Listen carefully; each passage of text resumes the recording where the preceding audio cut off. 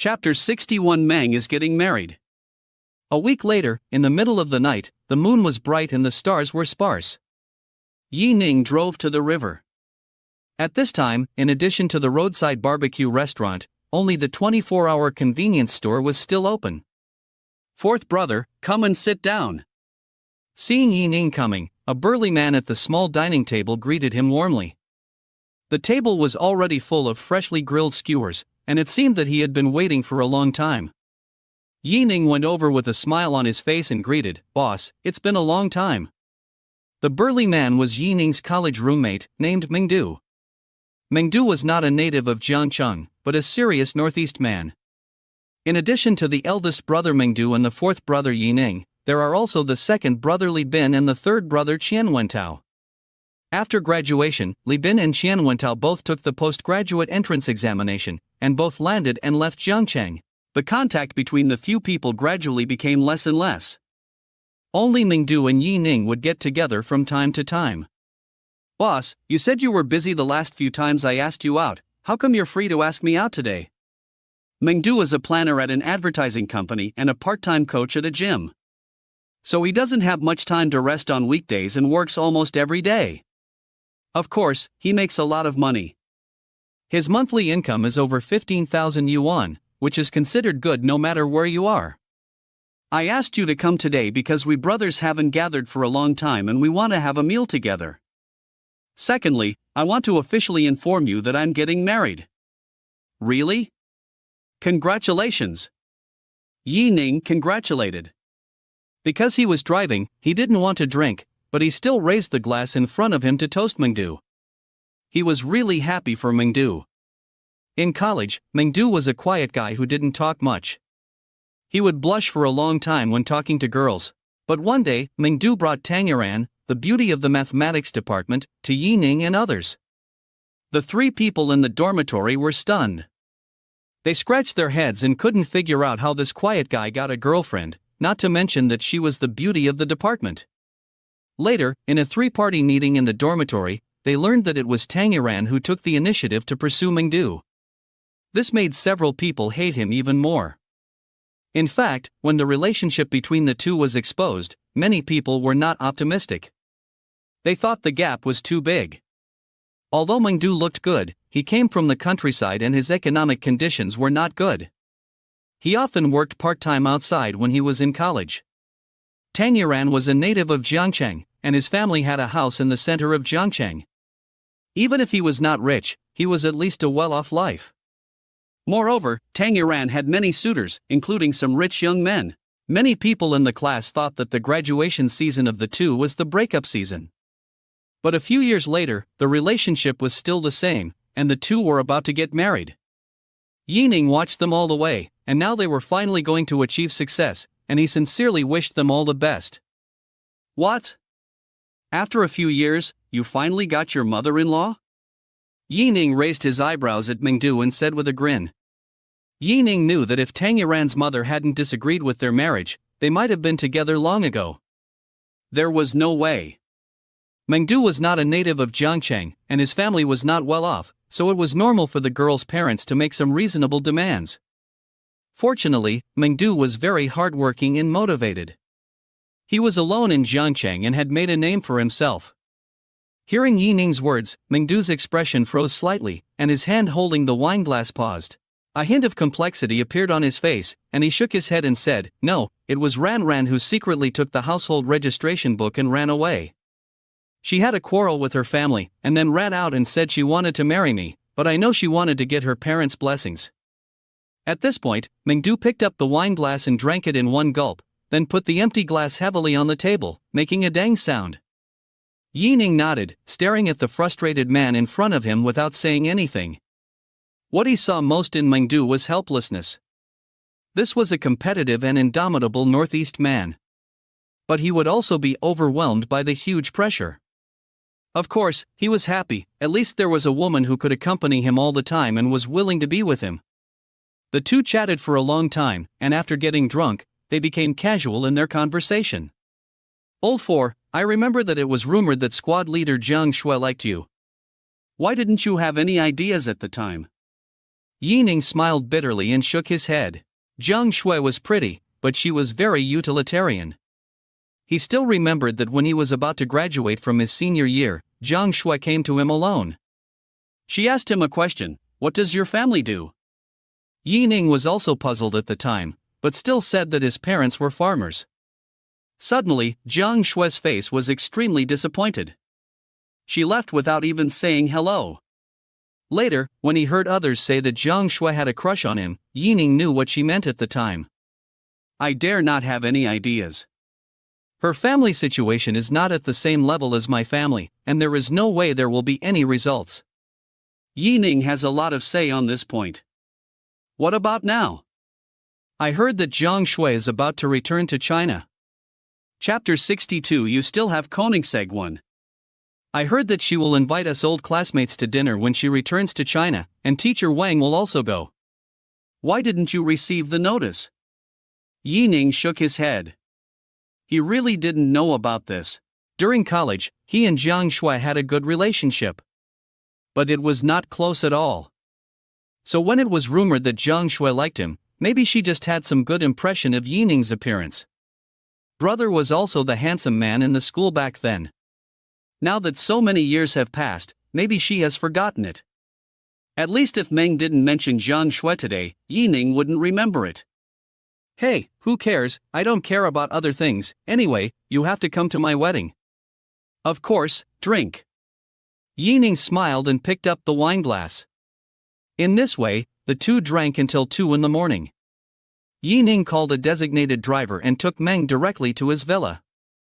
And sent a message to Tangyuan to explain. The next day, the sun was high in the sky. Yi Ning made tea and watched Pleasant Goat and Big Wolf leisurely in the living room on the first floor. Hearing Mianjiang say, "I don't want to share the same pot with Fiangyang," he almost spit out the tea in his mouth. Suddenly, he heard the sound of a door opening upstairs, and looked up. Mengdu rubbed his eyes, with an uncomfortable expression after sobering up. Hey, get up. Alas! I won't drink so late again. I still feel uncomfortable after running to the toilet twice. Mengdu covered his stomach and said painfully. But you are really surprising. Everyone said you made a fortune, but I didn't expect that you actually live in a big villa. I heard Liao Peng say that Yi Ning bought a house in Emerald City before. Now it seems that the large flat in Emerald City is not a luxury house. Now this villa is at least 50 million. This decoration, this layout, but I am uneducated, I can travel the world with a word of shit. Mengdu touched the carved railings on the corridor, looking very enjoyable.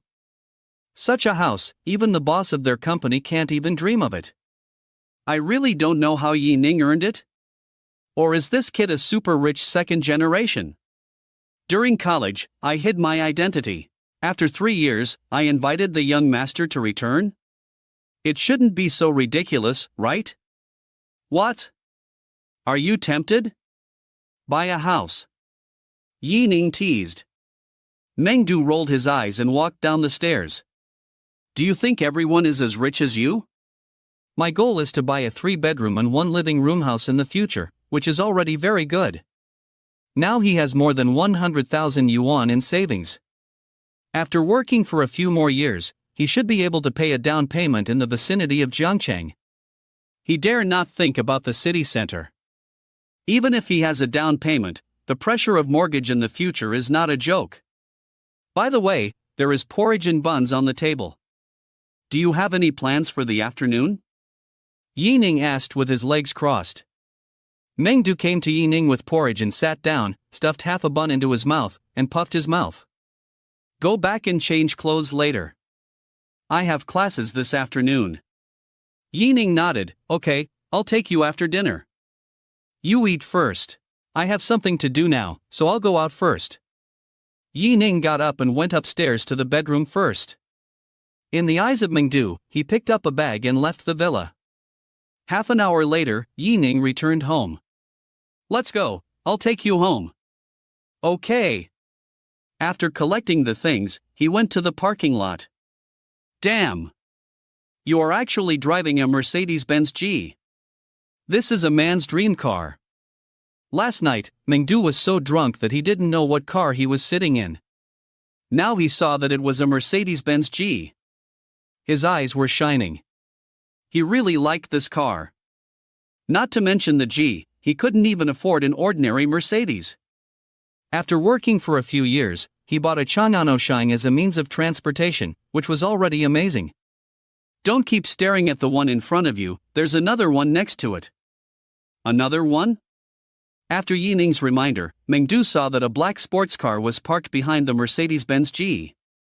It turned out to be Koenigsegg 11. "Oh, 4, you are exaggerating too much." Mengdu's lips trembled.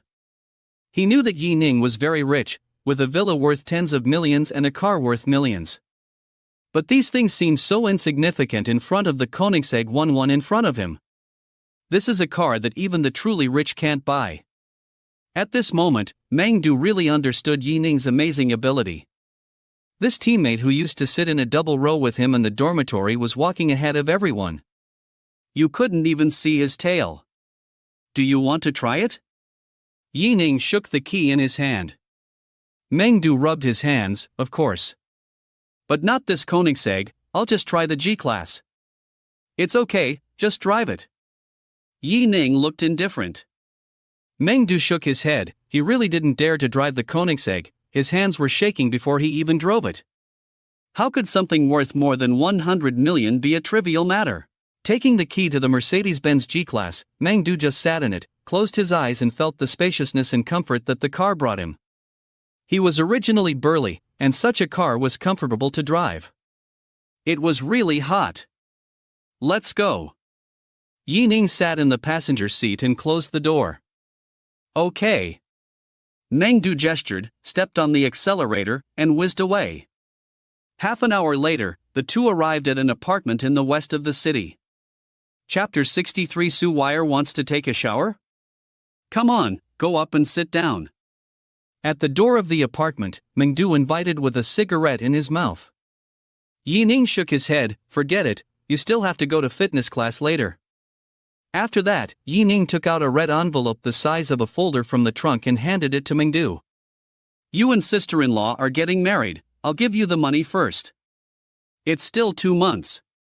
It's okay, you take it. Yining stuffed it into Mengdu's hand. He quickly got into the car and ran away without looking back. Mengdu was confused. Yining couldn't even see the taillights before he realized that the red envelope seemed too big, and it felt so thick inside. It couldn't be all money, right? How much money was this? He went upstairs with a nervous mood. You're back. Tanyaran opened the door and noticed the red envelope in Mengdu's hand at the first time. What is this? Such a big red envelope, she suspected that she had seen it wrong. Mengdu shook his head. Yining gave it to me, I haven't opened it yet. It really is a red envelope. But the size is a bit exaggerated. All money? Tanyaran asked.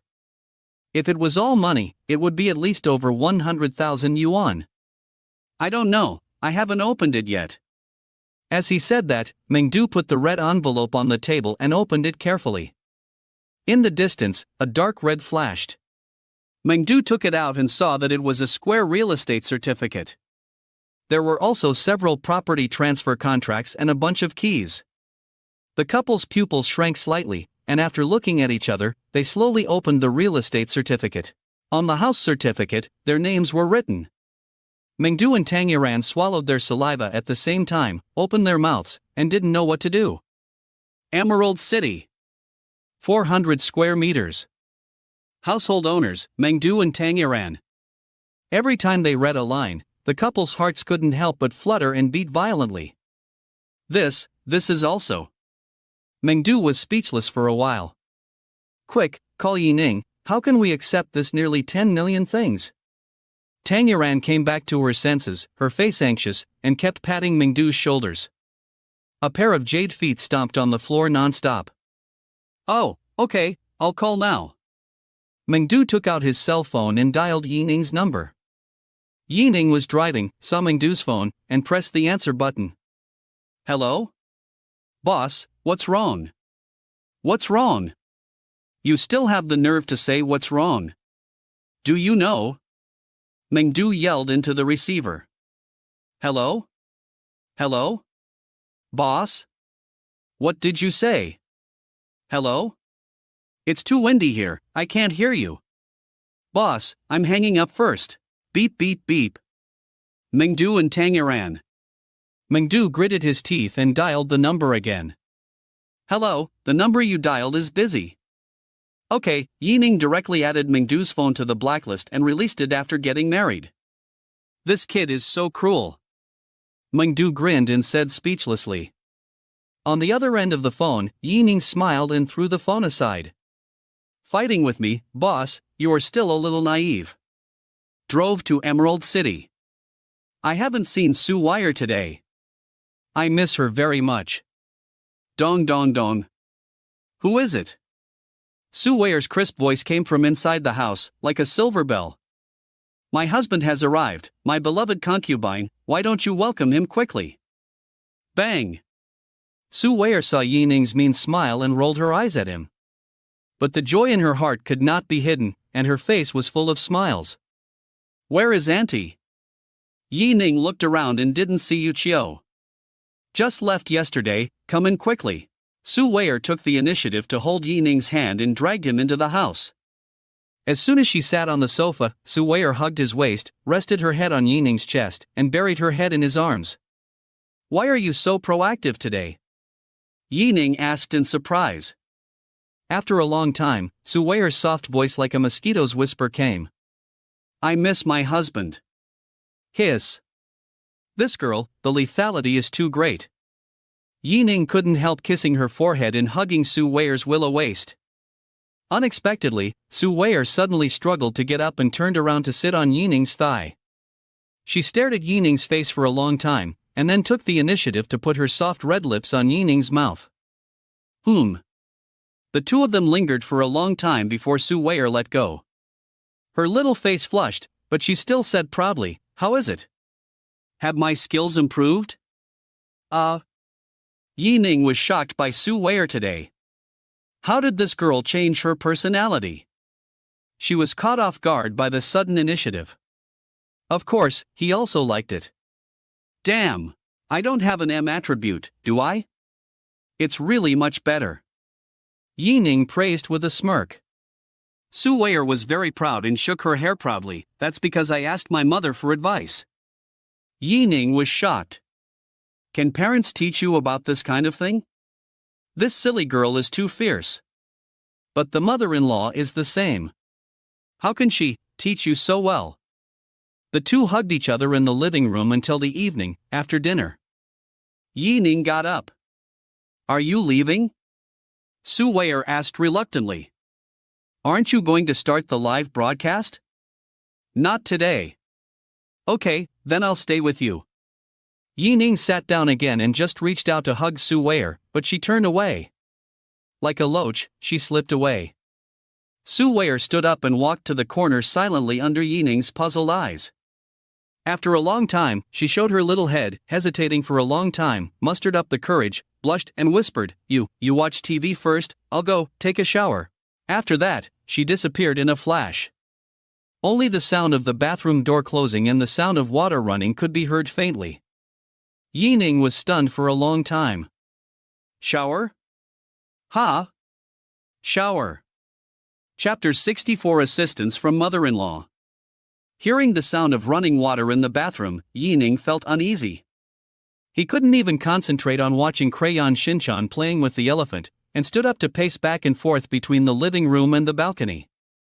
Did Sue Wire forget to bring a bath towel? How about I go and take it? The key point is that each bedroom clearly has a separate toilet and bathroom. Sue Wire chose to take a bath in the public bathroom. Is this hinting at something? In addition, her abnormal behavior today clearly made an honest man like Ning make a mistake. The taste is sweet. Ning hasn't touched a woman since he had sex with Mo Qingqing.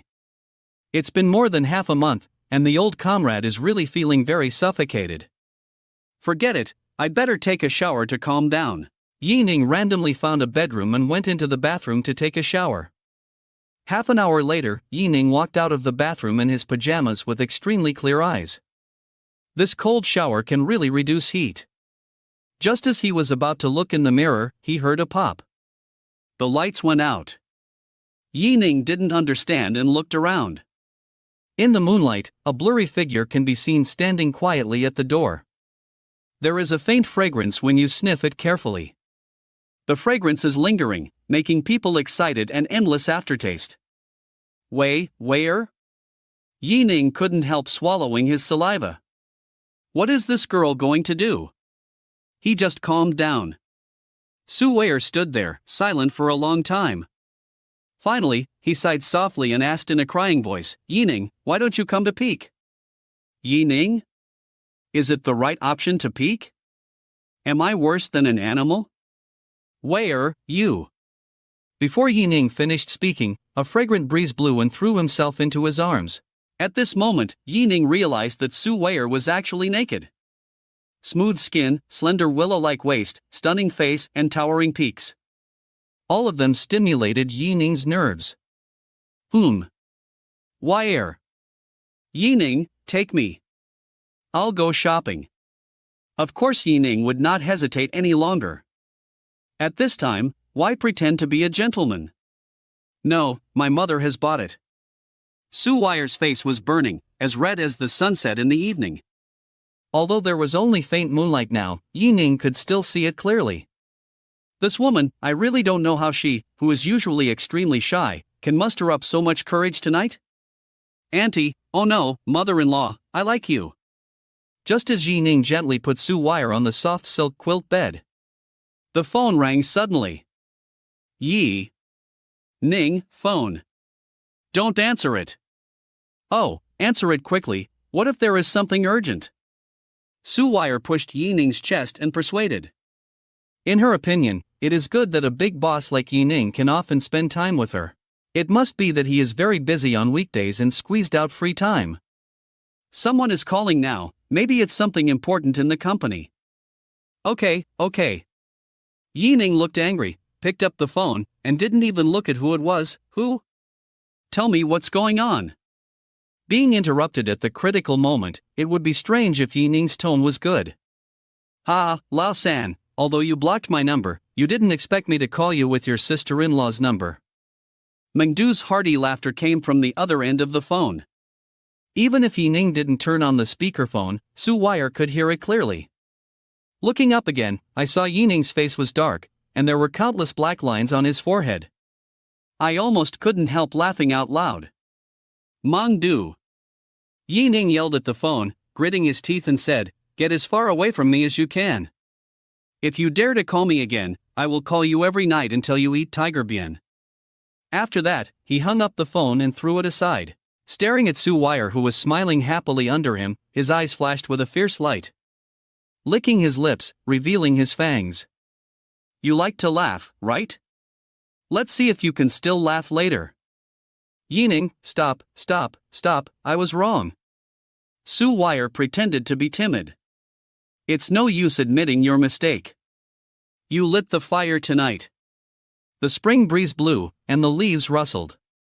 Under the quiet night sky, there were only a few kittens' cries, which made people think deeply. On the other end of the phone, Mengdu was scolded and confused. What the hell is going on? Even if he really didn't want to return the property certificate himself, there was no need to be so angry, right? He could hear that Ning was really angry. Can the two brothers be like this just for a joke? No. I have to call again to ask clearly. The relationship between my brother and I can't fade. Tangyuan, who was next to him, heard some meaning from Ning's words. He snatched the phone and gave Mengdu a cold look. Why is this guy so stupid? If you call him now, maybe you two will really be friends. Why? Tangyuan shook his head speechlessly, too lazy to explain to this fool, in Sichuan dialect, fool, but not an insult, but a friendly name. The next day, the dawn began to appear. Ning opened his eyes, stretched his body, and felt extremely comfortable. After half a month, he finally tasted the taste of meat again. This was too cool. Su Wei in his arms was still awake, her beautiful eyes were closed, and her long eyelashes were curved, very cute. Yi Ning stared at her for a long time and couldn't help it, so he leaned over and kissed her smooth forehead. Chapter 65, Encounter with Zhao Na.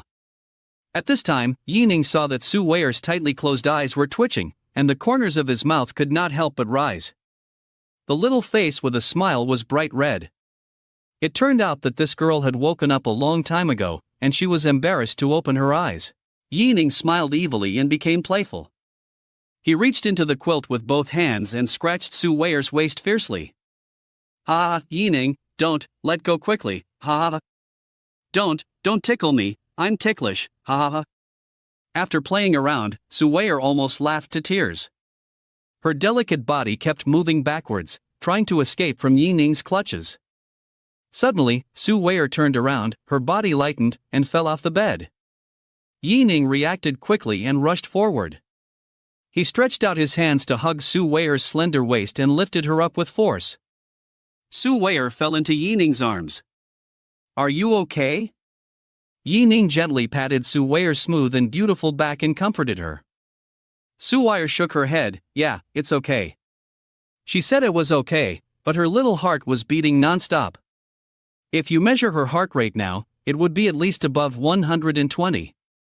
Of course, this was not because she was scared by almost falling off the bed just now. It was because the two of them were facing each other calmly and hugging each other. She could clearly feel every muscle on Yi Ning's body, which was too embarrassing. Hearing that Su Weier didn't hit anything, Yi Ning breathed a sigh of relief. Just when he was about to pull her away from his arms, he found that Su Weier hugged him tighter. Don't! Su Weier was shy, and her pair of tender white arms tightly hugged Yi Ning's neck. She was hanging on Yi Ning. Yi Ning's ear tip was against Su Weier's soft and delicate cheek. He could clearly feel the temperature on her face, which was red and hot. This girl was so bold last night, but now she was too shy to look at him. Yi Ning couldn't help but laugh and patted her back. He pulled up the ice silk quilt and draped it behind Su Weier. Holding her body, he slowly lay down on his side, until Yi Ning finished washing up and came to the dormitory to see Su Weier still lying on the bed. Her hands tightly grasped the quilt, revealing only half of her nose and eyes.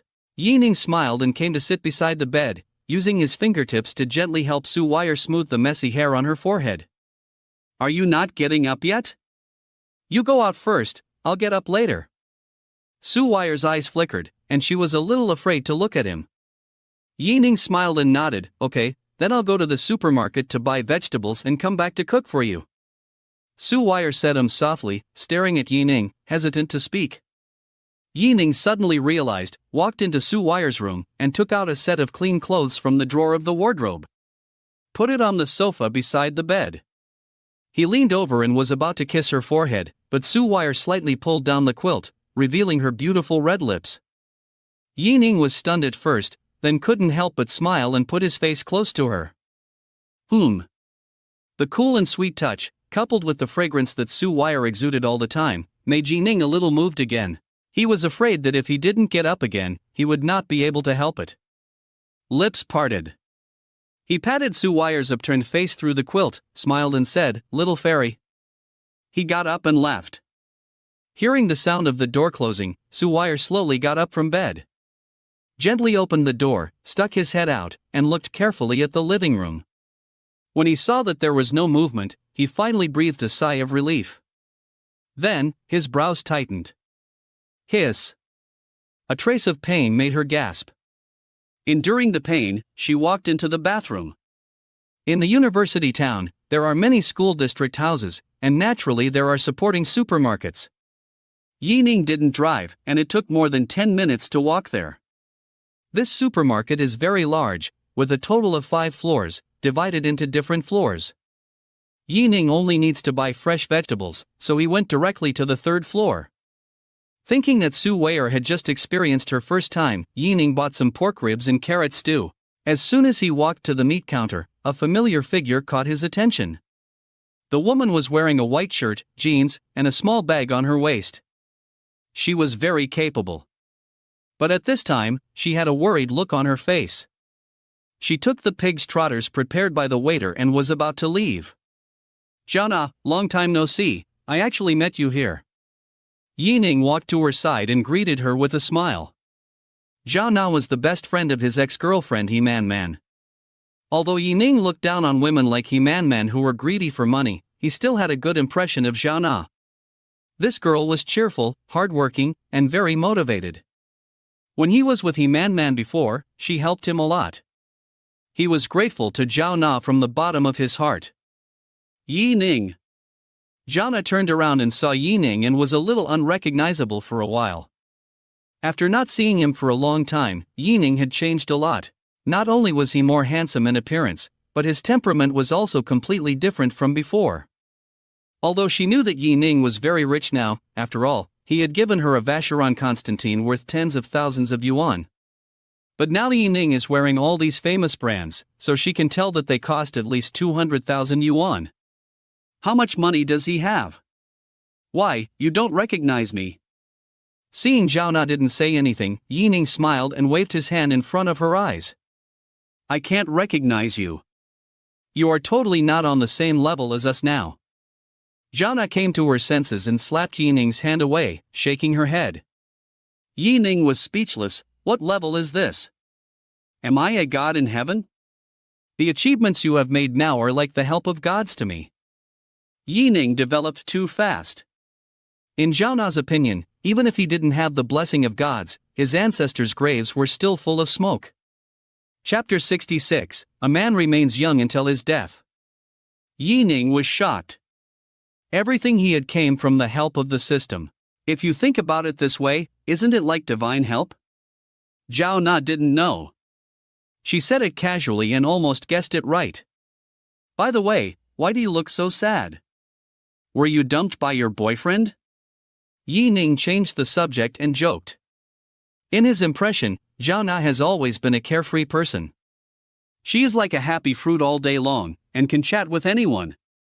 It's really strange to see her expression of deep hatred in deep hatred.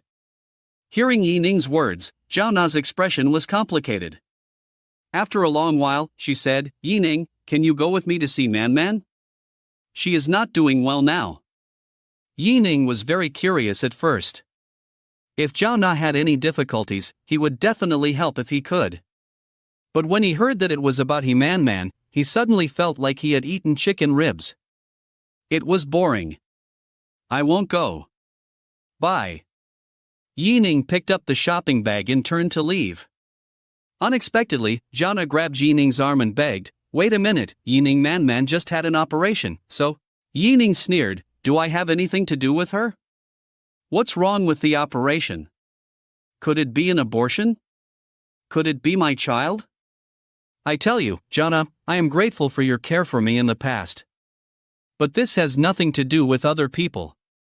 If you have any difficulties, tell me directly. As long as I can, I will do my best to help you. But her He Man Man can't. I have nothing to do with her, that's all I have to say. I hope you don't use her to consume our friendship.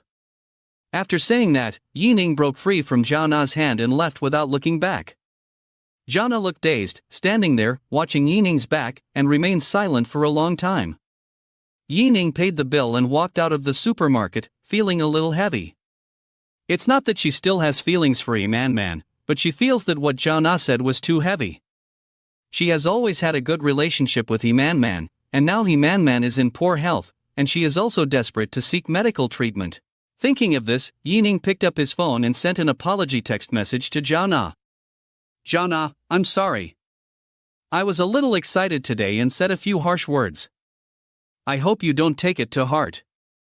Well, it's okay. 2 minutes later, Yi Ning received Zhao Na's reply, smiled slightly, and walked towards the Emerald City.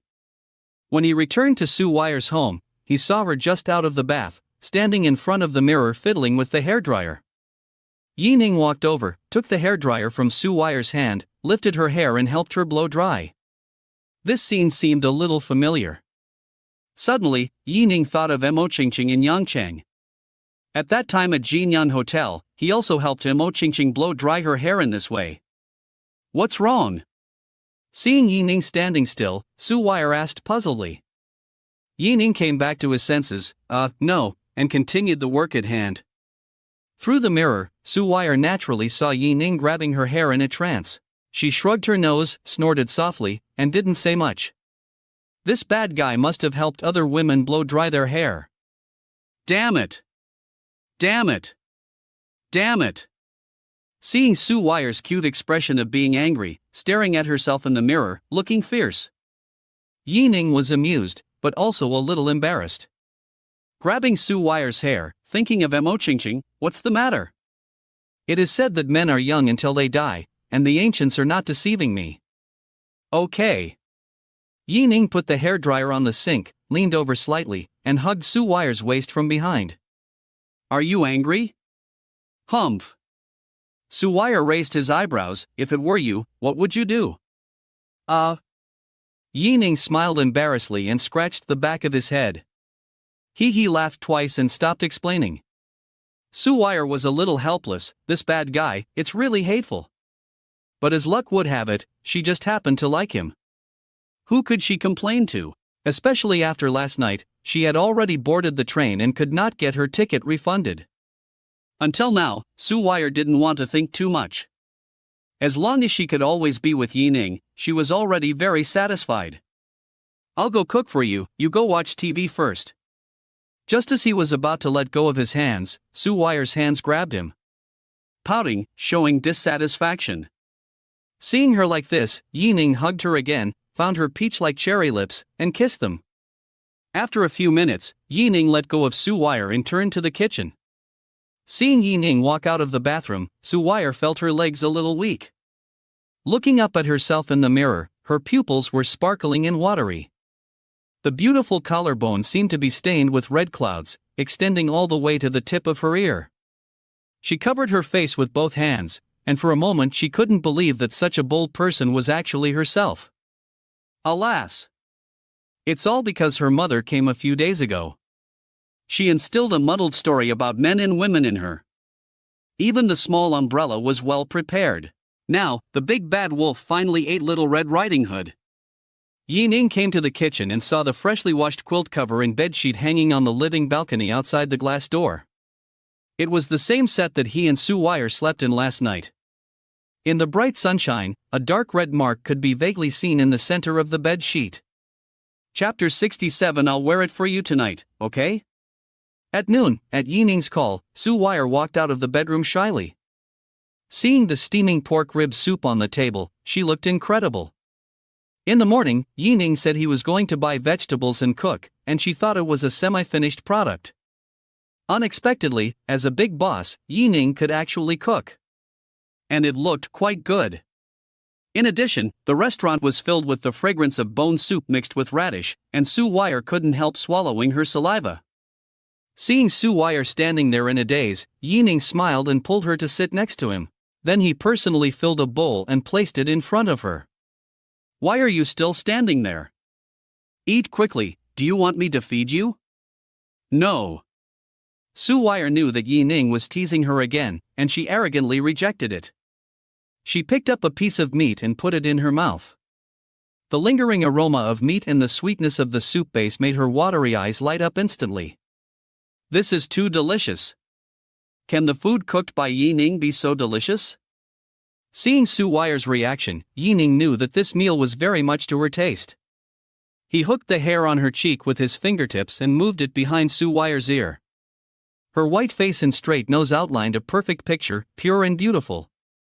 Sue Wire felt itchy on her face, but she did not reject it. Instead, she felt very comfortable and was very happy. After lunch, Sue Wire leaned against Ning's arms, and the unique sweet smell made Ning couldn't help but palpitate. Sue Wire naturally felt the strangeness of Ning's body, and her pretty face was instantly flushed. She shyly turned her head and glanced at Ning secretly. Ahem. Ning laughed dryly and explained, force majeure, force majeure. I thought Sue Wire would say something to him, but not only did she not say anything, but she hooked her hand around Ning's neck. She whispered in his ear, Ning, my mother bought me a few clothes that day. Can I wear them for you tonight? Boom! Sue Wire's words were like an aphrodisiac, instantly breaking his defense. Okay. Ning's throat was dry and he was burning with desire. In the next few days, Ning stayed at Sue Wire's house. Not for any special purpose, but to give her a good massage to relieve her fatigue after her live broadcast every day. That day, Ning took Su Wei for a walk in the square. Suddenly, he heard a roar of an engine. Then, a red Ferrari 599 whizzed past on the road. Ning was a little surprised. This was the second Ferrari he had seen in Zhangcheng. Another one is by Ilua's white Ferrari 488. Although Zhangcheng is not big, there are still many rich people. Like Han Yu and his friends, they have luxury cars such as big Bulls, small Bulls, and Porsches. Just then, Ning's phone rang. Hello? Old Han, what do you want to talk to me about? Brother Yi, he. Han Yu's tone on the other end of the phone sounded a little guilty. After a long time of hesitation, Ning simply said, "Just say what you have to say." A grown man, why do you talk so sissy? As soon as he finished speaking, he saw Su Wei staring at him with beautiful eyes, and her white jade fingers were already on Ning's waist. Ning laughed embarrassedly and said silently with lip language, "Wife, I'm kidding." Seeing Ning calling her wife, Su Wei blushed, and the corners of her mouth rose a little before she put down her hand on Ning's waist. "Oh, if you are embarrassed, let me say it." At this time, Ning heard Zhou Chen's impatient voice. Zhou Chen snatched Han Yu's phone. "Hello, Brother Yi, this is Zhou Chen. We want to borrow your Koenigsegg to drive around, what do you think?" "Hey, that's all?" Ning was speechless. Why did Han Yu have to spend so much time on such a small matter? Just take it and drive it. When do you want it? Ning asked directly. Han Yu and his friends didn't expect Ning to be so straightforward. He didn't care about the Koenigsegg 11, which was just a small goal. They were all ready to give Ning some money to rent a car, but Ning lent it to them without even thinking about it. There was no hesitation, and no conditions. "Brother Yi, thank you so much." Liao Xian and Ai Yang were also on the side, very surprised. "Brother Yi, there will be a car race tomorrow at Dongshan. Do you want to come and see it then?" Han Yu asked. "I won't go. Come to Yunshan Longjing tomorrow morning. Building number 7 will be mine." "Brother Yi, you are really awesome. You bought a house in Yunshan Longjing." Han Yu couldn't help but worship Ning after hearing what he said. His family is very rich, but they would not spend nearly 100 million to buy a house. Because the money is in the company account, 100 million can solve many emergencies. But Ning not only bought a car worth more than 100 million, but also bought a house worth nearly 100 million. This is no longer just about being rich. This requires a large amount of cash flow to support it. Since Ning would buy it, it means that he has more cash for logistical support. The two chatted for a few words and hung up the phone. "Ning, are you going back tonight?" Su Wei heard Ning ask Han Yu to go to Yunshan Longjing tomorrow morning, so he should not stay in Feitsui City tonight. "Well, go back to the villa tonight, but you have to come with me." Ning hooked Su Wei's smooth chin and said with a smile. Chapter 68 The Law of True Fragrance. Su Wei. "This big bad guy. You are flirting with me anytime and anywhere. I, Su Wei, will not fall for your tricks. I will walk back from here rather than go to the villa with you." Half an hour later, Ning drove a Mercedes-Benz G-Class and set off for Yunshan Longjing with Su Wei in the passenger seat. There was a black plastic bag on the back seat. The bag not only contained Su Wei's clothes for changing, but also 2 cosplays. If you look carefully, you can see cat ears and cat tails. Su Wei turned her face aside, closed her eyes, and dared not look at Ning. It was just that her pair of tender hands that had nowhere to go had already wrinkled the corners of her clothes. With a slight half-closed eye, you could see Ning's evil smile in the rearview mirror. "Pervert!" Su Wei cursed in her heart. "I really don't know where Ning learned these tricks. He tortured her in different ways every day. Don't you know how tired he is? And her biological mother, who doesn't look like a biological mother, actually bought so many weird things, and she is not ashamed at all. She seemed to have forgotten that she had put on these clothes on her own initiative a few days ago." Ning's curiosity was aroused, and he couldn't stop. In the past few days, he ordered more than 20 sets of beautiful clothes for Su Wei. There were all kinds of stewardesses, nurses, cat-eared girls, and everything else. Tonight is destined to be another battle involving hundreds of millions of soldiers. The next day, Ning rubbed his messy hair and sat up yawning. In the room, clothes were thrown everywhere. It can be seen how fierce the battle was last night. Su Weier was smiling and sleeping soundly. The cold quilt covered half of her body, and she didn't know that a piece of white had been exposed. Ning's eyes hurt because of the whiteness. He took a deep breath and pulled the quilt for her. Knowing that Su Weier was very tired last night, Ning got up carefully. At 10 o'clock in the morning, Hanyu and others arrived at Ning's villa. When they came to the garage where Koenigsegg 11 was placed, the four were very excited. Especially when Ning handed the key to him, Hanyu almost knelt down and sang Conquer. In front of this car, their Lamborghini was instantly not fragrant. Hanyu sat in the driver's seat, holding the steering wheel, the ultimate touch. People can't help but close their eyes to enjoy. Before starting, Hanyu felt a little comfortable all over. "Brother Yi, are you really not going with us?" Hanyu asked again. "No." Ning's attitude puzzled Hanyu and others. A super rich man who owns Koenigsegg 11 has no interest in racing. Then what's the point of buying this car? Just to show off? It seems that it is possible. The next moment Ning explained, "You go and have fun, I want to accompany your sister-in-law." "Brother Yi, you actually have a girlfriend." Except for Hanyu, Zhou Chen and others didn't know that Ning was in love. Although Hanyu mentioned it before, he even said that Ning's girlfriend was very beautiful. But how could they believe it? Let's ask, who would give up the whole forest for a tree? Now that Ning said it himself, they believed it. No wonder Ning was not interested in the hostess at the Hongying bar before. This is called being loyal in love. But how could they know that Ning not only has one girlfriend, but also wants several people to live in harmony? Ning on the second floor of the villa, Su Weier heard Ning's voice, put on her pajamas, and poked her head out of the window.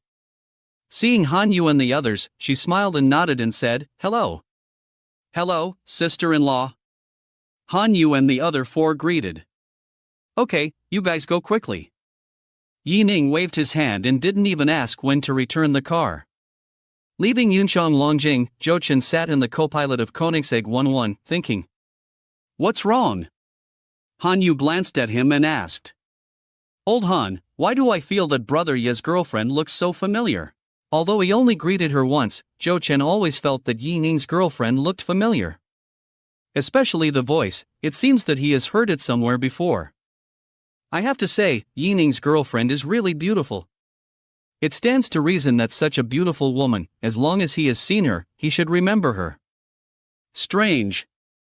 Hanyu smiled mysteriously. "You can think about your sister-in-law's name and think about it again?" "Name?" Zhou Chen frowned. "Su Weier, is there anything special about the name?" "Wait." After a long while, Zhou Chen seemed to think of something. His eyes were as big as copper bells. "Old Han, sister-in-law can't be that little wire from Feiyu platform?" "Yes. It must be her." Without waiting for Hanyu to answer, Zhou Chen clenched his right fist and slapped his left palm, with a look of certainty. No wonder she looks familiar. It turned out to be the super anchor who has become popular recently. Zhou Chen looked incredible. Not only because of Su Weier's beautiful face, which is no less beautiful than her under the camera, and even more beautiful. But also because Ning admired Su Weier for being able to have a girlfriend. This is a real goddess-level figure. Regardless of status and position, Zhou Chen had never seen many beauties of this level. Only Ai Yang's sister's best friend, the campus beauty of Jiangcheng University, could compare to her. Or, that big sister who was like a fairy and loved to drive fast, whom they were about to meet tonight. Thinking of the Red Phantom, Zhou Chen's neck couldn't help but shrink slightly, as if he remembered something terrible. Chapter 69 Hello Fairy. The next day, Ning unexpectedly received a call from Lu Jiandong. It turned out that this old fox wanted to invite him to attend the shareholders' meeting tomorrow morning. Ning owns 15% of Anqin Pharmaceutical's shares, which makes him the third largest shareholder of Anqin Pharmaceutical, so he would naturally invite him. Mr. Yi, then we have a deal. You will not help each other at that time. When I take the position of chairman, I will double your dividend. Don't worry, I am the most honest. After lunch, Han Yu drove the Koenigsegg 11 back to Yi Ning's residence. Yi Ning took the key and was about to say goodbye to him when he suddenly saw a red handbag lying under the passenger seat. Wait. Brother Yi, what's wrong? Is there a problem? Han Yu thought he accidentally scratched something, and his heart tightened. This car, even if a little paint is scratched, is not cheap. Don't be nervous, it's okay. Yi Ning patted his shoulder and bent down to pick up the handbag, but whose is this thing? Ah. Han Yu's forehead was covered with cold sweat. Yi Ning was puzzled. What's wrong? Han Yu sighed. Brother Yi, I'll tell you the truth, this car was driven by more than just a few of us last night. It turned out that they went to drag racing last night and met a woman. The woman originally drove a Ferrari, but when she saw the Koenigsegg 11, her eyes lit up and she was eager to try it.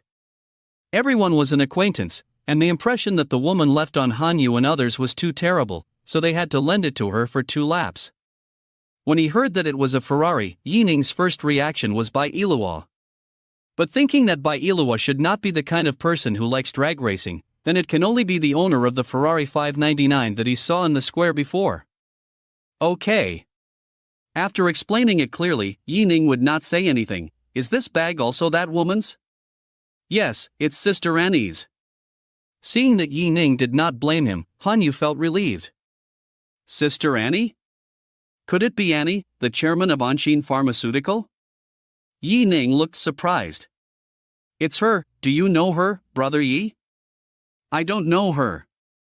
Yi Ning shook his head. I just heard that her father died in a car accident, and now she is not doing well in Anshin Pharmaceutical. Of course she is not doing well. Lu Jiandong called in the morning, which clearly means to hold a shareholders meeting and transfer the power center. And she must be very busy now, right? Alas. Indeed. Han Yu sighed helplessly. If it weren't for the Lu family, Sister Annie wouldn't be like this now. Yi Ning nodded, but he didn't care in his heart. Who cares about him? Anyway, he is just sitting on the mountain and watching the tigers fight. It doesn't matter who wins. Just as he was about to hand the bag to Han Yu, he suddenly saw a photo on the strap. Yi Ning's hands trembled, and stars flashed in his eyes, and he was very excited. He looked straight at Han Yu, pointed at the woman in the photo, and said in a trembling voice, "This is Annie?" "Yes, Brother Yi, what's wrong with you?" Han Yu had never seen Yi Ning in this state. Yi Ning rarely showed his joy. No matter how happy things are, you won't be so excited, right? Could it be that Yi Ning is still related to Annie? It's okay. Yi Ning suppressed his excitement, chatted with Han Yu for a few words, and said goodbye to each other. Back to the villa, Yi Ning put his handbag on the bedside, looked at her big head sticker, and his expression was extremely gentle. In the photo, she had wavy wine red hair and a red plain skirt. Standing there quietly, she exuded an irresistible charm. Her eyes were contemptuous, as if she disdained the world. This look is exactly the same as the fairy in Journey to the West. Fairy, hello. Fairy, I finally found you. Annie, surprisingly, was the woman who had a crazy night with Yi Ning after he failed in both love and career. Moreover, it was her first time. The two of them didn't say a few words in total, but the fairy's every frown and smile, every word was firmly imprinted in his mind. Annie is his, Yi Ning's woman. You can only bully yourself, no one else can. So Lu Jiandong, you made a good calculation, but this time it is doomed to fail. As for integrity? Does he need to be honest with someone who bullies his own wife? The next day, Yi Ning got up very early, sent Su Wire back to Emerald City, and drove to Anshin Pharmaceutical alone. It was the morning rush hour, and the road was crowded with cars and jammed. The journey that was originally 40 minutes took at least more than an hour. Anshin Pharmaceutical. The largest pharmaceutical company in Jiangcheng, its partners are not only large and small hospitals in Jiangcheng, but also have a considerable reputation in surrounding provinces. However, in the past year, Anshin Pharmaceutical's stock price has plummeted, which is much worse than its peak. Yi Ning had just parked his car when he saw a small BMW parked next to his car. The one who came out was Xiao Tong, who had met Yi Ning several times. She put on makeup, but still couldn't hide the fatigue on her face. Not to mention, those worried eyes can make people feel sad from a distance. "Hi. Director Xiao, good morning." Yi Ning smiled and waved to Xiao Tong. Xiao Tong then saw a young man in a suit with excellent appearance and temperament coming over. "Mr. Yi? Why are you here?" Xiao Tong asked in surprise. "Today is the shareholders' meeting. Is there anyone here to discuss business with Jiangcheng Kangda Hospital? Besides, who in the sales department has such a big face? How could they invite Yi Ning himself to come?" Chapter 71st Meeting with Lu Jiandong. "Of course I came to see you. I've been thinking about you day and night since we parted that day," Yi Ning said teasingly with a smile. Xiao Tong pursed her lips and didn't want to answer. If it was before the auction, she might still believe what Yi Ning said. But since she met Su Weier at the auction, she no longer had such thoughts. Although Xiao Tong was very confident about her appearance and figure, she was very self-aware in front of Su Weier. The reason was simple: Su Weier was too beautiful. Especially the pure breath exuded from her, even Xiao Tong herself couldn't bear to destroy it. This is a kind of fresh and unworldly beauty, just like the lotus in the pond. It is straight inside and outside, without vines or branches, and the fragrance is even clearer from afar. It stands tall and clean. It can be viewed from a distance but not played with. Such a girl cannot be desecrated by others. If her appearance can be compared with Annie, her immediate boss, then no one can compare with that youthful beauty and cleanliness. Let me ask, with such a girlfriend, will Yi Ning fall in love with other women? Obviously, Xiao Tong didn't know Yi Ning. If it was Yi Ning, she would answer with certainty, yes. Because I like your CEO and very much. Director Xiao, where is the shareholders meeting held? Yi Ning asked. Xiao Tong was guessing the purpose of Yi Ning's visit to Anshin Pharmaceuticals. She was a little surprised to hear Yi Ning's words, but she didn't ask much. In the office lobby, I want to go there too, let's go together. Xiao Tong replied. Yi Ning nodded, and it would be fine if someone led the way. Along the way, many employees cast strange eyes at the two. Xiao Tong, the beautiful young woman of Anshin Pharmaceuticals, was walking with a strange man. Moreover, this young man was too handsome. Coupled with the faint smile that Yi Ning always had on his face, many young unmarried women admired him. They speculated on the relationship between Yi Ning and Xiao Tong. There was even a secret rumor that Xiao Tong was very brave and openly brought a pretty boy to the company. Yi Ning naturally ignored the comments of others and followed Xiao Tong all the way to the office building without any obstacles. Ahem. Mr. Yi, I'm sorry, there are more young girls in our company, and that's the atmosphere. Xiao Tong coughed twice, a little embarrassed to explain. Yi Ning shook his head, he didn't care about these rumors. He is very handsome, and there were many rumors about him during his student days. If he had to tangle with every one of them, he would have been twisted into a twisted candy. Mr. Yi, which shareholder invited you? Xiao Tong had never thought that Yi Ning was a shareholder of the company. If he was a shareholder, would he have never appeared in the company? So, it should be a shareholder who asked Yi Ning to discuss cooperation. Ha, Director Xiao, why can't I be a shareholder? Yi Ning laughed a few times, opened the text message on his mobile phone and shook it in front of the etiquette lady, signed and walked into the door. Seeing Yi Ning's series of operations flowing smoothly, Xiao Tong was stunned. She racked her brains, but she couldn't think of it anyway. Yi Ning was actually her boss. From a former business partner, he was instantly downgraded to Yi Ning's worker. Yi. Mr. Yi. Xiao Tong's tone was obscure, and she didn't know what to say for a moment. Yi Ning waved his hand, looking indifferent. He never paid attention to the address. Aha, Mr. Yi, welcome.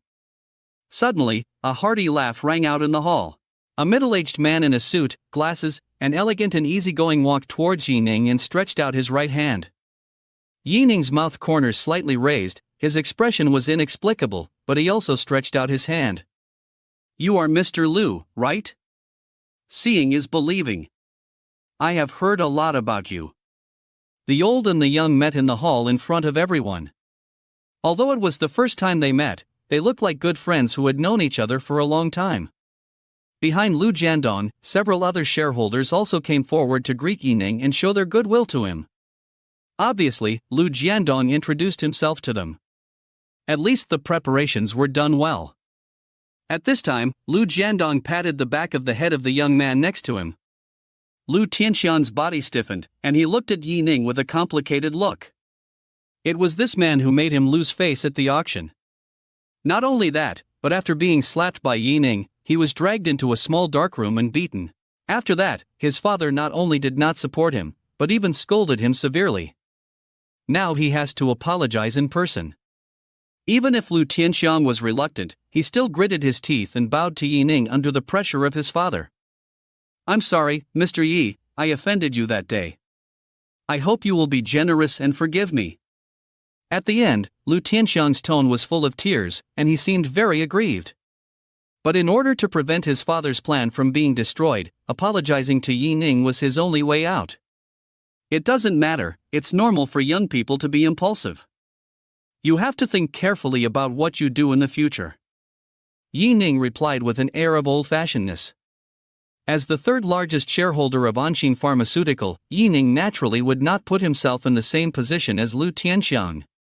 Now he is a person of equal status with Liu Jiandong. It can be said that in the entire Anxin Pharmaceutical, except Liu Jiandong and Annie, the rest are inferior to him. Chapter 71 Panic Xiaotong. On the side, Xiaotong's face changed slightly, and soon returned to normal. But in her heart, there was a storm. It was just after the shock, there was a deep worry about today's shareholders' meeting. Ning was obviously invited by Liu Jiandong. No matter how many shares Ning held, he was very likely to stand on Liu Jiandong's side. As the chairman, Annie, who was originally in a precarious situation, seemed even more difficult at this moment. Thinking of this, she gritted her teeth and walked towards Ning. "Mr. Yi, can we talk alone?" Seeing Liu Jiandong and others leave, Xiaotong came to Ning and invited him in a voice that only the two of them could hear. To outsiders, Xiaotong's body was tightly pressed against Ning's body. Especially the huge and full mass that was about to burst out, almost clamped Ning's entire arm in it. So much so that Ning could smell an inexplicable sweetness. So close? There is indeed something wrong with these two people. Facing the strange eyes around, Xiaotong's face was slightly ruddy. But still did not distance herself from Ning. "If you want to pull Ning into Annie's camp, now is the only time." "Oh? I wonder what Director Xiao wants to talk to me about." Ning joked. "Director Yi, there are too many people here, can you go to my office to talk?" "Ha ha ha." Ning shook his head and laughed. "If you want me to support Annie, then there's no need to say it." In front of everyone, Ning spoke directly. He knew what Xiaotong was thinking, and he also saw Xiaotong's determination. This is really a person who is loyal to his duties. Ning was very relieved that Annie's situation in Anxin Pharmaceutical was not so bad that it was hopeless. At least there are veterans like Xiaotong who used to follow Annie's father and are willing to support her. Hearing Ning's words, Xiaotong's face turned pale as paper. She was rejected before she said anything, and in front of so many employees. A trace of bitterness flowed from the corner of her mouth. Will President N really be kicked out of the board of directors after today? Just when Xiaotong fell into deep despair, Ning asked, "Director Xiao, where is Annie's office? Can you take me there?" Xiaotong's eyes lit up when she heard Ning's words. Could it be that there is still a chance for the situation to turn around? Okay, I'll take you there," Xiaotong said hurriedly, leading Ning into the elevator. "Xiao Yan, is the chairman here?" When she arrived outside Annie's office, Xiaotong looked at a girl in her 20s and asked anxiously. Secretary Xiao Yan shook her head. "The chairman went to the conference room 2 minutes ago." "Ah. Alas." Xiaotong looked disappointed. She believed that with Annie's ability, there was a great chance of winning over Ning. At least Yi Ning would not stand on Lu Jiandong's side. As a result, Annie went to the conference room in advance. The only opportunity for negotiation was not seized. It is very likely that all efforts will be in vain. Yi Ning stepped forward and said with a smile, "It's okay, I'm here to return something. Your chairman's bag is with me." Yi Ning handed the small red leather bag in his hand to Xiao Yan. This scene caught Xiao Tong and Secretary Xiao Yan off guard. Annie's bag was left with Yi Ning? Could it be that this man has a good relationship with the chairman? The chairman is 27 years old, and it has never been heard that he has any special intersection with any man. Only Lu Tianxiang is like a sticky candy, bothering her from time to time. But Annie has never given Lu Tianxiang a good face. Is Yi Ning the reason why Annie rejected other men? Xiao Tong kept looking at Yi Ning. She admitted that this man is handsome, and he has at least nearly 10 billion in wealth. He is a real young man. But doesn't Yi Ning have a girlfriend? Could it be that this man is cheating on 2 women? Even one of the women is the usual serious, cold and scary Annie? This is too unbelievable. But if this is true, Yi Ning will definitely stand on Annie's side. Maybe he is the biggest help for Annie's comeback today. Ahem, Mr. Yi, you? Thinking of this, Xiao Tong looked at Yi Ning with hope. Yi Ning smiled mysteriously and said confidently, "As long as your chairman has 35% of the shares, she can't lose today." Ah! The 2 beauties screamed at the same time, almost jumping up with excitement. When Yi Ning said this, he actually told them that he had 15% of the shares. In addition to the 37% shares that Annie inherited from the old chairman, she has already won Lu Jiandong. Not to mention that there are several small shareholders who are also on Annie's side. "Mr. Yi, you are so handsome," Xiao Tong said sincerely. No wonder Yi Ning just said, "If it's to help Annie, there's no need to say more." So this is what he meant. Even Xiao Yan on the side kept nodding her head. "Ah, don't praise me first, there will be more handsome ones later." Yi Ning winked at the 2 of them. Xiao Tong is already a mature woman in her 30s with a baby. She has long been accustomed to these things and naturally has a certain resistance. But Xiao Yan was just a young girl who had graduated from college less than 2 years ago. When she met Yi Ning's eyes, her face immediately turned red. Of course, a large part of her willingness was also because Yi Ning was so handsome. Coupled with his bad and naughty expression, Xiao Yan, a young girl who was not very experienced in the world, was a little overwhelmed. Chapter 72, Finally Meet the Beauty. Until Xiao Tong and Yi Ning left Annie's office, the secretary's face was still red. This shows how shy this little girl is. As a senior executive of Anshin Pharmaceutical, although Xiao Tong is not a shareholder, she will also enter the conference room to listen. In the huge conference room, there is an oval red wooden table and more than 20 chairs in the center. Around, dozens of small tables and chairs surround the entire conference room in 3 layers. Obviously, the center is where the shareholders sit, and the surroundings are the seats of the company's management. Yi Ning and Xiao Tong came late. Many people stood up to greet Xiao Tong, and some people did not move. Today, the conference room is full of gunpowder. The atmosphere is tense, and it can be said that the sword is drawn. As for Yi Ning, who was walking with Xiao Tong, many people thought he was a newly promoted small supervisor.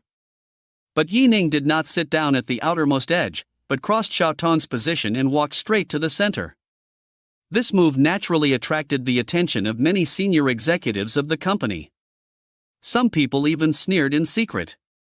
Is the small supervisor promoted by Xiao Tong so courageous? It's really a newborn calf who is not afraid of tigers. Going to the toilet with a lantern, are you looking for death? Sister Xiao, please call that handsome guy, that's where the shareholders' seats are. Several leaders who had a good relationship with Xiao Tong looked nervous and persuaded. But Xiao Tong just smiled and shook her head, "It's okay." Her tone was very calm, and there was no trace of nervousness. In her opinion, if Yi Ning was not qualified to sit there, then the small shareholders of Anshin Pharmaceutical were even less qualified. Just when everyone was waiting to see Yi Ning's joke, Lu Jiandong stood up. "Mr. Yi, you are late, ha ha ha." Hiss. Except Xiao Tong, all the senior executives of Anshin Pharmaceutical heard Lu Jiandong's words and turned their eyes to Yi Ning. What did Mr. Lu call this young man? Mr. Yi? Could this person be one of the directors of Anshin Pharmaceutical?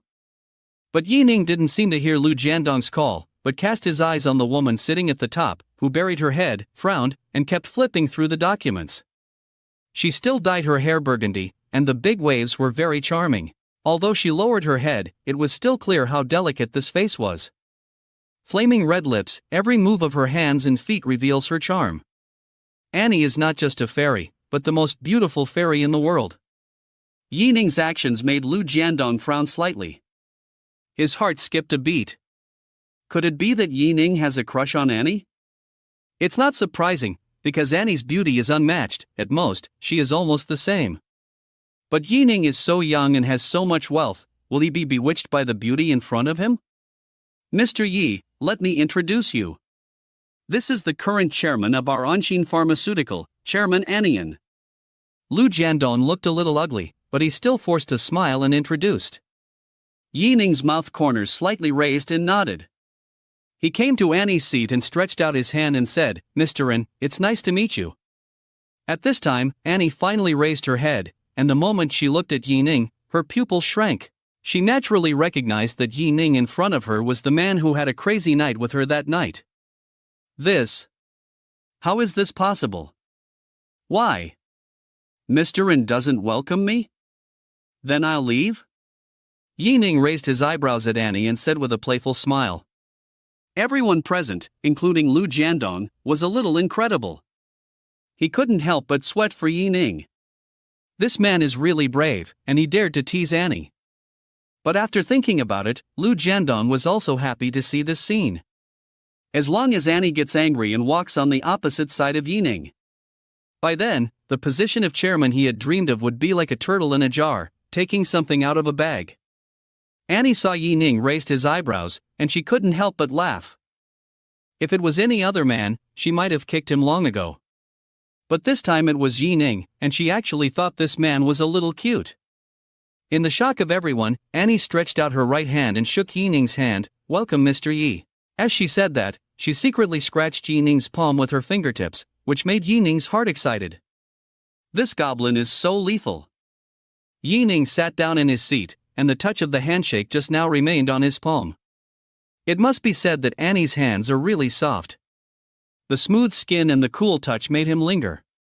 10 minutes later, the shareholders' meeting finally began. After Annie summarized the company's situation in the first half of the year, she talked about many follow-up strategies in a row. Then Lu Jiandong led a group of senior executives to speak. The meeting was coming to an end, just as Annie was about to make a summary. Suddenly, a shareholder with a mustache slammed the table. Chairman, you just said so much, but in my opinion, none of it is as practical as the actual profit. We shareholders don't like to interfere with the company's business, but in the past year, our dividends have not increased much. What does this show? This shows that your plans and strategies have failed. Since I can't make money following you, why not rebuild the leadership team and let more talented people take office? As soon as this shareholder finished speaking, someone stood up and agreed. Yes. I support Mr. Lu's suggestion. That's right, I don't care about other things, at least the position of chairman should be given to more talented people. Finally here. Yi Ning slowly opened his eyes and took a sip of the tea in front of him. He cast his eyes on the few people who directed and acted themselves, with an extremely sharp expression. Chapter 73 Self-Directed and Self-Acted. Bang! An old shareholder with gray hair and deep eyes slammed the table. Pointing at Director Lu, he said angrily, Luli, the reason why you can reach your current position is all thanks to Xiaowen's father's promotion. And what are you doing now? You are repaying kindness with enmity. Cough, cough, cough. The old shareholder leaned back in his chair, and kept letting out the pent-up anger in his chest. Everyone knew that Lu Jiandong would make trouble for Annie today, but Lu Li's being the first to do so still disappointed the old shareholder. These people are no different from ungrateful people. There is no problem with the quality of the medical supplies produced by Anshin Pharmaceutical. But why were the cooperation with many hospitals forced to terminate? This is not an external factor, but someone in his family is making trouble. And the tip of their knife is naturally aimed at the current chairman, the woman who has the highest say in Anshin Pharmaceutical, Annie. Luli was scolded by the old shareholder until his face turned red and he was ashamed and angry. But he still said loudly and confidently, "Let's put one thing first. Now, we are discussing the issue of company benefits. It cannot be linked to personal feelings. I am not just for the future jobs of all shareholders, but also for the jobs of all employees of Anshin Pharmaceuticals and the future of Anshin Pharmaceuticals." Luli held his head high and spoke righteously. It seemed that he was really a person who could sacrifice himself for the benefit of others. But everyone understood that this was a hypocrite who was blinded by money and changed his mind according to the wind. Okay. Director Lu, how can you arrange the chairman at will? No one thought that the person who stopped Luli would be Lu Jiandong. Even Yi Ning's expression flashed a trace of surprise. But after a little thought, he reacted and took a deep look at Lu Jiandong. This person is very cunning and has to be said to be a character. He wants to sit in that position, but he doesn't want outsiders to say that he is scheming. It's really a good show. Lu Jiandong stood up and said loudly, "Nowadays, our Anshin Pharmaceutical is facing many difficulties, but I believe that the chairman is just young and lacks experience. As long as everyone gives her more time, she will definitely lead Anshin Pharmaceutical to a new height."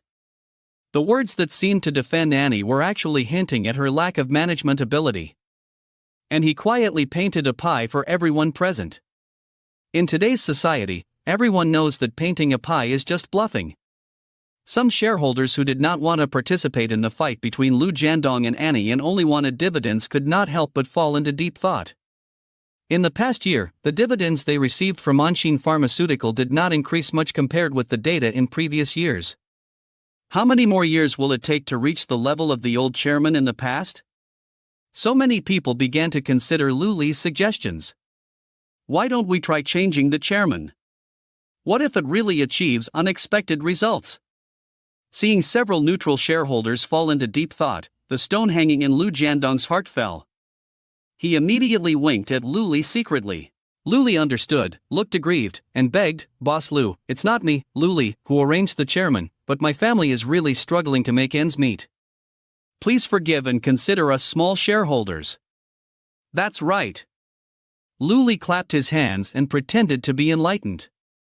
"Boss Lu, as the general manager of the company, you are very familiar with everything in the company, and you are the second largest shareholder of the company. You are fully qualified and capable of serving as the chairman."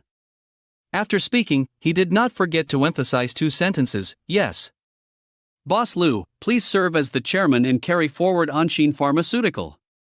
As soon as Luli finished speaking, all the shareholders who stood on Lu Jiandong's side expressed their opinions. "Please ask Mr. Lu to be the chairman." "Yes." Mr. Lu was the first to agree to the position of chairman. Faced with the support of Luli and others, Lu Jiandong looked embarrassed. After struggling for a long time, he turned his eyes to Annie. "Mr. N, what do you think?" Annie watched Lu Jiandong's acting quietly, and her heart was in awe. Lu Jiandong wanted to replace her position. This was something that all the senior executives of the company knew. How could she not know? Originally, the two of them had reached a delicate balance with their own shares and the shareholders who supported them. But today, Lu Jiandong used the guise of starting from the interests of shareholders. Let the few people who maintained a neutral attitude turn to his side. He is really an old fox. Annie looked at Lu Jiandong and the shareholders who supported him with interest. Silently threw a stack of documents on the table. "Mr. Lu, before listening to my opinion, please take a look at these things first." Faced with the coercion of Lu Jiandong and others, Annie looked indifferent. Many people thought that Annie was holding on, but Lu Jiandong didn't. It is true that the one who knows you best is often your enemy. Lu Jiandong knew that Annie was not the kind of person who would do anything without a purpose. Since she could remain calm, it meant that she really had the means to deal with the current crisis. Just now, Annie's face was as quiet as a lake without a breeze, which made Lu Jiandong have a bad feeling. Now Annie threw out a thick stack of documents, which made his heart skip a beat and his eyelids twitch nonstop. Chapter 74. Annie fights back. Boss Lou, what are you standing there for? Look quickly. Annie urged. Her tone was extremely cold, without a trace of emotion. Everyone present shuddered and suddenly felt a chill rising from the soles of their feet. Not to mention Lu Jiandong, Annie's words were like a death warrant.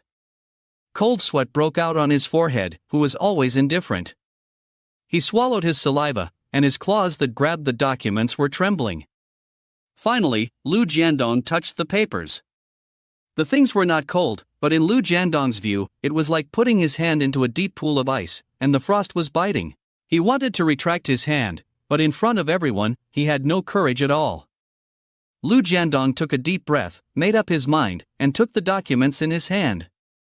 When he looked closely, suddenly, a violent lightning flashed in his mind, followed by a roar of thunder. This is impossible. Lu Jiandong trembled with his hands, panicked and uneasy. Because the documents were printed with evidence of his bribery of senior executives of major hospitals in the past year. Moreover, all the hospitals that accepted his bribes, except for Jiangchen Kinda Hospital controlled by Ning, signed termination contracts with Anshin Pharmaceutical without exception. Just when everyone was puzzled by Lu Jiandong's performance, Annie stood up. A pair of beautiful eyes, like ice piercing the bones, and like the scorching sun burning the soul. Impossible? Annie's eyes were bloodshot and furious. Lu Jiandong, General Manager Lu, what is impossible with you? When you did such a thing that harmed others and benefited yourself, why didn't you think about whether it was possible? When you instigated your useless son to provoke me, did you ever think about whether it was possible? When you coaxed the shareholders to stand on your side and did whatever it took to achieve your goal, would you ever think about whether this was possible? After that, Annie snatched the things in Lu Jiandong's hand and threw them hard on the faces of the shareholders who supported Lu Jiandong. Open your eyes and take a good look. This is what General Manager Lu, who you said was diligent, conscientious, and dedicated to the company and everyone, did. Annie was so angry that her chest kept rising and falling, and veins on her hands popped out. After she finished speaking, she staggered back. Ning was quick-witted and stood up suddenly, holding Annie's soft waist. He helped her sit down slowly. Seeing that her eyes were bloodshot, her beautiful face was pale, and she looked exhausted. A hint of guilt flashed in Ning's eyes. In order to collect these evidences, this woman must have been very tired. If he had found Xiaotong earlier to get to know Annie in depth, she would not have had such a hard time today. Ning didn't see that everyone present had exploded and was in an uproar. There were two reasons. First, of course, it was the stack of documents that Annie took out, and every item on it recorded Lu Jiandong's misdeeds in detail. The second is that Ning actually hugged Annie, the beautiful iceberg chairman of Anshin Pharmaceutical. What's even more strange is that Annie didn't seem to resist at all. Even the movements of the two were very natural, as if they were lovers who had been in love for a long time. Only Xiaotong, who was sitting in the distance, showed a look of understanding. It seems that she was not wrong. The chairman and Ning really had an affair. Annie was a few years younger than her. At work, she regarded Annie as her boss, but in life, she was like a younger sister. Now that a man who was willing to take care of Annie appeared, Xiaotong was naturally happy for her. But then she became a little worried. Ning had other women, and the woman named Su Wire was no less beautiful than Annie in appearance.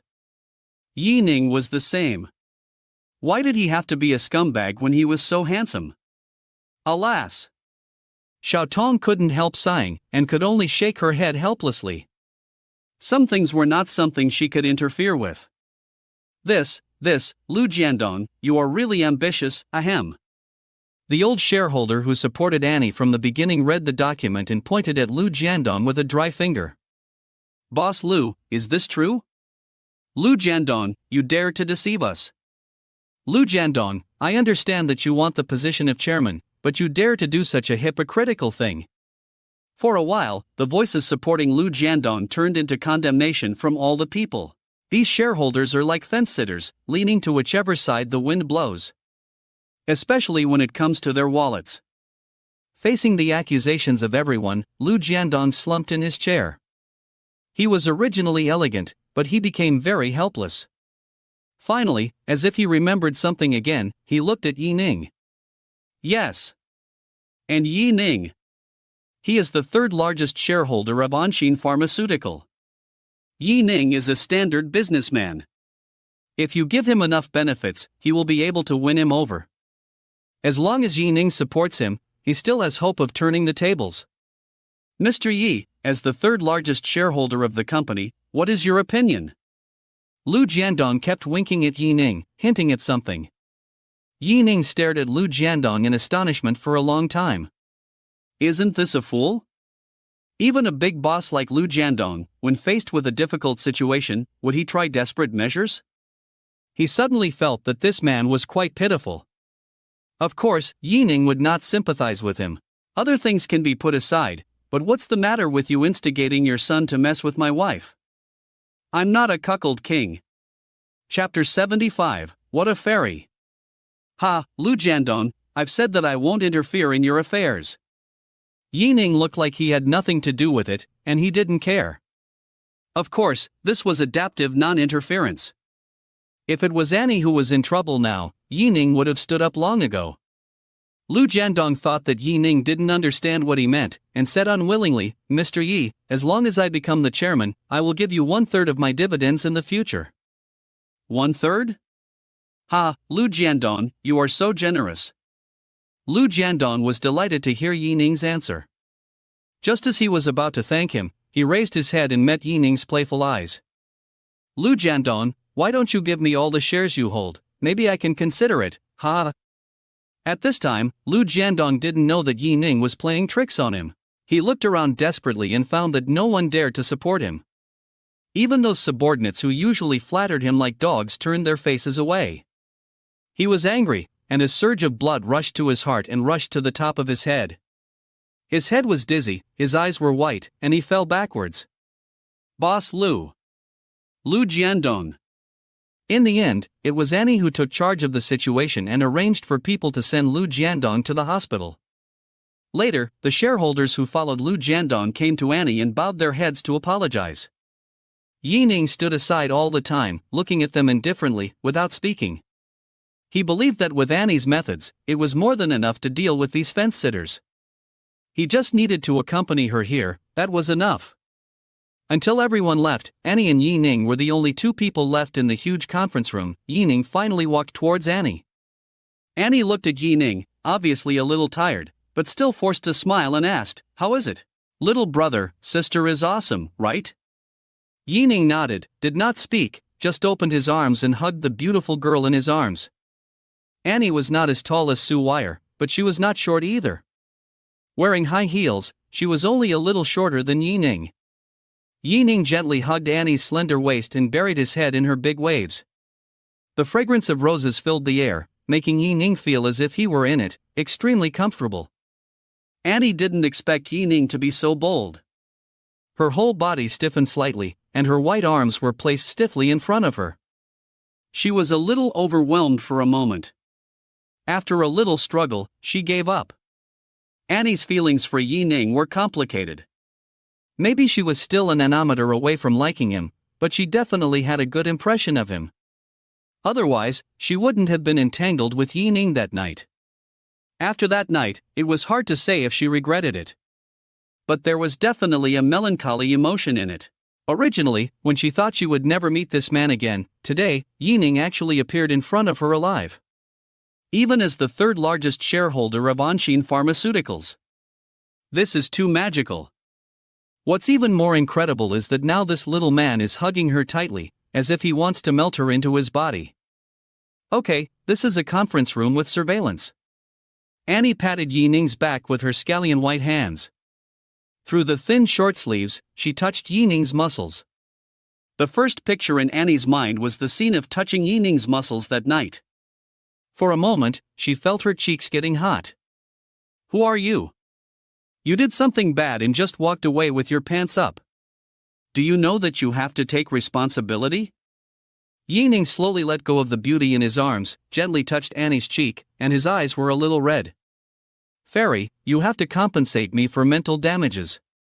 Fairy? This is the first time Annie has heard someone call her like this. When her father was still there, outsiders called her Missin. The young men of the same generation also called her Big Sister. Yining's word fairy made Annie quite novel. Moreover, she did not feel that this address was inappropriate at all, and was even a little happy. "Little brother, how do you want me to compensate you?" Annie asked with a faint smile, and licked her red lips with her small tongue, which was extremely charming. If outsiders saw Annie's expression, I wonder if they would think that she was dreaming and had not woken up yet.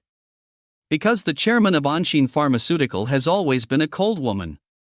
She always has a stern face and acts in a vigorous and resolute style. Even when she walks normally, her high heels are trembling and she walks briskly. How could such an icy face smile to others? Not to mention a man.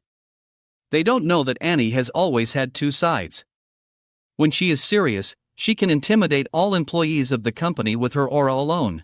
When she is hot, she can be like the brightest red rose, extremely charming and beautiful. Seeing Annie's expression and movements, and hearing her charming magic voice. Even though Ning has been in the battlefield for a long time, he couldn't help but tremble in his heart.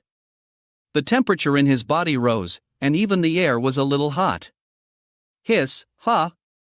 Ning took a deep breath, staring at that perfect face, and couldn't help but move closer. No! Annie put two fingers on Ning's lips, exuding a burst of fragrance. Ning was helpless. "Aren't you going to compensate me?" Annie smiled and shook her head. "I don't want it under surveillance." After hearing this, Ning's eyes lit up. "Then?" He. Annie turned around, bringing a gust of fragrant wind. When she was about to walk out of the door of the conference room, she heard a delicate voice. "If you want to compensate me, follow me upstairs." Chapter 76 Sweet Bitter Coffee. Ning followed Annie and met many employees of Anshin Pharmaceutical along the way. Most of them did not attend today's shareholders' meeting. Therefore, when these people saw a strange young man following Annie, they couldn't help but guess Ning's identity. "Look! That's the chairman, right?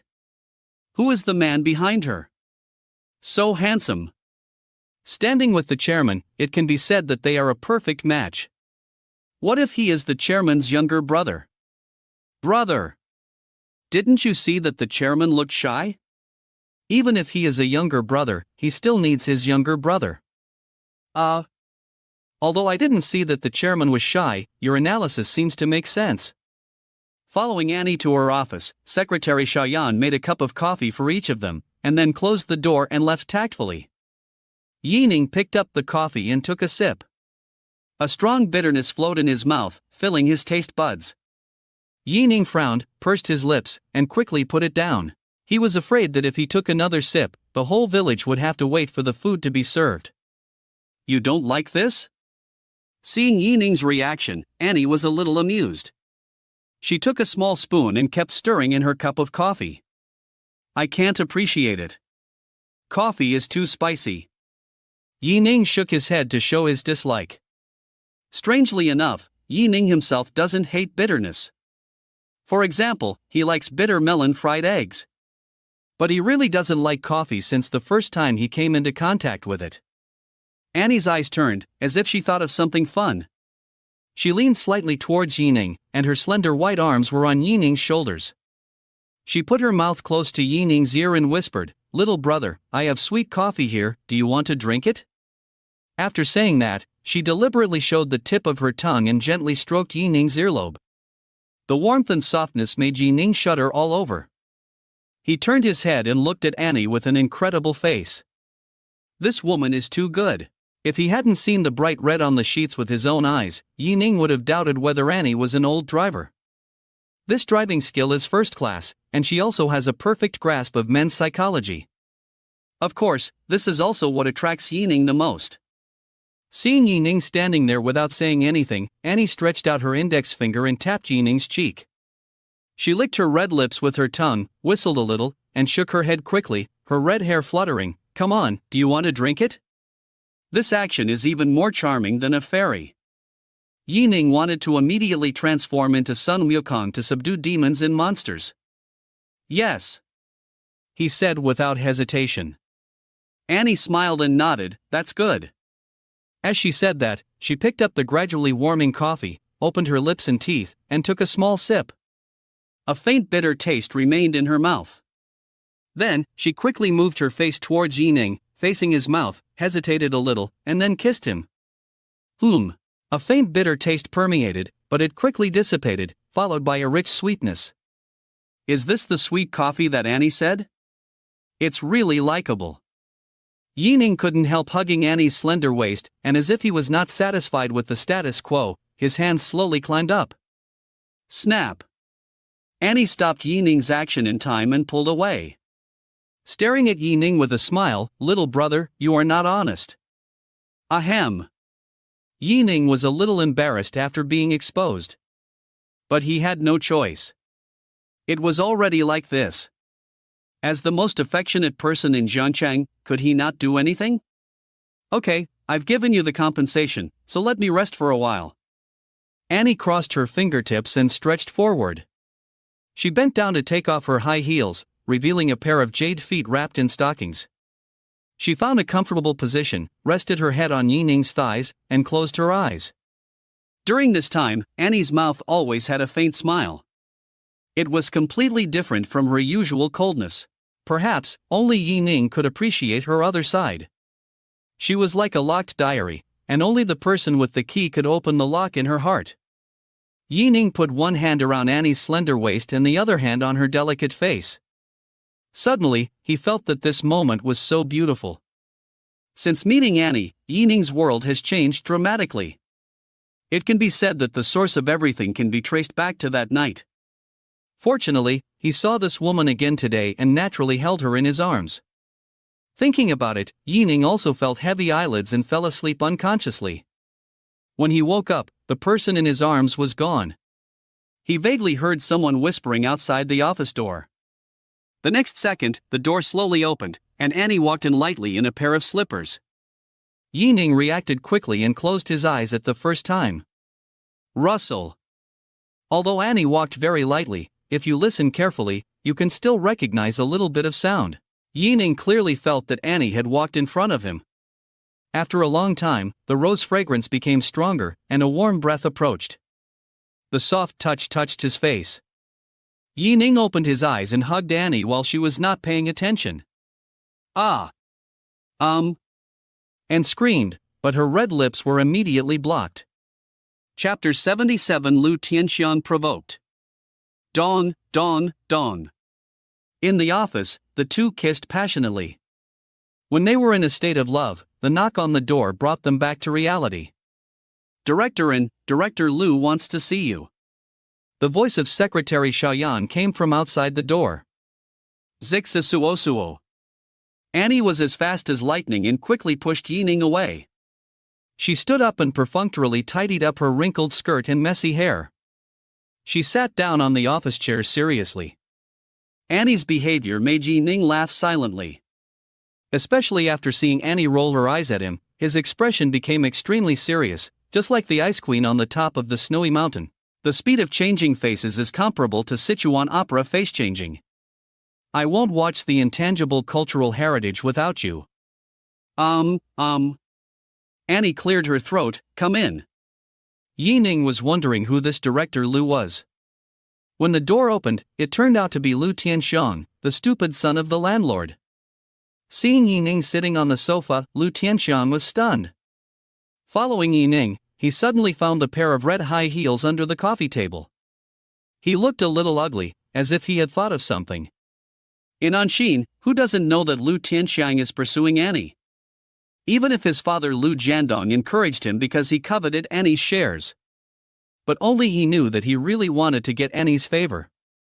However, now he saw Annie's high heels at Ning's feet. Not to mention that the two men and women stayed in the office together for so long.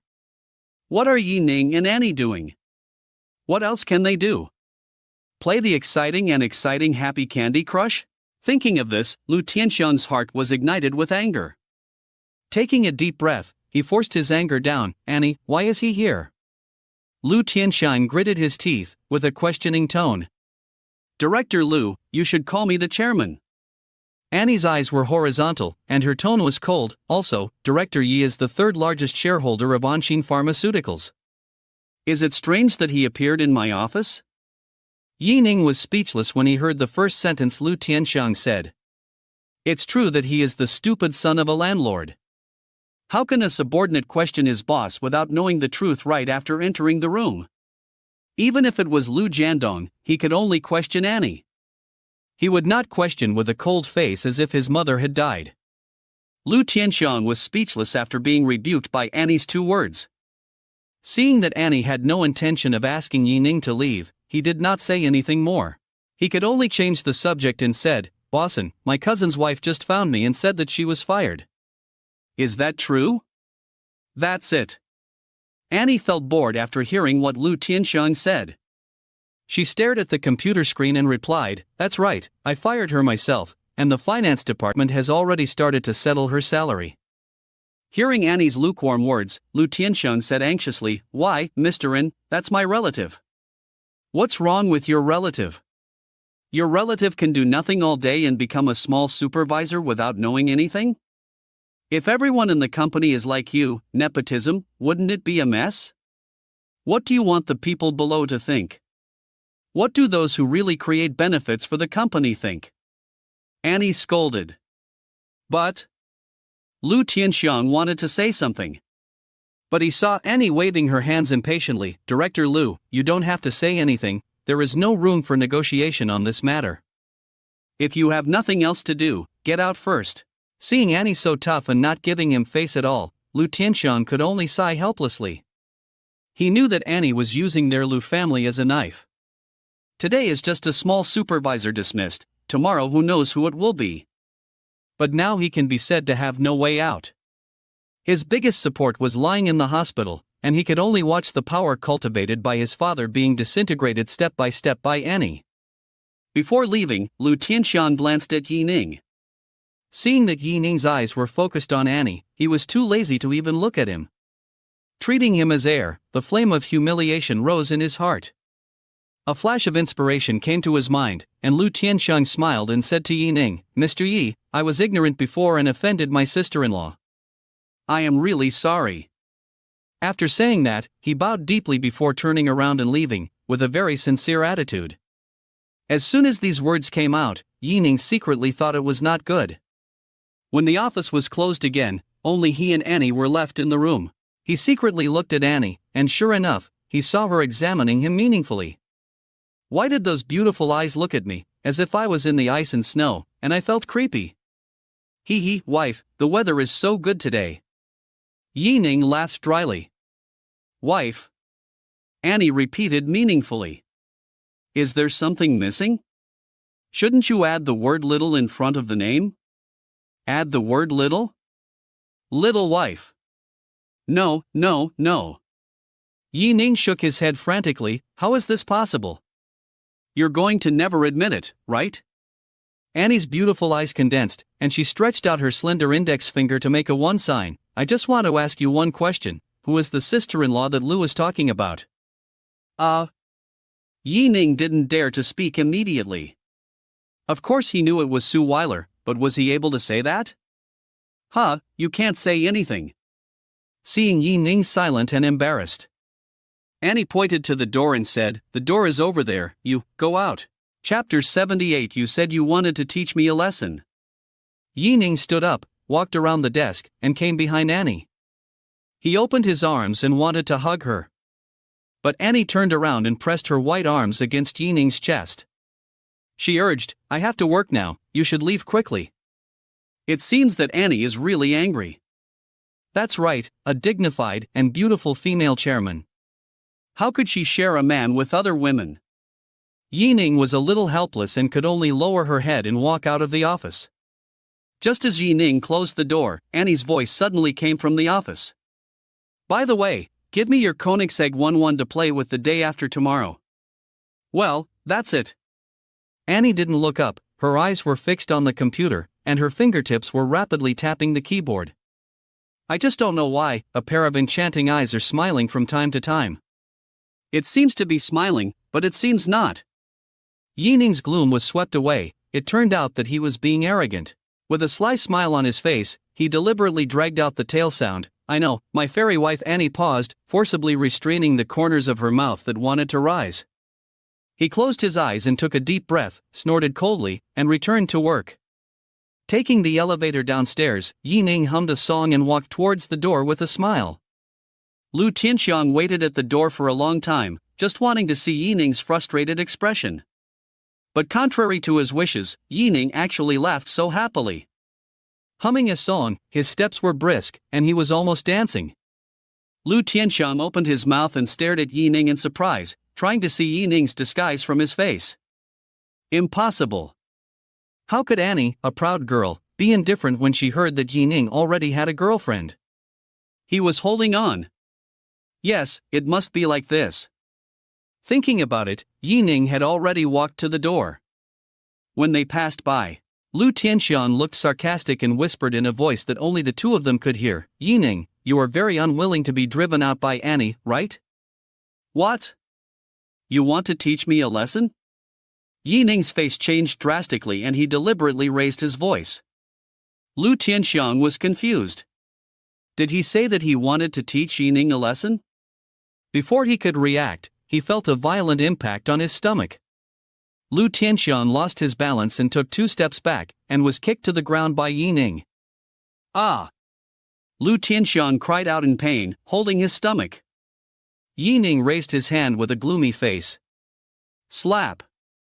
Slap! 2 slaps hit Lu Tianxiang's face.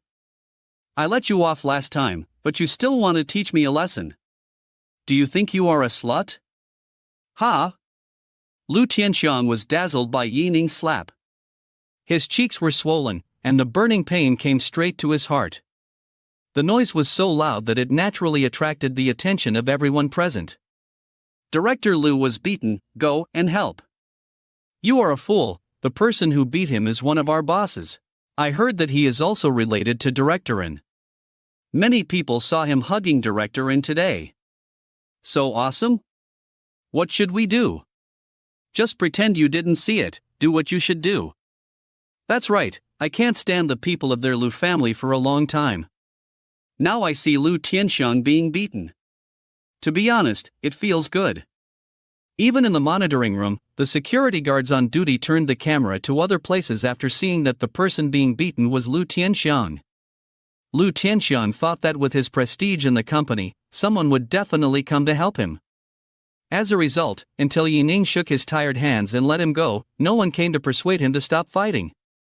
Even on the first floor of the hall, there was no one except the two of them. Lu Tianxiang, don't think about teaching others a lesson, sometimes you will get slapped in the face. Ning took out a tissue, wiped his hands and said calmly. It was indeed a slap in the face, but it was physical. He threw the tissue into the trash can and turned the key ring of the Mercedes-Benz G with his index finger. He glanced at Lu Tianxiang indifferently and walked away. Seeing Ning's gradually disappearing back, Lu Tianxiang finally breathed a sigh of relief. This madman is finally gone. Lu Tianxiang's face showed bitterness. Is Ning really his nemesis? Since meeting Ning, nothing has gone smoothly. Not to mention becoming the first son of Anqin Pharmaceutical, even now his father's position as general manager is in jeopardy. Just now, he was beaten by Ning in front of everyone.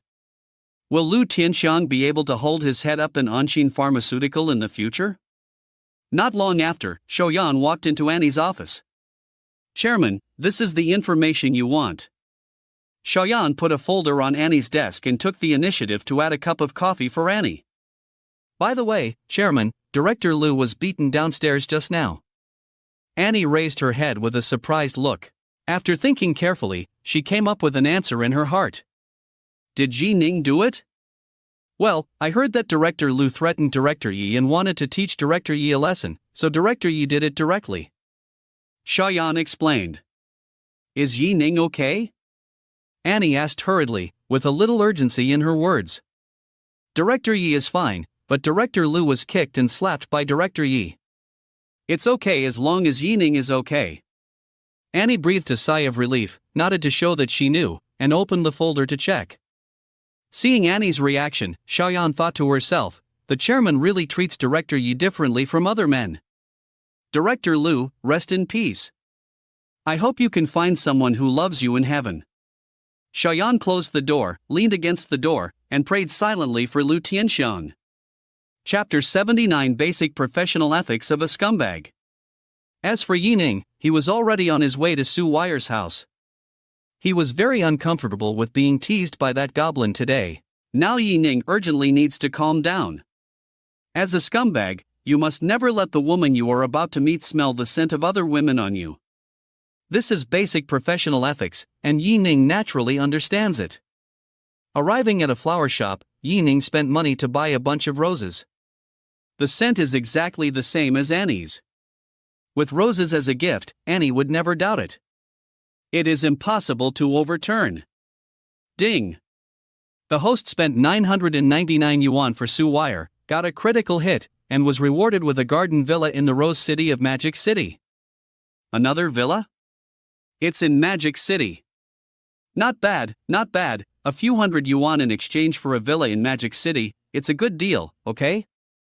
God's chosen lucky star, Su Weier is working hard again. Yi Ning held the roses and turned to leave. The lady boss of the flower shop looked at it for a long time, with admiration in her eyes. This little brother is so handsome. It's just that his rose is not for me, what a pity. Sister, don't look at it, there's no trace of him. A little boy of about 14 or 15 years old next to the proprietress complained. Besides, don't you like the brother who can draw? Why, you like another handsome guy again? Xiaoyu, don't talk nonsense, I call it appreciation. What do you know as a little kid? Yi Ning, are you back? Hearing the sound of the door unlocking, Su Weier walked out of the small study. While talking, she took off her hairpin. She was wearing hanfu and had just finished her live show. Dang dang. Yi Ning put the rose in Su Weier's arms and asked with a smile, "It's for you, do you like it?" "Thank you, I like it very much."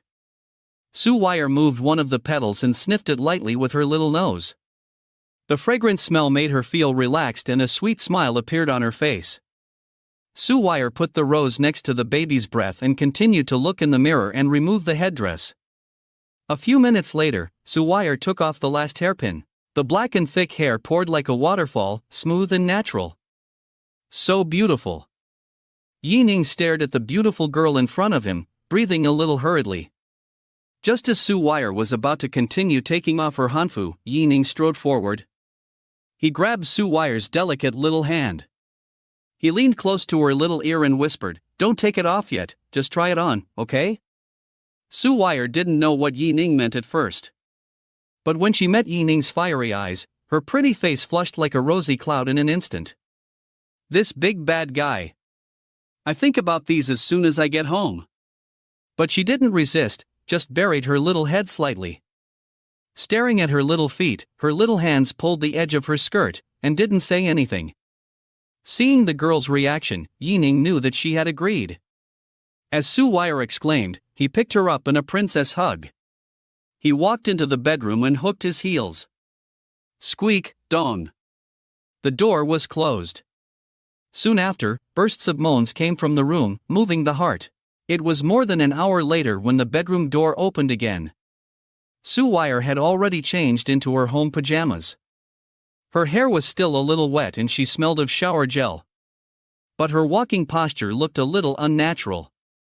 With sore legs and feet, Su Weier came to the living room and lay down on the sofa somewhat powerlessly. Yi Ning's singing came from the kitchen. As soon as she heard it, she gritted her teeth in anger. She had originally agreed to wear hanfu to him. But after the incident, the man broke into the bathroom while she was taking a shower. Now she was exhausted. But he was refreshed and energetic like a cow. Yi Ning, whose evil fire had dissipated, made 2 bowls of tomato and egg noodles and brought them to the table. Xiao Weier, it's time to eat. Su Weier's stomach had been growling with hunger for a long time. Seeing the 2 bowls of fragrant and shiny noodles on the table, her appetite was aroused. The two leaned against each other and ate happily. By the way, Yi Ning, I have something to tell you. Su Weier seemed to remember something. Grabbing the phone on the table, he opened a text message and showed it to Yi Ning. Flying Fish Platform invited me to participate in an event at the Shanghai headquarters. Do you think I should agree? Since Su Wire asked, it means she wants to go. Besides, this is a good thing, so Ning naturally supports it. Go ahead. You are also a big anchor on the platform now. There is no harm in participating more. Ning replied, moving the chopsticks between his fingers. When? Ning asked. The event will be in the middle of next month. Ning nodded. Okay, I'll accompany you then. Won't it delay your own work? Su Wire was a little worried. It doesn't matter, you are more important than work. Ning touched Su Wire's black hair with a doting look. Ning, you were so nice. Su Wire was touched and kissed Ning on the cheek. At night, Ning hugged Su Wire's delicate body and lay on the bed, feeling extremely satisfied.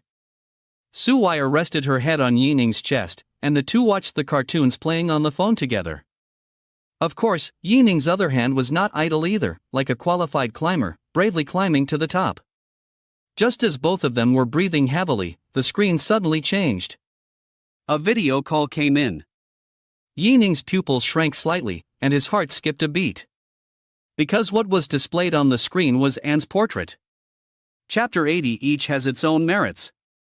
Annie's sudden attack frightened Ning's left hand and made him tremble. Su Wire whimpered, took off the claws on her body, sat up, and turned back to give Ning a look. Of course, she knew why Ning was suddenly nervous. This woman with the note fairy must be one of Ning's beauties, right? Even Su Wire, who was top-notch in appearance, had to admit that the fairy in the profile picture was indeed very beautiful. The beautiful red dress, with big wine-red waves, tall figure, and perfect proportions. On the delicate face, the most eye-catching thing was the full and elastic red lips. Like the scorching sun, it was scorching and captivating. It was so beautiful. Of course, she also had the same level of appearance, but the style was very different. Moreover, she saw that although Annie's capital was not small, it was still much worse than her own. With this major discovery, Su Wire couldn't help but raise the corners of her mouth slightly, and her face was more proud. But then she thought of the fact that Ning had other women besides her. Even though Ning had revealed it at the beginning, it was still a bit frustrating when he really faced this matter. Alas! Ning is not only a bad guy. He is also a playboy. Aren't you going to answer it? Seeing that Ning was still hesitant, Su Wire asked sourly. Ning heard the jealousy of this girl from her words. Helplessly rubbing Su Wire's little head, he picked up the phone and walked to the balcony. Little brother, you didn't expect me to call you at this time? You haven't answered for so long, are you busy? The video was connected, and Annie's fairy-like face appeared on the screen. She was wearing thin pajamas, combing a bun, and her skin was smooth and shiny, like a lotus out of water. There was a smile on her face, and her tone was a little teasing. It was so slow to answer the video, plus Ning's pajamas, Annie sighed in her heart. There must be a beautiful woman lying in the bedroom, right? Fairy, you are so beautiful. Ning exclaimed sincerely. Of course, there was also a little intention to change the subject. Faced with this situation, even he couldn't stay calm at all times. Annie was naturally happy to hear Ning's praise. This may be that women dress themselves up to please themselves. But she still snorted coldly, with disdain in her eyes. Humph. Only people with a guilty conscience will answer irrelevant questions. Ning smiled a little embarrassedly. I have no guilty conscience, but there is a fairy. As he said that, Ning stared straight at the screen and pretended to swallow his saliva. Tisk, Annie spat. This trick may be useful for a little girl like Su Wire, but it has no effect on Annie, a young lady who has seen the world. You should save these words to coax the younger sister in the room. By the way, is it the younger sister? Annie asked. Ning nodded in agreement. Su Wire is 2 years younger than Ning, and Ning and Annie are also 2 years apart. Alas! Obviously I came first. Annie said with regret. Ning. It turns out that Annie was talking about the order of first come first served. He misunderstood. Of course, no matter how you count, Annie is the elder sister. Then, Annie asked with shining eyes, how does she look? Is she prettier than me? As soon as these words came out, Yining's heart was alarmed. This is a life-threatening question. Looking back at the direction of the bedroom. Sure enough, half of the little ear was sticking out from the gap of the glass door. This girl is eavesdropping. Ahem. Yining coughed twice and said seriously, you and she are both beautiful, each with its own merits. After hearing this, Annie giggled and nodded. Since he can compare with her, he must be good. This philandering little brother has really high requirements for women. Give her the phone, let me meet the little sister. Annie said excitedly. Yining's eyes revealed a bit of weirdness. Calculated, shouldn't Su Wire be her rival in love? Why did he look so excited after hearing Su Wire's beautiful answer? Wait, his fairy won't be the type that attracts both men and women? Hiss. Yining felt that he needed to guard against this move. Just as he was about to find a reason to refuse, he heard the sound of the glass door opening. Su Wire came to Yining, looking a little nervous. He still mustered up the courage and shook his hand on the railing. Yining, I want to talk to my sister too, okay? Su Wire's pleading eyes broke Yining's defense in an instant. Well, here you go. Yining stood still after handing the phone to Su Wire. He pricked up his ears and wanted to listen to what the two would talk about.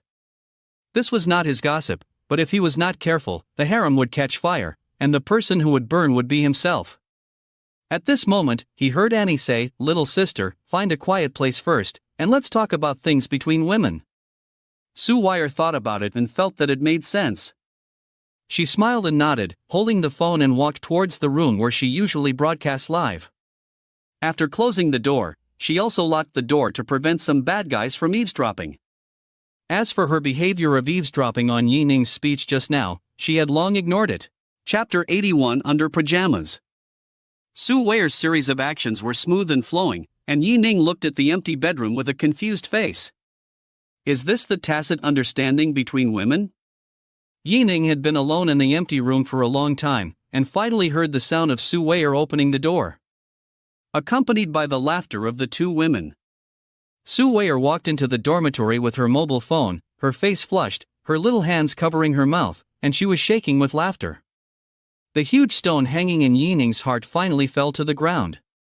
It can be seen that the two women had a good chat and got along very well. No matter what will happen when they really meet in the future, at least it's a good start now. It's getting late, sister, I won't disturb you two to spend a good night together. Su Wire was thin-skinned and couldn't stand Annie's teasing. Smiling shyly, while looking at the screen, she would occasionally glance at Yining lying on the bed. Bright big eyes, double pupils. By the way, you must answer my question just now. Annie continued to hint. Su Wire's face became even redder, but she still nodded to show that she knew. Just as Yining was wondering what strange questions Annie had asked Su Wire, Annie reminded loudly into the phone, little brother, I like this sister very much, don't bully her. After that, accompanied by a few seductive giggles, Annie decisively hung up the phone. Yining was quite curious about the question Annie had just asked. Especially when he saw Su Wire's cute look at this moment, she was so shy that she held her naughty little toes tightly. There were even more questions in his mind. Little Wire, what did Annie say to you just now? Yining took Su Wire's delicate hand. With a little force, Su Wire fell into his arms. After Su Wire met Yining's star-like eyes, she seemed to remember something and became even more embarrassed. Her heart was beating wildly, her expression was shy, and she stuck out her tongue at Yining. I won't tell you, Lu. Don't tell me? I see if you dare not tell me. Yining curved the corners of his mouth and smiled evilly. He found the most ticklish part of Su Wire's waist and scratched it fiercely. Ha ha ha. Yining, don't. I'm about to cry. Su Wire was most afraid of this and kept begging for mercy. Say it or not. I won't. Su Wire pouted. Okay, then don't blame me. When did you change into this one? Yining asked in surprise. Su Weier actually had a JK under her loose pajamas. Facing Yi Ning's doubts, Su Weier did not answer. She just looked to the side, through her black hair, revealing her white and rosy neck. Even Yi Ning was obviously stunned by such a beautiful scene. His breathing stagnated, and only his hands slowly embraced Su Weier's slender waist. Su Weier fell into his arms obediently, hooked her middle finger, and put the hair on her face behind her ears. Revealed a pure and beautiful side face. The cherry-like little mouth was so charming that Yi Ning fell deeply into it. He turned off the lights casually, and the surroundings fell into darkness. The breeze blew, and the pot of mimosa on the balcony silently closed its leaves. 2 days later, Yi Ning returned to the villa and drove a Koenigsegg 11, which was half a small Target, to Anshin Pharmaceutical. There was a lot of traffic along the way, and the sound of horns came one after another. Among the many private cars, a black supercar was extremely conspicuous. Whether it was the roar of the engine or the handsome appearance that blinded the eyes, countless pedestrians couldn't help but stop and watch. "This is too handsome. Dear, if you buy me that car, I will agree to marry you." On the road, a woman dressed in a coquettish tone dragged her tail and said coquettishly to the slightly fat man beside her. The slightly fat man looked in the direction the woman pointed. The target was a Koenigsegg supercar. Moreover, it was a Koenigsegg 11. "Dear, is it okay?" The coquettish woman shook the slightly fat man's hand and kept acting coquettishly. The slightly fat man didn't say anything, but just silently opened the woman's handbag, took out a mirror from it and handed it to her. When the seductive woman was confused, the stern voice of the slightly fat man came. "Look at yourself in the mirror, and then look at me. Don't say Koenigsegg 11, it's just an ordinary supercar. Do you think you deserve it? Or do you think I can afford it?" After saying that, regardless of the seductive woman's ashamed expression, he shook off her hand and walked to the bus stop alone. Yi Ning naturally knew that driving this car would attract countless eyes. Even when he came to the parking lot of Anshin Pharmaceutical, there were still many drivers who made way for him, fearing that he would be scratched. "Director Xiao, what a coincidence, it's the two of us again, and it's in the same position." Yi Ning walked out of the car door, saw Xiao Tong parked the car, and greeted her with a smile. "Mr. Yi." "Oh no, Mr. Yi." Xiao Tong opened her mouth and looked at Yi Ning in surprise. "Is this your car?" "Yes, it's okay." Yi Ning patted the roof of the car and said with a smile. Xiao Tong pouted, "This is more than okay, this is simply heavenly, okay?" Even if she didn't understand cars, she knew that this car was not something her little Minnie could touch. She even felt that Yi Ning's car was much more expensive than the chairman's Ferrari. Otherwise, why didn't those employees who were looking for parking spaces park their cars here? There were clearly several empty spaces nearby. Only she, like an ignorant fool, parked her car next to Yi Ning. Chapter 82. I don't want to go anywhere now. "Hello, Mr. Yi." "Good morning, Mr. Yi." When they arrived downstairs at Annie's office, many employees of Anshin Pharmaceutical came forward to greet them, especially some young girls in their 20s. They were even more active and rushed upstairs to send them. Yi Ning smiled and greeted them one by one. This made countless single men jealous. But thinking of Yi Ning's identity, they could only shrink in the corner, daring to be angry but not to speak. What can they do? Yi Ning is not only handsome, but also very rich. Rumor has it that Yi Ning is the successor trained by a family in the Magic City or the Imperial City. He came to Jiangcheng, first for Annie. Second, it is to return to the family in 3 years and take control of the power. Such a top young master must not be provoked. Finally arriving at the door of Annie's office, Yi Ning tried to knock on the door. "Dong dong dong. Come in." Annie's voice came out. Yi Ning pushed open the door and saw Annie in a red dress frowning, staring at the computer screen thinking. Annie didn't raise her head until Yi Ning approached. Seeing that it was Yi Ning, his tightly locked eyebrows instantly relaxed, and his cold and serious expression also smiled. "Please sit down for a while. I'm a little busy now." Yi Ning nodded, but did not go to the sofa immediately. Instead, he picked up the coffee pot full of coffee on the coffee table and added a cup of hot coffee for Annie. "Thank you." Annie thanked him with a smile, picked up the cup and took a sip. In the next 2 hours, Annie explained to Ning what a real workaholic is. There were at least 10 people coming in and out of the office. Each of them was the top or second in charge of each department of the company. When they saw Ning on the sofa, they greeted him and discussed work with Annie. This scene made Ning feel a little embarrassed. He was in charge of so many assets, whether it was the Feiyu platform or Shanghai Airlines.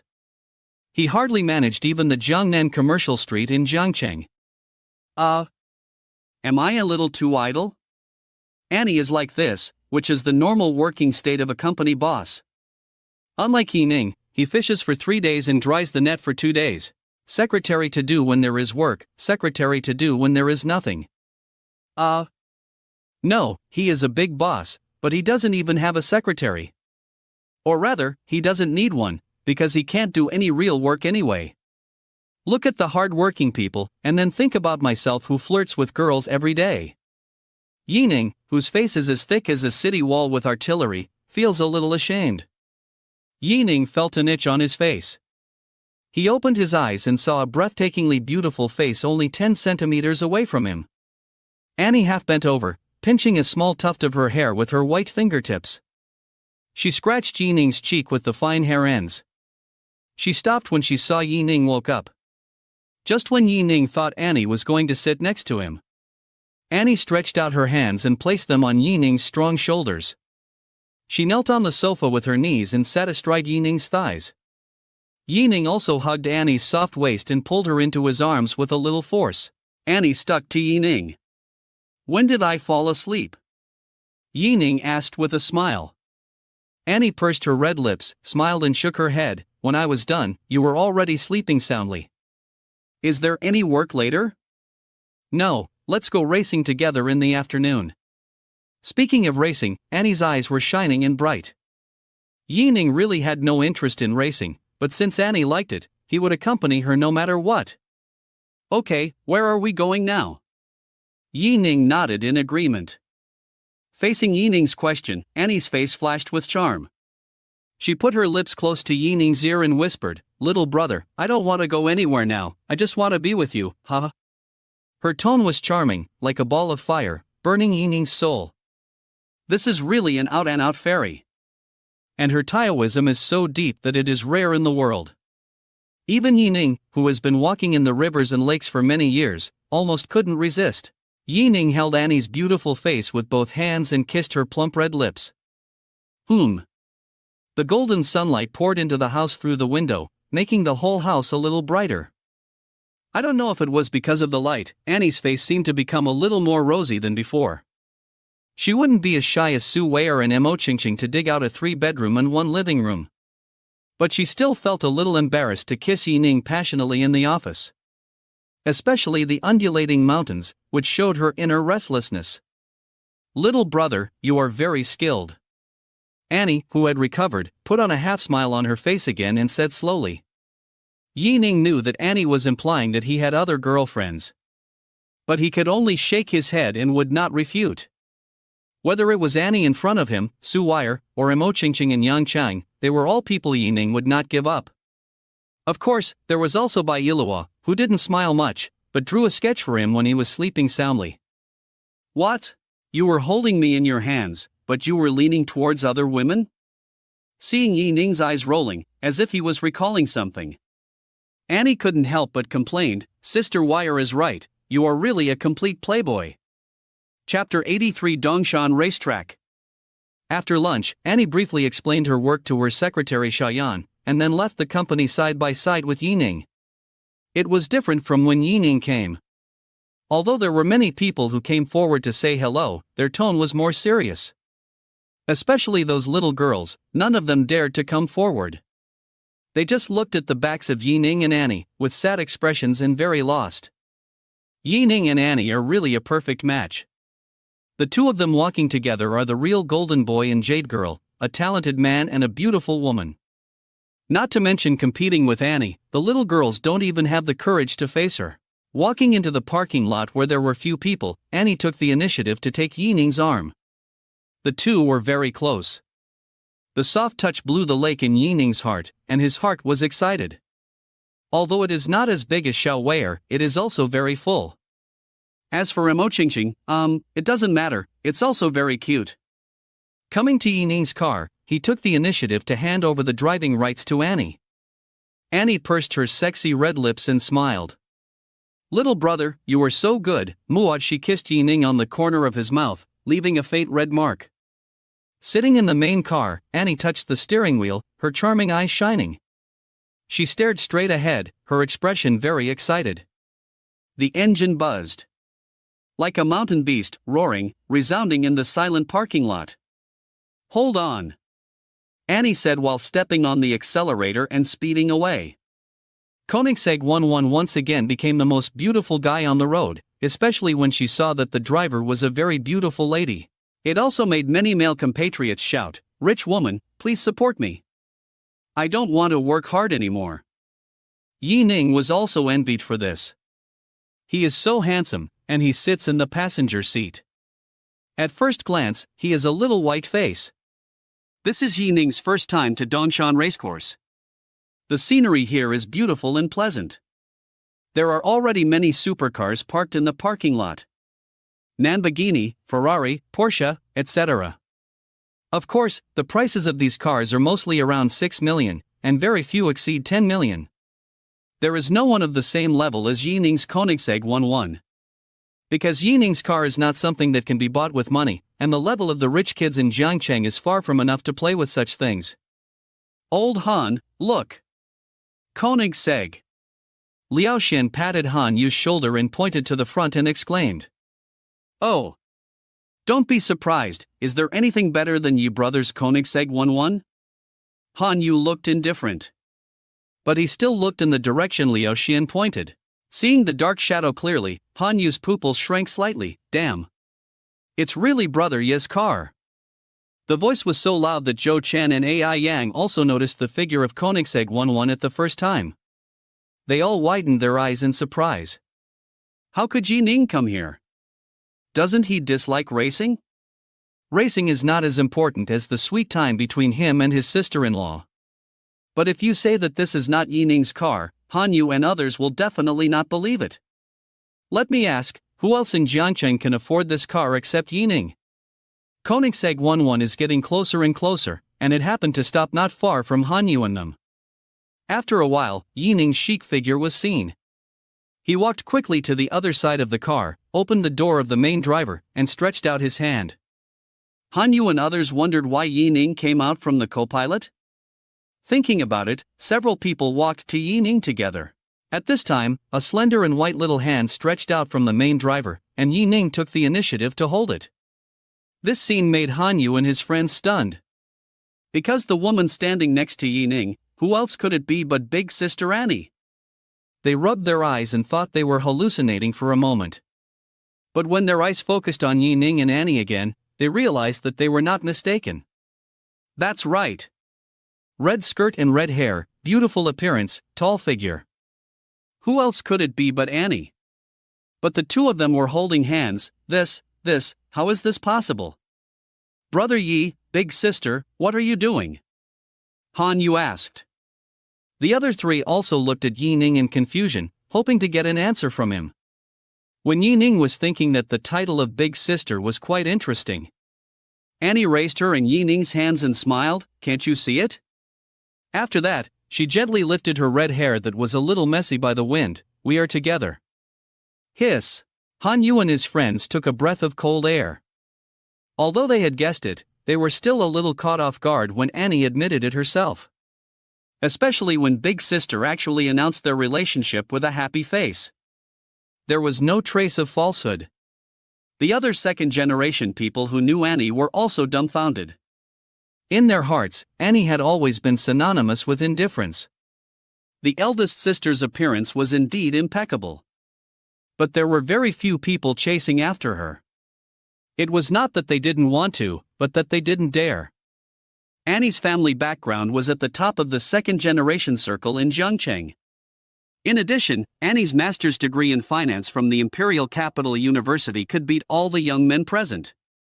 Chapter 84, Song. Especially after Annie took over Anshin Pharmaceutical, she turned into an iceberg beauty chairman. With all these halos on her head, let alone asking for a relationship, even talking to her on weekdays was a bit scary. Because they had already silently put Annie on the same level as their fathers. But such a big sister. She actually announced that she was in love in front of everyone today. This is too unexpected. Even many people have cast a look of pity on Yi Ning. Yes, pity. Because no one thinks that Yi Ning can control Annie. Even Han Yu and others think that their brother Yi is too brave. The big sister has such a strong personality, can brother Yi be happy with her? Besides, Yi Ning has a beautiful anchor who is as beautiful as Annie hidden in his golden house. Thinking of this, I can't help but sweat for Yi Ning. Brother Yi, do you have to be so brave? You dare to step on any boat, don't you really worry about capsizing? Yi Ning was a little puzzled by their eyes. But he didn't care. After greeting Han Yu and the others, Annie took his hand and went to the apartment not far away. The apartment was white in color and not tall, with only more than 10 floors, but it still covered a large area. As soon as the two walked into the door, a thin middle-aged man in a suit walked over quickly. Shaoan, everything you need is ready. The thin middle-aged man said with a relaxed look. Annie smiled and nodded, Uncle Chu, thank you for your help. The thin middle-aged man smiled and shook his head, no trouble, we are all your employees, just tell me if you have anything to do. As he said that, his eyes swept over the hands of Annie and Yi Ning, and then he focused on Yi Ning. With a gratified smile on his face, he asked, this is Yi Ning, right? He is really a handsome man. Uncle Chu is polite. Yi Ning responded with a smile. Although he didn't know the person in front of him, it was right to shout after Annie. Okay. Chu Zhongji clapped his hands and said with a look of reminiscence, if your father knew, he would definitely bless you. Chu Zhongji was originally the driver of Annie's father. Chu Zhongji has been with Annie since she was born. Even when Annie was a child, Chu Zhongji picked her up from school. It can be said that Chu Zhongji watched Annie grow up from a baby to the current chairman. But in all these years, he has never seen Annie have a boy she likes. This makes Chu Zhongji, who regards Annie as his daughter, very regretful. Now, Annie finally has a boyfriend, and he can see that this girl cares about Yi Ning very much. Hearing Chu Zhongji's words, Annie took a deep breath. She bowed her head and said in a low voice, yes, he will.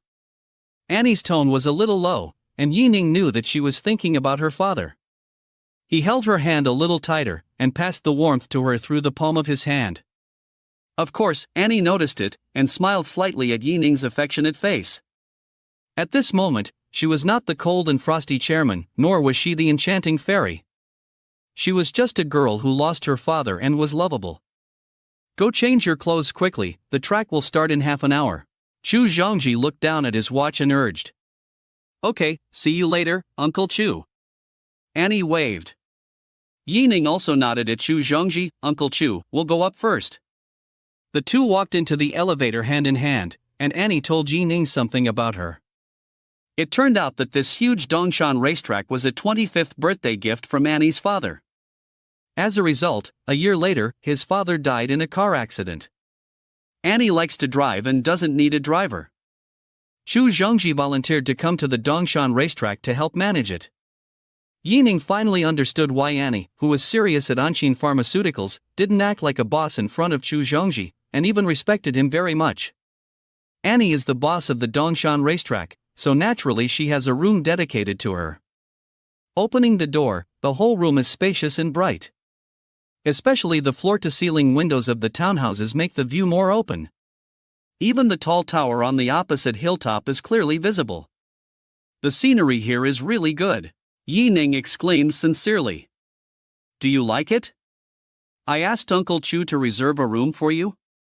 Yi Ning shook his head, stared at Annie's delicate face and smiled, no, we can just use one. As he said that, he put his arm around Annie's waist, lifted it slightly, and the two soft balls pressed against Yi Ning. Little brother, we are here to race, you will waste time like this. Annie put her arms around Yi Ning's neck and said with a smile. Yi Ning smiled evilly, isn't it that I am going to drive now? Oh? Does that mean you are a good driver? Annie licked her red lips with her tongue, her eyes lit up.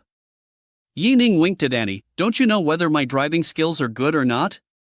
As they said that, the two of them moved closer and kissed each other. A few minutes later, Annie changed into a sportswear and walked out of the bedroom. Her red hair was tied up, giving her a spirited and capable look. Although the sportswear concealed her perfect figure, it still amazed Yi Ning. She is indeed a fairy, she looks good in anything. Chapter 85. The Taoist can't stand it anymore. Dongshan Racetrack is divided into professional and non-professional tracks. There are the same requirements for using the two tracks, which is to make an appointment and queue up. As the boss, Annie naturally does not have to queue up. There are already people using the professional track. Those are real racers who often fly to all parts of the country to participate in competitions. Although Annie's skills are good, there is still a huge gap compared to the professional brothers. This is not surprising. People train every day, how can they be better than you amateurs? As for talent, who doesn't have some talent when they can compete? Of course, it is already amazing for a female driver to have this skill. Others don't say it, at least Yi Ning has a deep understanding. Annie's driving skills are really first class. As soon as the two arrived at the parking lot, the radio sounded the notification of the opening of the track. Brother Yi, are you on the track? Han Yu asked when he saw Yi Ning also changed into sportswear. Hearing the loud roar of the engine from time to time on the professional track, Yi Ning shrank his neck and shook his head. No, I just cheer for you. Then what clothes are you changing into? Han Yu asked with regret. Yi Ning thought for a moment and said solemnly, I'm afraid of dirtying my suit worth hundreds of thousands. Okay. Han Yu gave a thumbs up, you're awesome. After that, Han Yu and the others walked towards their cars. You really don't want to come with me? Annie asked when she came to the Koenigsegg 11. I'm not going. Yi Ning answered very firmly. If you run a few laps with me, I'll take you home tonight. Annie whispered in Yi Ning's ear. The seductive heart made Yi Ning's body tremble. Since meeting Annie again, this goblin seduced him every day. But every time he only drank the soup and didn't eat the meat. Now think about it, it's really hard for Su Wire. At this moment, the goblin actually offered this condition. Isn't this a pure test for the old Taoist priest? As an old Taoist priest who travels around the world, it is his duty to exorcise demons. Yi Ning nodded heavily and said seriously, if I don't go, who will go? Fairy, come on, follow me to the bed, get in the car. Annie looked at Yi Ning's determined eyes and couldn't help but laugh. Shaking her head, she opened the car door and bent down to get in. Buzz. Buzz. Buzz. In the parking lot, the engines were deafening, one after another. More than 10 supercars appeared at the starting point at the same time. The most eye-catching one was naturally Yi Ning's Koenigsegg 11. Even many people have taken out their mobile phones to take pictures to show off to their friends. This is a real top-level car. Let alone driving it, it is also a great honor to see it. With the sound of beep on the radio, various supercars galloped away like unbridled horses. Yi Ning held the seatbelt in front of him with both hands, his eyes fixed on the front. As Annie continued to accelerate, he felt like he was about to fly. Don't panic, we're still a long way off. Annie is a veteran of drag racing, and she seems to be at ease. Her fingers on the steering wheel are like stirring the water, hitting it one by one, very easily. Yi Ning secretly glanced at the dashboard, and the car speed at this moment has reached about 220. His heart skipped a beat, and he silently shifted his sight. But Annie was obviously not satisfied with the status quo, and continued to accelerate, surpassing the cars in front one by one. It can be seen that her skills are really better than many amateurs. She is worthy of being the boss of Dongshan Racing Circuit. Finally completing the last lap, Annie's Koenigsegg 11 crossed the finish line first. After getting off the car, Yi Ning suddenly felt dizzy. Are you okay? Seeing Yi Ning close his eyes and gently touch his temple, Annie supported Yi Ning, with a worried look in her eyes, and a little self-blame. It's okay, just take a rest. Yi Ning shook his head and drank 2 sips of mineral water, and Yining felt much more comfortable. Don't say it, although a little dizzy, but seeing the afterimages on both sides of the track quickly retreating, Yining still felt quite refreshed. After sitting in the rest area for more than 20 minutes, Yining's condition gradually improved. Thinking of the condition that Annie mentioned before, Yining was instantly a little nervous. Ahem. Yining deliberately coughed twice. Fairy, should we go back? Facing Yining's expectant eyes, Annie knew what this person was thinking. What? Is the little brother so impatient? Annie asked with a smile. Indeed. Yining nodded and said seriously, he is indeed very impatient. Now Annie was speechless. Was that what she meant just now? She rolled her eyes at Yining, and her beautiful eyes revealed infinite charm. Then why are you still standing there? Hurry up, don't you want to go back early? The two of them went to Annie's room to take a shower and change clothes. After taking a shower, Annie changed her skirt and walked out of the bathroom. She saw Yining holding a bottle of water, standing in front of the French window and drinking with his head tilted up. Through the light, Yining's Adam's apple was bulging, and it was clearly visible up and down. For a moment, Annie was stunned. Her man was so handsome. She slowly came behind Yining, put her arms around his waist from behind, and put her face on his back. Are you done washing? Yining asked. Well. Then let's go. Annie didn't let go of her hands. No, let me hold you for a while. Yining gently held the two white and smooth breasts on his belly and said gently, can't I hold you when I go back later? At this time, Annie whispered in Yining's ear, when we get home later, it should be you who hugs me from behind. Hiss. Yining's hands suddenly trembled. The old Taoist priest could not bear it any longer. Chapter 86 Mirong, Critical Hit Reward Financial Building. Yining and Annie came to the lobby of the apartment and happened to meet Chu Zhongji, the person in charge of Dongshan Racetrack. Uncle Chu. Uncle Chu. Annie and Yining greeted together. Shaoan, Yining, are you leaving? Chu Zhongji smiled. Since he learned from the phone yesterday that Annie was in love, he has been very happy. Especially after seeing Yining, his face was always full of smiles. Even the employees of Dongshan were discussing privately that Manager Chu was in a really good mood today. Yes, I want to take Yining to meet my stepmother. Chu Zhongji suddenly realized and nodded, it should be Xiaorong's life. Alas. I won't say it. After a heavy sigh, he focused his eyes on Yining. Yining, you must treat Shaoan well. No matter what the result is in the future, you must not hurt her. Chu Zhongji's words were loud and unquestionable. He knew that it was normal for young people nowadays to break up and get back together. If Ning and Annie really found that they were not suitable after talking to the end, there would be nothing to do. But he didn't want Annie to be sad, at least he didn't want her to be unhappy all the time. Yining nodded seriously, Uncle Chu, don't worry, I will cherish her. Since I met Annie, I found that the world is still very beautiful. This sentence is not wrong. If it weren't for the binding system after that day, he wouldn't have his current life. He wouldn't have met Imo Qingqing, Su Wei'er, and Bai Ilihua. And he wouldn't meet the fairy again. Annie stood aside, and when she heard Yining's words, the corners of her mouth rose obviously. A pair of breathtaking beautiful eyes blinked, and there were peach blossoms in her pupils, which made people intoxicated. Okay. With your words, I feel relieved. Chu Zhongji's voice was deep, and he reached out and patted Yining's shoulder. It's getting late, go back quickly.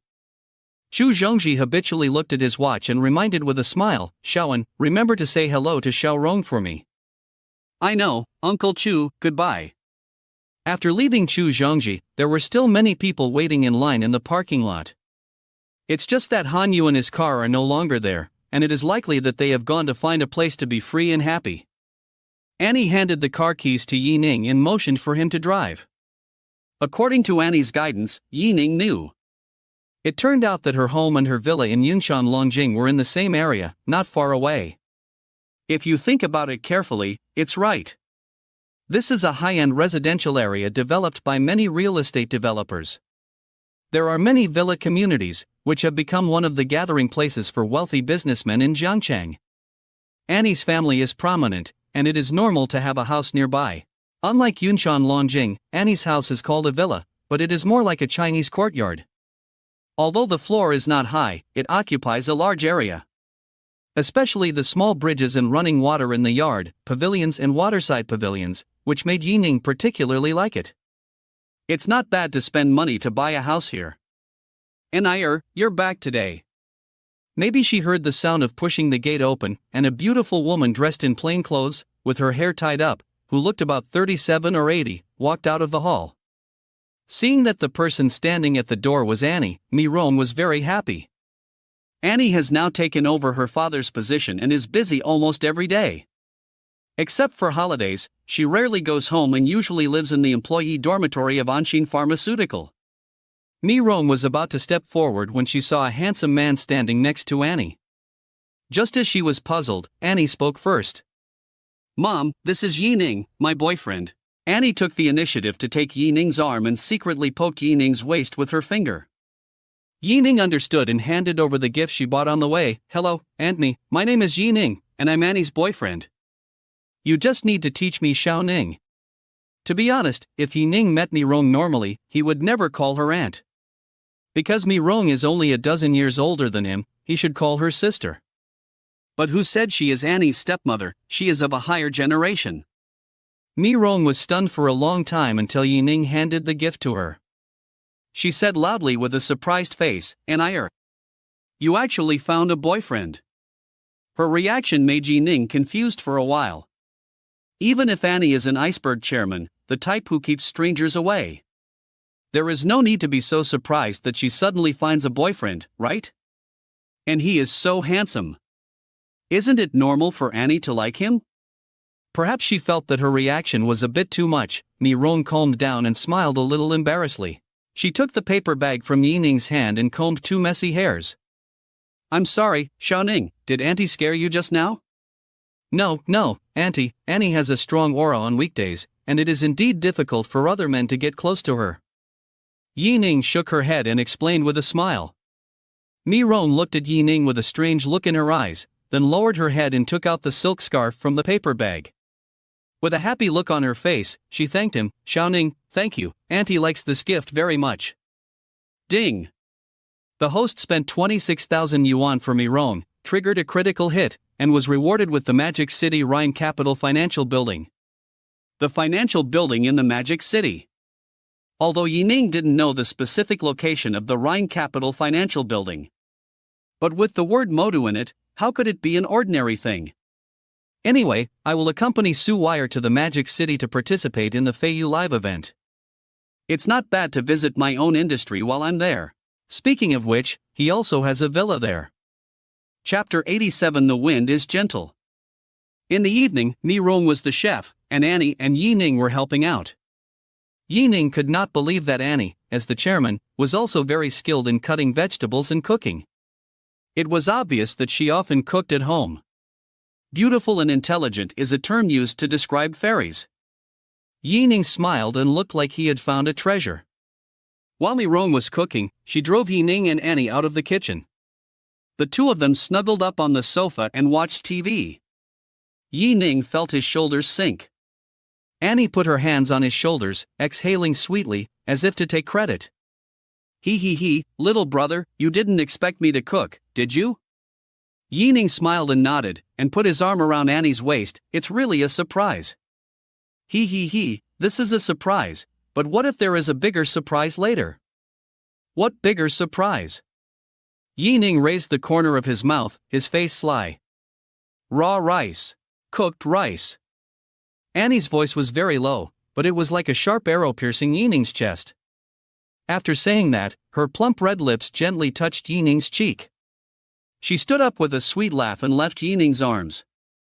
When Annie went back into the kitchen, Ning took a few deep breaths to calm his restless mood. This goblin is too lethal. If Mi-rong hadn't been at home, he would have picked up Annie to cook. The dinner was very rich, with 6 dishes and a soup, and the three of them didn't finish it until the end. After dinner, at Mi-rong's suggestion, Annie took Ning for a walk nearby. The two walked by the artificial lake, and Annie talked about her and Mi-rong. It turned out that when Annie was 4 years old, her biological mother died of illness. Her father raised Annie alone. Later, the family business grew bigger and bigger, and Annie's father became very busy, and the time he spent with his daughter was squeezed out. When Annie was 10 years old, Mi-rong, who was in her early 20s, came to her house as a nanny to take care of her. Gradually, she developed feelings for Annie's father. After Mi-rong's identity changed, Annie didn't like her and even hated her extremely. But Mi-rong never complained, but took better care of Annie's life. Even later, Annie suggested that her father have a child with Mi-rong, but Mi-rong still refused. It was said that having Annie as a daughter was enough. Therefore, for Annie, although Mi-rong had no blood relationship with her, her status in her heart was no lower than that of her biological mother. Even though Mi-rong had not read much and had a low level of education. But Annie's feelings for her were from the heart. As she spoke, Annie's voice became weaker and weaker until it disappeared. The moonlight was bright, and the last breeze of late spring slowly crossed the lake. The bright reflection of the jade plate set off shimmering waves. Annie stared at the lake in a daze, her soft eyes like water waves flowing, a little ruddy. She missed her father. Ning gently hugged Annie from behind, and his strong arms wrapped around her slender waist. He rested his head on Annie's smooth shoulders, closed his eyes, and said gently, "Fairy, I will take good care of you on behalf of my uncle." Ning spoke very softly, but it was extremely heavy in Annie's ears. It was like a sledgehammer swinging out, leaving a loud bang in her heart. Annie used her slender little finger to quietly wipe away the tears from the corners of her eyes, her beautiful eyes slightly closed, her body slightly leaning back, leaning on Ning. The breeze was blowing gently, and the water was calm. Ning, the wind tonight is really gentle. The cool breeze blew a strand of red hair from her temples, carrying a faint rose scent, drifting away. Ning responded softly. Ning. Kiss me. Deep and quiet by the lake, a couple kissed each other passionately. The two closed their eyes and carefully felt each other's slight breath. The handsome man and the beautiful woman snuggled together tightly, depicting a beautiful picture under the boundless moonlight. 2/4 of an hour later, the two went home hand in hand. After saying hello, Mi-rong saw Annie holding Ning's hand and walking into her own bedroom, and a trace of surprise flashed in her eyes. Then she smiled and nodded, got up and left the living room. In Annie's room. "Fairy, why do I feel that Auntie looks at me strangely?" Ning finally couldn't help asking. When they first met today, Mi-rong's expression was a little strange. At first, he thought he had seen it wrong. But when he saw Mi-rong's surprised expression again just now, Ning was sure that he was not wrong. For some reason, he felt a little panic in his heart. "Is it?" Annie wanted to laugh, but still asked with interest. "Yes." Ning nodded heavily, his expression was extremely sure. Seeing Annie's mouth corners that could not help but rise and calm down from time to time. Ning knew that this fairy must know the reason. So he grinned, pretending to be fierce, and slowly approached Annie step by step. "Hurry up and tell me. Otherwise, don't think about having a good time tonight." But Annie was not only not scared by Ning's fierce expression, but also took the initiative to hook Ning's neck.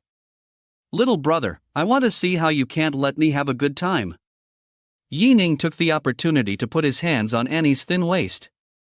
He tickled Annie's waist in the same way he did to Su Weier. Annie was also quite ticklish, but her reaction was obviously not as strong as Su Weier's. She just closed her eyes, clenched her teeth, and her fair face twitched slightly. After more than 10 seconds, Annie finally gave in. "Little brother, stop tickling, I'm telling you." As Ning paused, Annie's words rang in his ears. "Actually, I once had a relationship." Chapter 88 and Secret. Ning nodded. Annie was 2 years older than him, so it was normal for her to have been in a relationship. "It's nothing." Ning said indifferently, "I just broke up the day we met." Annie didn't dare to look Ning in the eye, and stammered, I'm a boyfriend." "Well, what about your ex-boyfriend?" Seeing that Ning didn't understand what she meant, Annie took a deep breath. "I said, I'm a boyfriend." "You, ah?" The huge contrast made Yi Ning unable to react for a while. He opened his mouth wide and stared at Annie in a daze. Annie drooped her head and lowered her head slightly. She stroked the red hair hanging on her shoulders and used it to cover her hot face. After a long while, Yi Ning asked, "You mean, your ex was a girl?" "Yeah." Annie's voice was as soft as a mosquito, and her head seemed to nod, but it seemed not to nod. Fortunately, the two were close to each other, otherwise Yi Ning would not be able to hear Annie's answer at all. After getting Annie's affirmation, Yi Ning exhaled a heavy breath. He finally understood why Mi Rong stared at him with a strange look for several times. Because Mi Rong knew that Annie liked girls before. So when she heard Annie introduce Yi Ning, she said, "You actually found a boyfriend." The focus of her words was not on love, but on gender. "Family, who understands, my girlfriend, was actually a little lily before. Even, she was the attacker." "What about your ex-girlfriend?" Yi Ning always felt that this sentence was so weird. "Don't worry, she's married," Annie replied in a low voice. Yi Ning said unhappily, "Did I say I was worried?" "Wait." After Yi Ning finished speaking, he was alert. This goblin can't really be all male, right? His little Weir, his Qingqing, and the one who might become his Bai Iluwa, can't they really be swept away by this goblin? Thinking of this, he was actually a little worried. "What? Are you scared?" Seeing Yi Ning staring at her with a vigilant look, Annie understood what this man was thinking after a little thought. "Ahem, no." Yi Ning shook his head, pretending to be calm. Annie's pupils flickered, and she stood on tiptoe and gently pressed her lips against Yi Ning's. They separated as soon as they touched. A pair of snow-white arms used a little force to tightly wrap around Yi Ning's waist and back. The little ear pressed against Yi Ning's hard chest, listening to his heartbeat, and explained, "Actually, you really don't have to worry. First, my ex is my best friend, and now she is married, and we haven't been in touch for a long time. Secondly, I said this morning that I only want to be with you now." Yi Ning suddenly realized. It turns out that Annie's words have this meaning. That's right, if she didn't really want to be with him, then Annie wouldn't bring him home to see Mi Rong. Thinking of this, Yi Ning raised his hand to Annie's delicate face, and gently clasped Annie's soft neck with his fingertips. Once again captured her scorching lips. Annie was surprised, and slowly raised her hands, and naturally hugged Yi Ning's neck in response. Until the two people's breathing became heavy. Dong dong dong. There was a gentle knock at the door. The two stopped at the same time, opened their eyes and pricked up their ears. "Xiaoning, I'm afraid that you young people don't understand. If you buy something and hang it on the door handle, remember to take it." After Mi Rong finished speaking, the tapping sound of slippers gradually faded away. Yi Ning touched the tip of his nose, a little embarrassed. In fact, Mi Rong didn't have to worry at all, because when they went to buy her a gift, they went to a small shop by the way. "What should we do? What can we do?" Annie rolled her eyes at Yi Ning speechlessly. "Since my mother has bought it, just bring it in." Although Mi Rong walked into the bedroom, she still left a thin gap in the door, always paying attention to the movement outside. Until she heard the sound of Annie's door opening, plus the rustling sound of plastic bags. She smiled with relief and quietly closed the door. On Annie's side, Yi Ning hugged her again, but she pushed him away with one hand. "Hurry up and take a shower, don't you want to sleep?" Annie said with a smile. "Okay, let's take a shower together." As she said that, Yi Ning pushed Annie's thin shoulders and was about to go to the bathroom. "No, no." Annie shook her head firmly. "You go to the bathroom outside. It's the same. Are you going or not?" Annie glared. "Hey, okay. Seeing Yi Ning leave, Annie quietly came to the door, put her ear to the door and listened for a long time before mysteriously taking out a red sailor suit, a cat ear headband and a cattail toy from her handbag. When Yi Ning came back to the room while wiping his hair with a towel, he suddenly saw Annie walking out of the bathroom wearing a sailor suit, cat ears on her head, and a tail tied behind her. She walked forward slowly with light steps. Her every move was full of charm, like a blood-red rose, so beautiful. Gurgle. Yi Ning's eyes were dull, his throat moved, and he swallowed his saliva. Annie seemed to be very satisfied with Yi Ning's behavior. She raised her red lips and sent a glance. "Little brother, do I look good?" "Fairy, you are so beautiful." "Then what are you waiting for?" Annie opened her arms. Yi Ning stepped forward, squatted slightly, and picked her up. In late spring, the first cicada chirped in the quiet night sky, like a pair of huge hands covering the sky, tearing open the prelude to summer. Chapter 89, Going Home, Duingying. In early June. With the help of Yi Ning, Yi Xiaoxiao and several of her good friends successfully entered Jiangcheng Kangda Hospital for internship. By the way, Yi Ning also invited several girls to have a big meal at Jiangnan Hotel. At first, Yi Xiaoxiao and her friends were quite reserved, but after getting familiar with each other, they pulled Yi Ning to ask this and that. In particular, they asked whether Yi Ning and Bai Yiluo, the campus belle of Jiangcheng University, were in a relationship. Yi Ning could only explain that they had not reached that stage yet. "Speaking of Bai Yiluo, it has been many days since I last saw her." Although the two often contacted each other through mobile phones, Yi Ning still missed the beautiful figure who liked to wear a white skirt. Speaking of which, the expressionless campus belle also said that she could kiss him when they met again. Thinking about it, Yi Ning's longing became stronger. Alas! Is he missing her? He is clearly greedy for her body. Shaking his head and not thinking about it anymore, he still had to go back to his hometown in Yangcheng.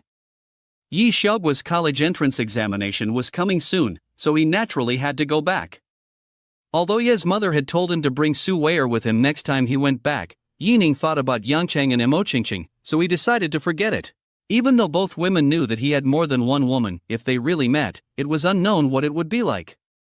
Driving across provinces was too tiring, so this time Yi Ning simply asked Shanghai Airlines to prepare a ticket to Jincheng, Sichuan province.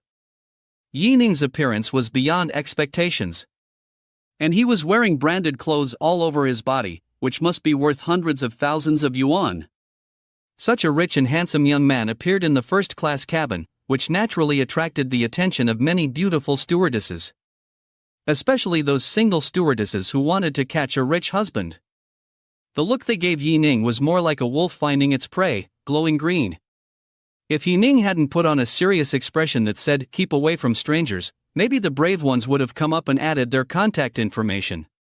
But even so, when Yi Ning got off the plane, he still received a note left by a young lady.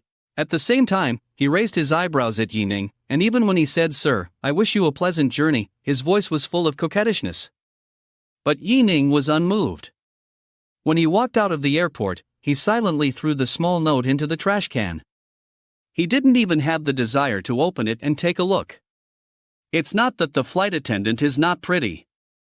On the contrary, judging from her appearance, she is no less beautiful than some school beauties. If the full score is 10, it should be at least 8.7 points. But compared with top beauties like Su Wei'er, she is still much inferior. If it was the Yi Ning of the past, maybe he would really add the contact information to chat with her. Now his taste has been spoiled. Except for girls of Su Wei'er's level, he has no interest in other people. The plane landed in Jincheng, and Yi Ning spent nearly 800,000 to buy a silver BMW X5. This car was naturally bought for old Yi. Ye's mother doesn't have a driver's license, so she can't drive even if she buys a car. In fact, Yi Ning said he wanted to buy a car last time, but old Yi said he would not agree. Now Yi Ning directly drove the new car back, and old Yi had to accept it even if he didn't want to. Otherwise, just leave it at home and see if he feels bad about it? Ding!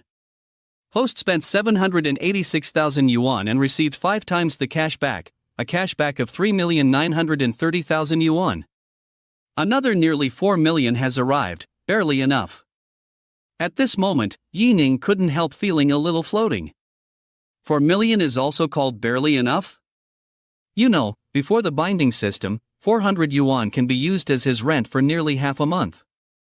Maybe he is used to driving a Mercedes-Benz G-Class, and suddenly he is not used to driving such a small car.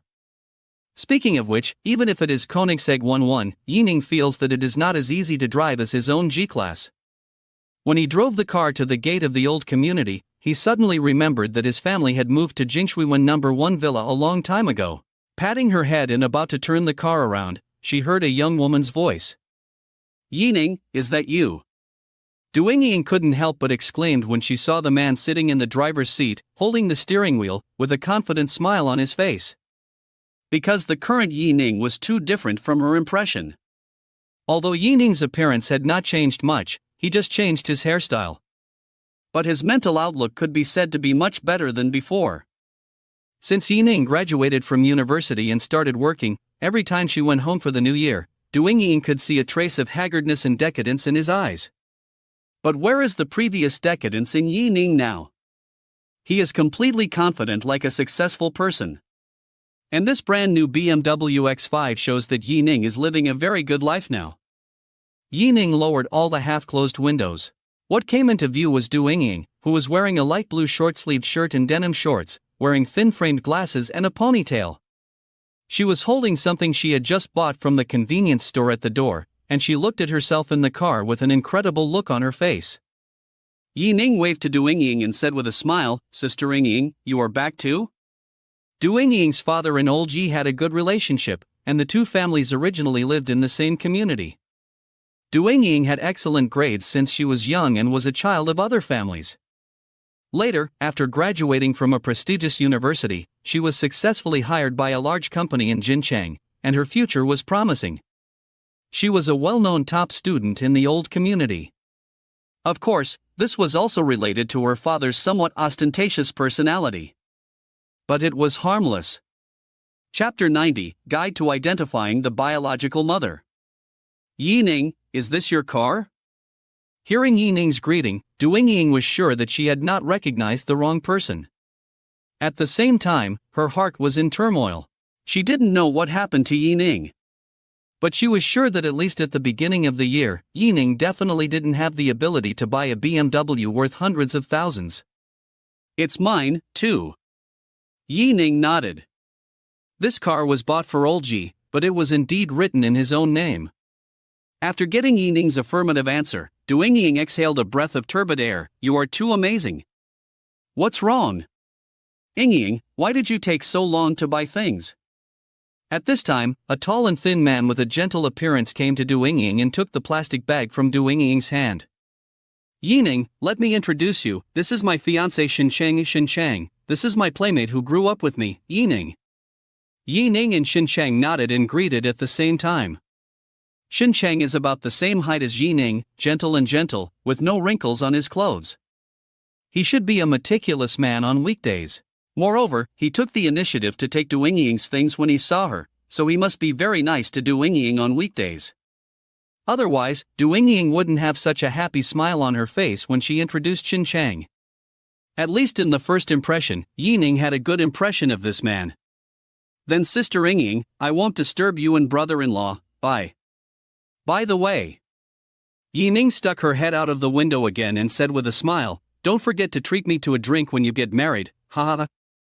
As he said that, Ning drove the BMW X5 and slowly went away. Watching the BMW gradually disappear from sight, Xinchang pulled Ning's sleeve. "Let's go." Ning tapped her chin lightly, and when she turned around, she suddenly grabbed Xinchang's elbow. "What do you think? We can ask Ning for help. Maybe he can help us." Xinchang thought about it for a while, but finally sighed helplessly and said, "We need too much money to make this game. Most people can't afford it. Although your childhood friend can drive a car worth hundreds of thousands at a young age, it is still difficult to take out tens of millions in cash." After hearing this, the golden light in Ning's pupils disappeared, and her face showed a dejected look. Xinchang was right. Even if others have tens of millions in cash, why would they invest in you? But now, they really have no other choice. After leaving the old community, Ning took half an hour to reach Jingshui Bay. "Hello, sir, is there anything I can help you with?" When Ning's car stopped, the handsome security guard walked to the car window and asked kindly. Without waiting for Ning to answer, a middle-aged man in a suit and tie, who looked like a small leader, came over. He first said to the security guard, "Xiao Zhang, go and help Mr. Yi enter the license plate number into the system. I can do it here." "Okay, Manager Qian." After Xiao Zhang ran away, Manager Qian bowed, bent his knees slightly, and said to Ning with a smile, "Mr. Yi, I am Chen Jin, the property manager of Jingshui Bay. Please wait a moment, and wait for Xiao Zhang to enter your license plate into the system, and then you can go in. Yi Ning smiled back and asked with a little doubt, Manager Qian, how did you recognize me? When I entered your parents' information before, we also entered your and your sister's information.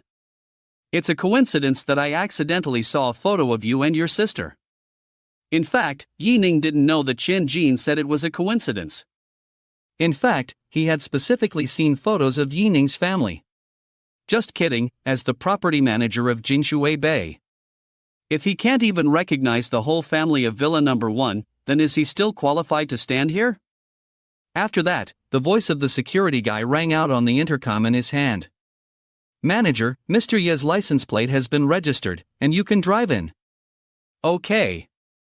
Xian Jin replied, looked at Yi Ning and bowed, Mr. Yi, welcome home. Thank you, sorry for the trouble. Yi Ning nodded slightly, stepped on the accelerator lightly, and the BMW X5 slowly drove into the community. 2 minutes later, they finally arrived at Villa Number 1. Yi Ning got out of the car and knocked on the dark anti-theft door. Who is it? Ye's mother's voice came from inside the house.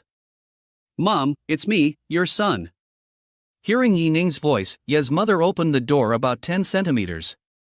After sticking her head out and taking a look at Yi Ning, she looked around. Mom, I'm here. Don't you even recognize your son? I know you are here, I'm looking for my daughter, where is my daughter? Ye's mother stared at Yi Ning and questioned. Shabwa? Isn't she in school? Hey, Mom, let me in quickly. Yi Ning naturally knew that Ye's mother was not talking about Ji Xiaobo but Su Weier, and laughed it off. Trying to fool him. Ha ha. Ye's mother sneered twice. How could she not know what her own son was like? You didn't bring Weiwei back, right? That's it, bye. After that, there was a squeak, bang, sound of the door closing. If Yi Ning hadn't stepped back half a step, he might have bumped into his nose. The identification was completed. This must be the biological mother without a doubt. Chapter 91 Yi Ning, I really miss you. Of course, in less than 10 seconds, Ye's mother opened the door again. Hey, Mom. Yi Ning smiled, looking flattering. Ye's mother glanced at him, you are so annoying. After saying that, she left Yi Ning with a chic back. Looking down, Yi Ning felt warm in his heart when he saw the brand new pair of men's slippers on the ground. Although Ye's mother disliked him on the surface, she treated him, her own son, with great care. After Yi Ning changed his shoes, he heard Ye's mother's voice. Can I cook some dumplings for you? It was past lunchtime now, and Yi Ning didn't say he was coming back, so of course he couldn't make it in time for dinner. Fortunately, Ye's mother liked to make some dumplings by herself and freeze them in the refrigerator. Okay. Yi Ning, who has master cooking skills, couldn't help swallowing 2 mouthfuls of saliva when he thought of the dumplings at home. In less than 20 minutes, a bowl of hot dumplings was brought to Yi Ning. Smelling the aroma of red oil, chili peppers and chopped green onions, Yi Ning's appetite was aroused. Even though he had eaten something on the plane to fill his stomach, it was still far inferior to this bowl of fragrant dumplings. Seeing Yi Ning eating with great pleasure, Ye's mother sat on the side, supporting her chin with her hand, with a kind smile on her face. By the way, son. Ye's mother asked, I see why you are driving a BMW? Wasn't that a Mercedes last time? Did you change your car? In fact, Ye's mother couldn't recognize several car brands, but these 2 models were so famous. While asking, Ye's mother frowned slightly. She knew that her son was very rich now, but she still felt that changing cars too frequently was not good. First, it was a waste of money. No matter how much money you had, it would eventually run out. Second, it was not good to be fickle. Besides, that Mercedes looked no different from a new one. Wouldn't you get tired of it so quickly? No. Wow, it's so hot. Yi Ning had half a dumpling in his mouth, and he answered while swallowing it whole, this car is for my dad. My car is in Jiangcheng. Ye's mother showed a relieved smile on her face, when your dad comes back, he will be very happy. Really? Didn't he refuse last time I asked him to buy it? TSK, you listen to him? Ye's mother sneered disdainfully. After you left, he almost kept talking to me every day, but he just couldn't let go of his face. Yi Ning was speechless. I didn't expect that my dad would have a tsundere attribute. This is really a small knife stabbing PG, eyes opened. Sure enough, in the evening, when old Yi returned home, he found the BMW X5 in the garage at a glance. When he heard that this was the car Yi Ning bought for him, he kept saying that it was a waste of money. But he touched it left and right. Sitting in the driver's seat, he turned the steering wheel with his hands and had a lot of fun. His face was happy, like a little kid who got a lollipop. In early summer, the temperature rises. However, old Yi seemed a little cold, otherwise, why did the two fingers holding the cigarette keep shaking? That night, old Yi couldn't wait to take Ye's mother out for a ride. Seeing the two elders go out hand in hand, they completely treat their own son as heir. Yi Ning silently shed sad tears. Is this the example that parents are true love and children are an unexpected example? Yi Ning stayed alone in the empty room, watching new episodes and chatting with several girlfriends. When Mo Qingqing saw Yi Ning said that he was back in Yangchang, she immediately replied that she wanted to come to him. Seeing that it was late, Yi Ning told Mo Qingqing that he would meet her tomorrow morning. Mo Qingqing did not reply. About half an hour later, a call came to Yi Ning's mobile phone. Yi Ning hurriedly picked it up, because the caller was Mo Qingqing. Hello? Qingqing? It sounded a little noisy on the other end of Mo Qingqing, and there was also the singing of square dance, so it should be outside. Yi Ning, hee, you didn't expect that I'm downstairs at your house. Mo Qingqing's playful voice came from the other end of the phone, crisp and pleasant. Downstairs of his house? Yi Ning understood it in a flash. He hadn't told Mo Qingqing about moving, and she thought he lived in the old neighborhood. At this moment, Yi Ning was very moved. In order to see him, Mo Qingqing went to his house at night regardless of everything, so what was he still hesitating about? Qingqing, don't leave the neighborhood first. I'll go to you now. It will take about 40 minutes. Yi Ning, you're not at home? Mo Qingqing asked in surprise, with a little disappointment in his tone. Sorry Qingqing, I forgot to tell you that I moved and now I don't live in the old neighborhood. Then I'll go back first. Mo Qingqing pouted and said aggrievedly. No, Qingqing, go to the convenience store next door first, and tell him that you are waiting for me at his house. Uncle Ma is a nice person. Hearing that Yi Ning insisted on coming over, Mo Qingqing smiled on her cute little face and replied sweetly, okay, be careful on the road. Yi Ning called Ye's mother and told her. She rode on her electric donkey and headed towards the old neighborhood. As the night deepened, crickets could be heard from the grass on the road from time to time. Yi Ning walked in a hurry and did not wear a thin coat. It was still a little cold riding an electric bike on the road. Thinking that Mo Qingqing was waiting for him alone, Yi Ning wanted to rush to her side as soon as possible. The last song of the square dance was played. The aunties who had finished dancing went home in groups of 3 or 2. Mo Qingqing was uneasy, sometimes looking at her mobile phone, and sometimes looking outside the store. She hoped that Yi Ning would arrive quickly, but she also wanted Yi Ning to ride slowly, otherwise it would be too dangerous. This tangled mentality made Mo Qingqing restless. Finally, a small ball of light appeared in the distance. It was getting closer and bigger. It was a little dazzling. Mo Qingqing used her tender white hands to block her eyes, and vaguely saw a tall man. It was Yi Ning. Mo Qingqing was ecstatic, and quickly stood up and was about to run over. Suddenly she remembered something and turned around to thank the old man at the door of the store. Uncle Ma, Yi Ning is here, thank you. It's okay. The old man waved his hand and knocked his pipe on the steps. Go quickly, Yi boy is coming. Yi Ning put down the tripod, and Mo Qingqing had already come to him.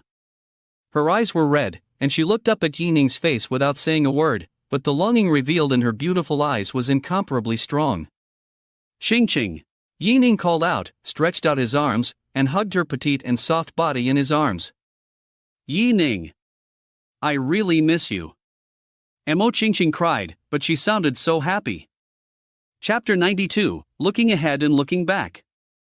Mo Qingqing is only about 1.6 meters tall, with a petite physique, and in some aspects, she can be said to be ordinary. But her skin is as smooth as jade and as delicate as fat. Especially that pretty face like a porcelain doll, which is exquisite. People often say that when God closes a door for you, He will also help you open a window. Does it look good? Changed at the airport. It's soft and fragrant, and the fragrance like baby cream penetrates into the nose, refreshing. For a long time. Ning took Mo Qingqing's little hand and came to the door of the convenience store. Uncle Ma, thank you for taking care of Qingqing for me. Ning smiled and thanked. Ma Bo looked at Ning happily, with a pair of turbid eyes deep and sharp. Yi boy, this little girl is pretty and polite, not bad. He praised, and held the cigarette holder, with a look of enjoyment on his face. Hearing Ma Bo's words, Ning took Mo Qingqing's hand and changed the position, holding the fingers tightly. Qingqing is indeed the best girl in the world. Ning nodded affirmatively. Of course, he silently added in his heart, 1. Alas! There is really no way. Who told us to go the scumbag route? The fish pond is big, and you have to think before you speak. It's so sad. If there is such a thing in the future, please do it more. Seeing the proud expression on Ning's face, Ma Bo showed a kind smile. His pupils flickered, as if recalling the scene decades ago when he held his wife's hand and went home to see his parents for the first time. Mo Qingqing on the side was shy because of the conversation between the two. Her eyes, which had nowhere to go, stared at her canvas shoes, as if she could see a flower. After chatting with Ma Bo for a few words, Ning spent a few yuan to buy 2 bottles of drinks and got a cashback of nearly 100. There is money for supper tonight. Qingqing, are you hungry? I'll take you to eat something. As soon as Ning asked, he immediately felt something was wrong. It turned out that after he ate a bowl of dumplings at noon, he had not eaten a grain of rice until now. Old Ji and Ya's mother went out for a drive and ate well, completely ignoring his hungry son. Is this a bit too much? Let's go, I'm a little hungry too. Mo Qingqing replied sweetly. She had a small appetite to begin with, so she didn't feel hungry until now. But seeing Ning's eager eyes, she finally agreed with a smile. Let's go eat barbecue, I know there's a good one nearby. Ning suggested. Okay. When it comes to barbecue, Mo Qingqing's dark little eyes also brightened up a bit. Although she didn't eat much, she couldn't resist her greed. Thinking back to the time when I just went to college, in less than half a semester, every snack bar around the school was visited by Mo Qingqing. There was even one time when she ran to another campus alone just to eat a very delicious jelly. The neon lights on the square had long been turned off, and the largest screen above her head no longer played advertisements. Under the silent night sky, the nightlife by the river has just begun. Mo Qingqing sat in the back seat, hugging Ning's waist tightly with her arms. The whole person was pressed against Ning and refused to let go. The touch from the back. Ning could only vaguely feel a little bit of pitiful ups and downs. This is really a cup injury. But he naturally wouldn't dislike it. Mo Qingqing doesn't need sexiness, cuteness is its greatest justice. Besides, it's vague, but it has a kind of hazy beauty. Arriving at the destination, the square is no longer deserted. The crowd is bustling, and the diners are talking loudly, full of the atmosphere of the market. Ning found a seat near the river, ordered the food and handed it to the proprietress. Mo Qingqing stared at the boss busy at the grill, and the proprietress who greeted the guests and occasionally helped the boss wipe his sweat, and was full of envy. Little sister, you are so beautiful. A childish voice interrupted Mo Qingqing's thoughts. Mo Qingqing looked down and found that it was a girl of 4 or 5 years old with 2 pigtails. Her skin was not particularly white, but she had a pair of bright big eyes, plus a chubby little face, which was very cute. Mo Qingqing's eyes were soft and her body leaned forward, hee. Thank you, little sister, you are also very cute. What's your name? How old are you? Where are your parents? My name is Mo Yusin, I'm 4 years old this year, and my parents are making money. The little girl pointed to the proprietress who was greeting the guests and said in a baby voice. Then we are really destined to be together. My sister's surname is also Mo. Mo Chingching was a little surprised and took Mo Yusin's little hand. At this time, the proprietress came over with the grilled skewers. Yusin, didn't I tell you not to run around? What if you bump into your brother or sister? The proprietress squatted down after placing the plate full of skewers in front of Ning, with a serious expression. After that, she apologized to Ning and Mo Chingching. I'm sorry, both of you. My daughter is like this, very naughty. As she said that, she made a helpless expression on her face. Ah, it's okay, it's better for children to be lively. Ning smiled and shook his head, indicating that it was okay. Mo Chingching also said, yes, Yusin is so cute, I like it very much. After all, we are still from the same family, right Yusin? Mo Chingching touched Mo Yusin's little head, his eyes full of doting. Boss lady, is my barbecue ready? At this time, the guests at other tables asked loudly. The proprietress responded, turned to Mo Yusin and said, Yusin, let's go, follow mom. Mom, I want to play with my big brother and beautiful sister. Mo Yusin lowered her head and said coquettishly. No, my brother and sister are very busy. She wanted to say something else, but Ning persuaded her, it's okay, Madam Boss, let Yuxan stay here, and we can play with her for a while. Chapter 93. Back to your home. The proprietress was a little embarrassed, but it's not that she didn't trust Ning and the others. On the contrary, she had a good impression of Ning. Although she didn't know Ning's name, Ning had come to her house for barbecue quite often before. She just felt that it was too much trouble for the two of them. But when she saw Mo Chingching holding her daughter's hand and couldn't hide her happiness on her face, she finally nodded and agreed. Then I'll trouble you too. After thanking her, she turned her eyes to her daughter and reminded her, Yusin, you have to be good, stay with your brother and sister, and don't run around. After the proprietress left, Mo Chingching asked Mo Yusin to sit next to her. Yusin, come here, this roast beef is delicious. Mo Chingching used chopsticks to pull the meat off the bamboo skewers, put it in a disposable paper bowl, and handed it to Mo Yusin. The little girl shook her head and refused. Pretty sister, mom and dad don't want me to eat other people's food. But those beautiful big eyes stared straight at the beef in the bowl, and her mouth couldn't stop swallowing saliva. Mom is right. If you eat food from strangers, you will be taken away by bad guys. Ning made a ferocious gesture. Then the threatening expression disappeared, and he gently rubbed Mo Yusin's little head. But your mother has asked your brother and sister to take care of you, so you are no longer a stranger. It's okay to eat a little. Is that so? Mo Yusin looked at Mo Chingching with anticipation. Yes, eat it quickly. Great. Mo Yusin danced with joy, looking very happy. She picked up the beef not very skillfully and put it into her little mouth, with a satisfied look on her face. 10 meters away, the boss lady saw the three people talking and laughing, and her eyes softened. In this line of work, the afternoon and evening are the busiest. In the past, it was okay to have elderly people at home to help take care of the children. Now that my parents are not here, I have to squeeze time to pick up my daughter from kindergarten. Not to mention playing with her, there is no chance at all. Tonight is the happiest time that Mo Yusin has laughed in so many days. Otherwise, I will discuss with my husband later and take 2 days to take my daughter out for a good walk. By the time Ning and the others finished eating, it was already 11 o'clock in the evening. Ding! Host spent 126 yuan and received triple cashback, a cashback of 378 yuan. It was a pity that there was no critical hit, but it was okay. Although Xiao Yusin looked reluctant, she still grabbed the corner of the boss's clothes and waved goodbye sensibly. But Mo Chingching's performance made Ning feel very interesting.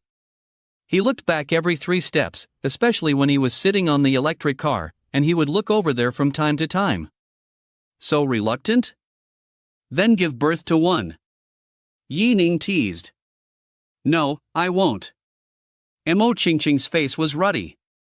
Now she is taking care of her mother while working part-time, how can she have the energy to have a child?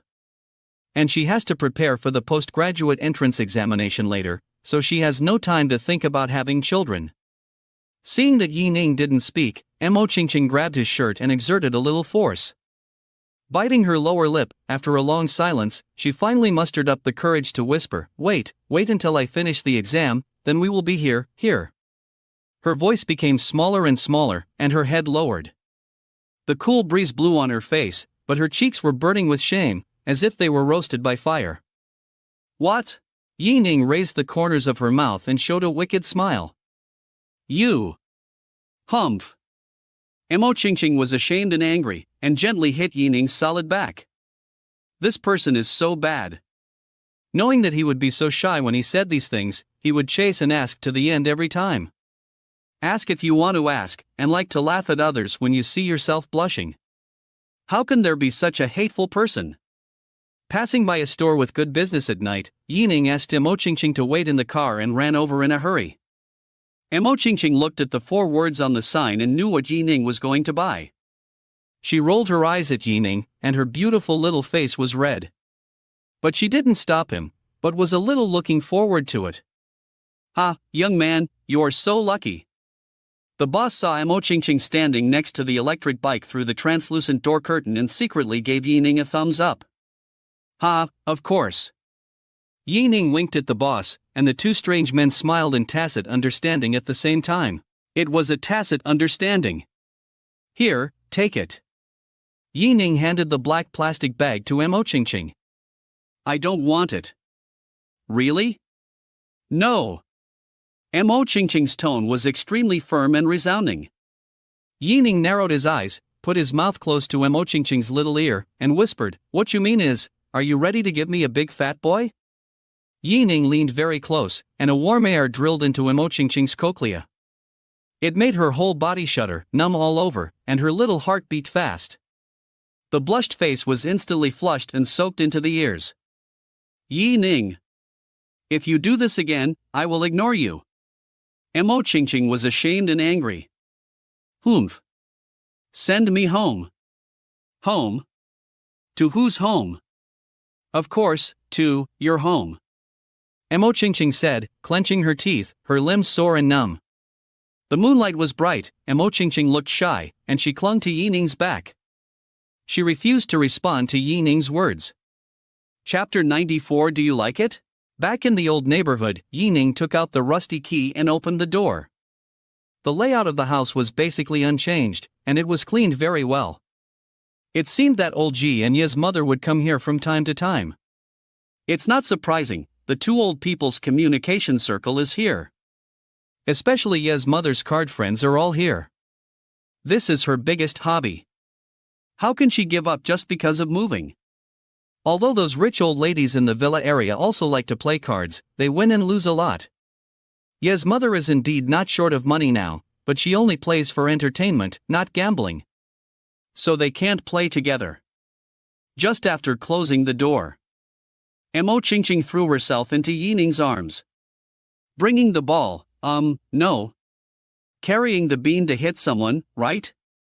Feeling the soft body in his arms, Yi Ning realized that Mo Qingqing's whole body was extremely soft at this time.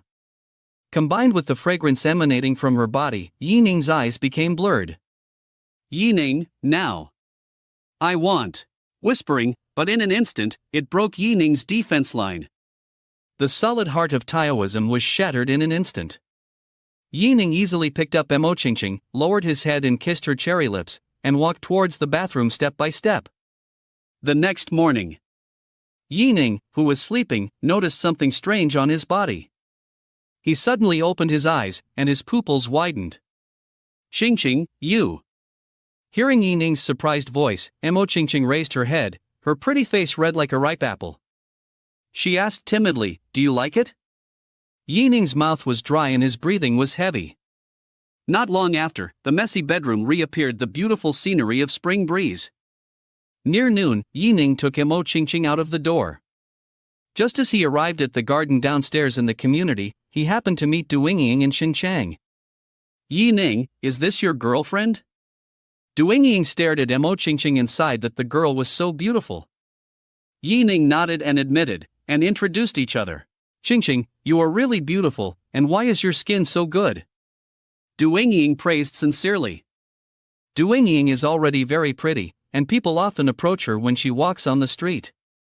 But Mo Qingqing in front of her is no less beautiful than any girl she has ever seen. Although she is of average height, her proportions are very good. Especially that stunning face, which is lovely and flawless. He, Sister Yingying, you are also very beautiful. After hearing this, Xin Cheng on the side looked at Du Yingying, nodded heavily, and approved very much. Du Yingying smiled slightly. She knew that she was indeed a beauty in the eyes of most people. But she knew better that people should be self-aware. Compared with Mo Qingqing, the gap between them is still not small. This girl is the kind of beauty that you can never forget after just one look. Even in a place like Jincheng where there are so many beauties, there are not many pretty ladies with such a beautiful face. Yining, you are really lucky to be favored by a beauty like Qingqing. Du Yingying said from the bottom of her heart. Mo Qingqing took a small step forward and explained hurriedly, No, I am the lucky one that Yining can accept me. Du Yingying looked at Mo Qingqing in surprise as she kept defending Yining. She didn't expect that this little beauty would defend Yining so much. How much does she like him? It was obvious that she wanted to give her heart to Yining. Yining, you must cherish her. There are not many girls like Qingqing in today's society. Yining was quite proud, that's. Qingqing has always been my white moonlight. At the same time, he reached out and gently helped Mo Qingqing smooth her hair. This girl is so likable, and it is indeed a blessing to meet her. Yining stared at Mo Qingqing's profile with a gentle look. Seeing this, Du Yingying and Xin Cheng felt that they were fed. Obviously, the two of them were also a couple. Forget it, I won't talk to you anymore. I'm afraid I'll have to talk to you for a few more words. You don't have to eat lunch.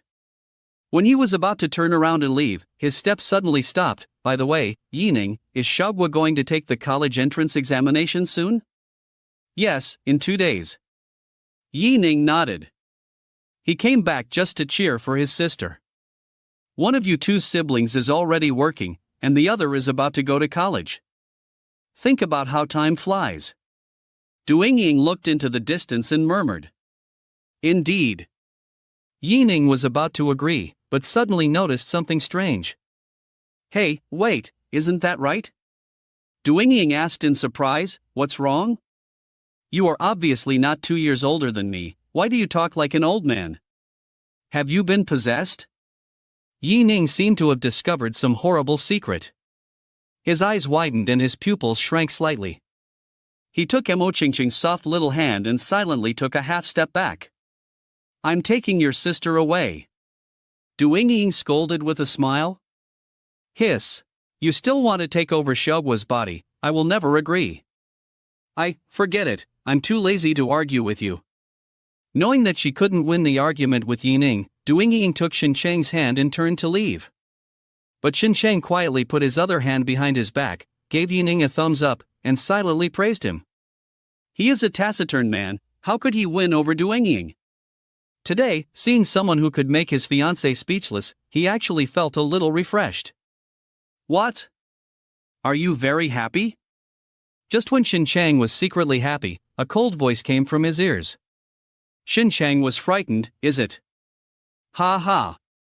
Du Yingying sneered, my relatives are gone.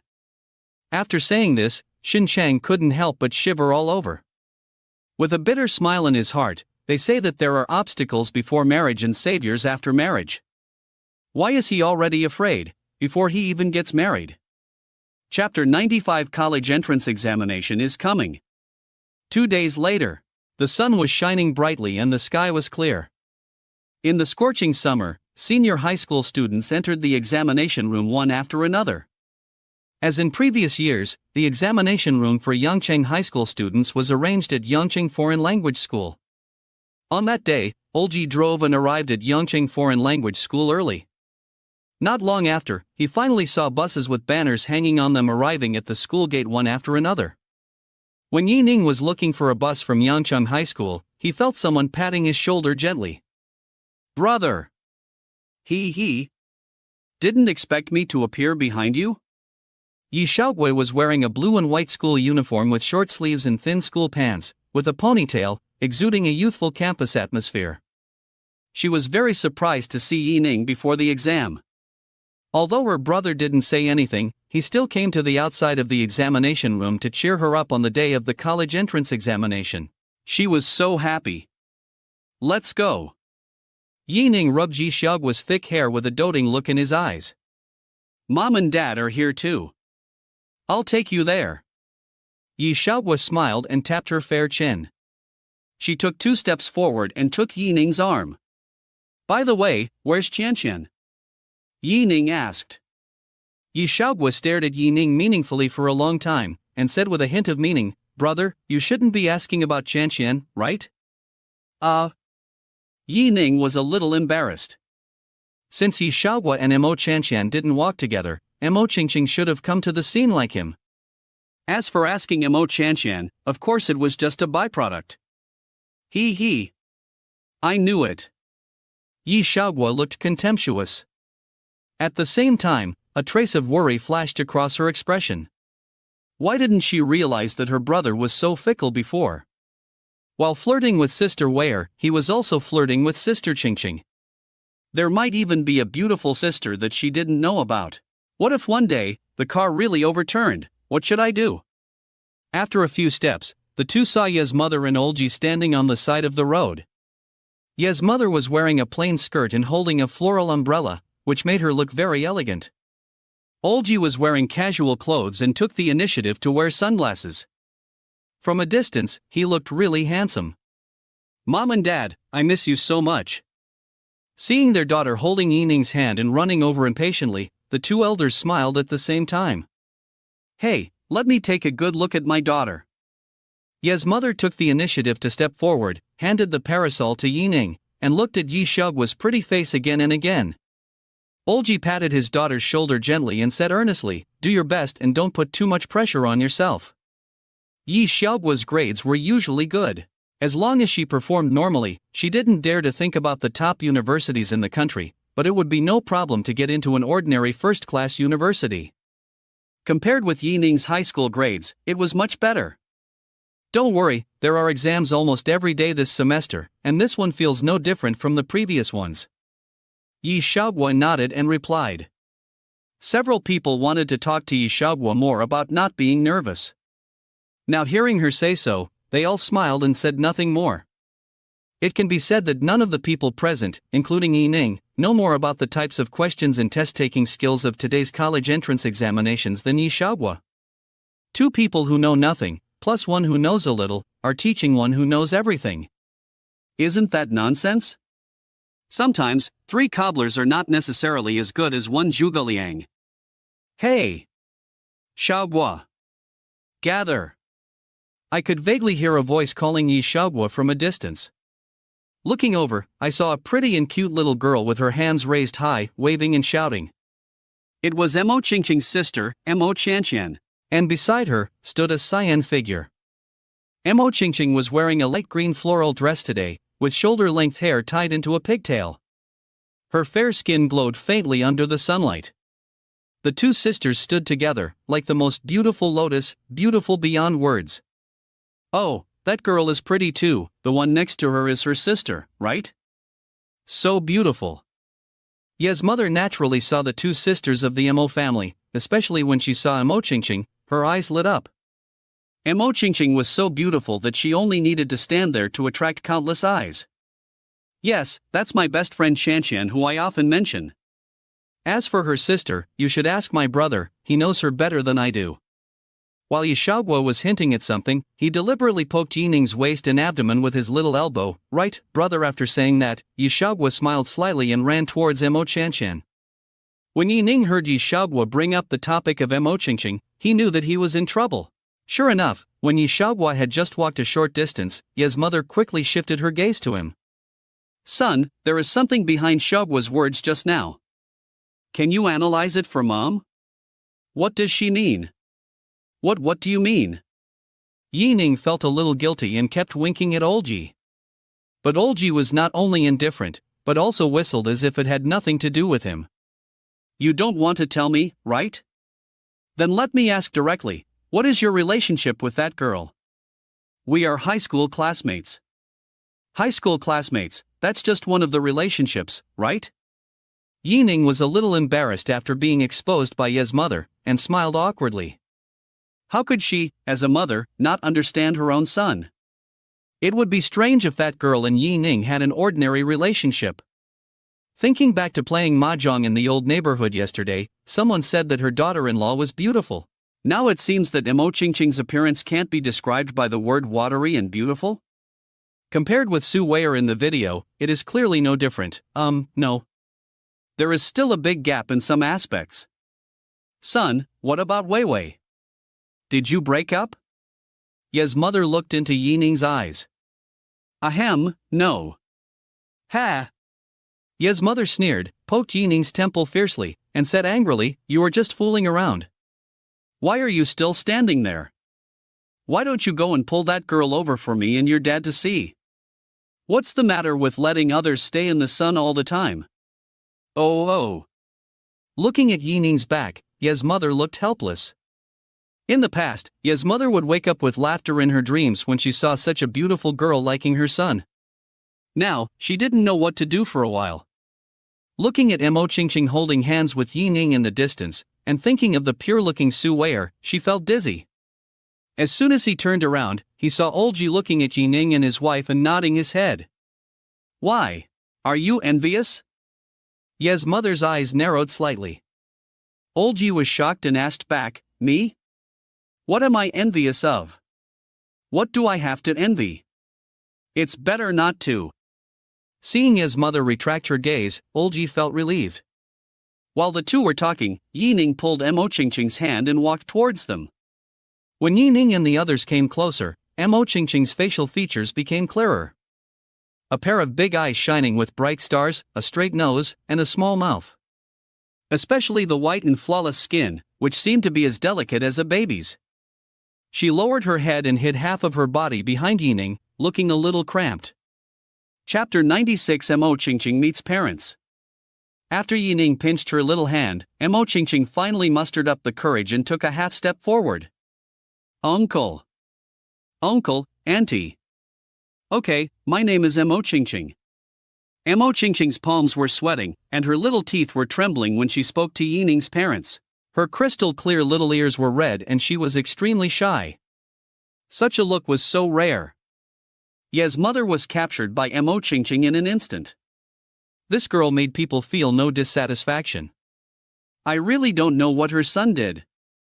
Let such a pure-minded woman follow him wholeheartedly. Daughter, come, don't be afraid. Ye's mother took a step forward, took Mo Qingqing's hand, and showed joy on her face. Mo Qingqing looked back at Ning and saw Ning nodded. She lowered her little head and let Ye's mother lead her. The two sat in the back seat and asked questions in a textbook manner. When Ye's mother heard that Mo Qingqing gave up the opportunity to further her studies because of her mother Li Qingru's illness, it is hard not to feel pity. This girl looks weak on the outside, but she is too strong on the inside. As soon as she entered the society, she shouldered the burden of the family. Although she did not ask, she knew that it must be her son who helped. Otherwise, how many families can afford the hundreds of thousands of medical expenses? If this kind of thing happened to the Yi family at the beginning, what would they do now? In the next 2 days, the whole family, including Mo Qingqing, will come to Yangqing Foreign Language Middle School to accompany the exam.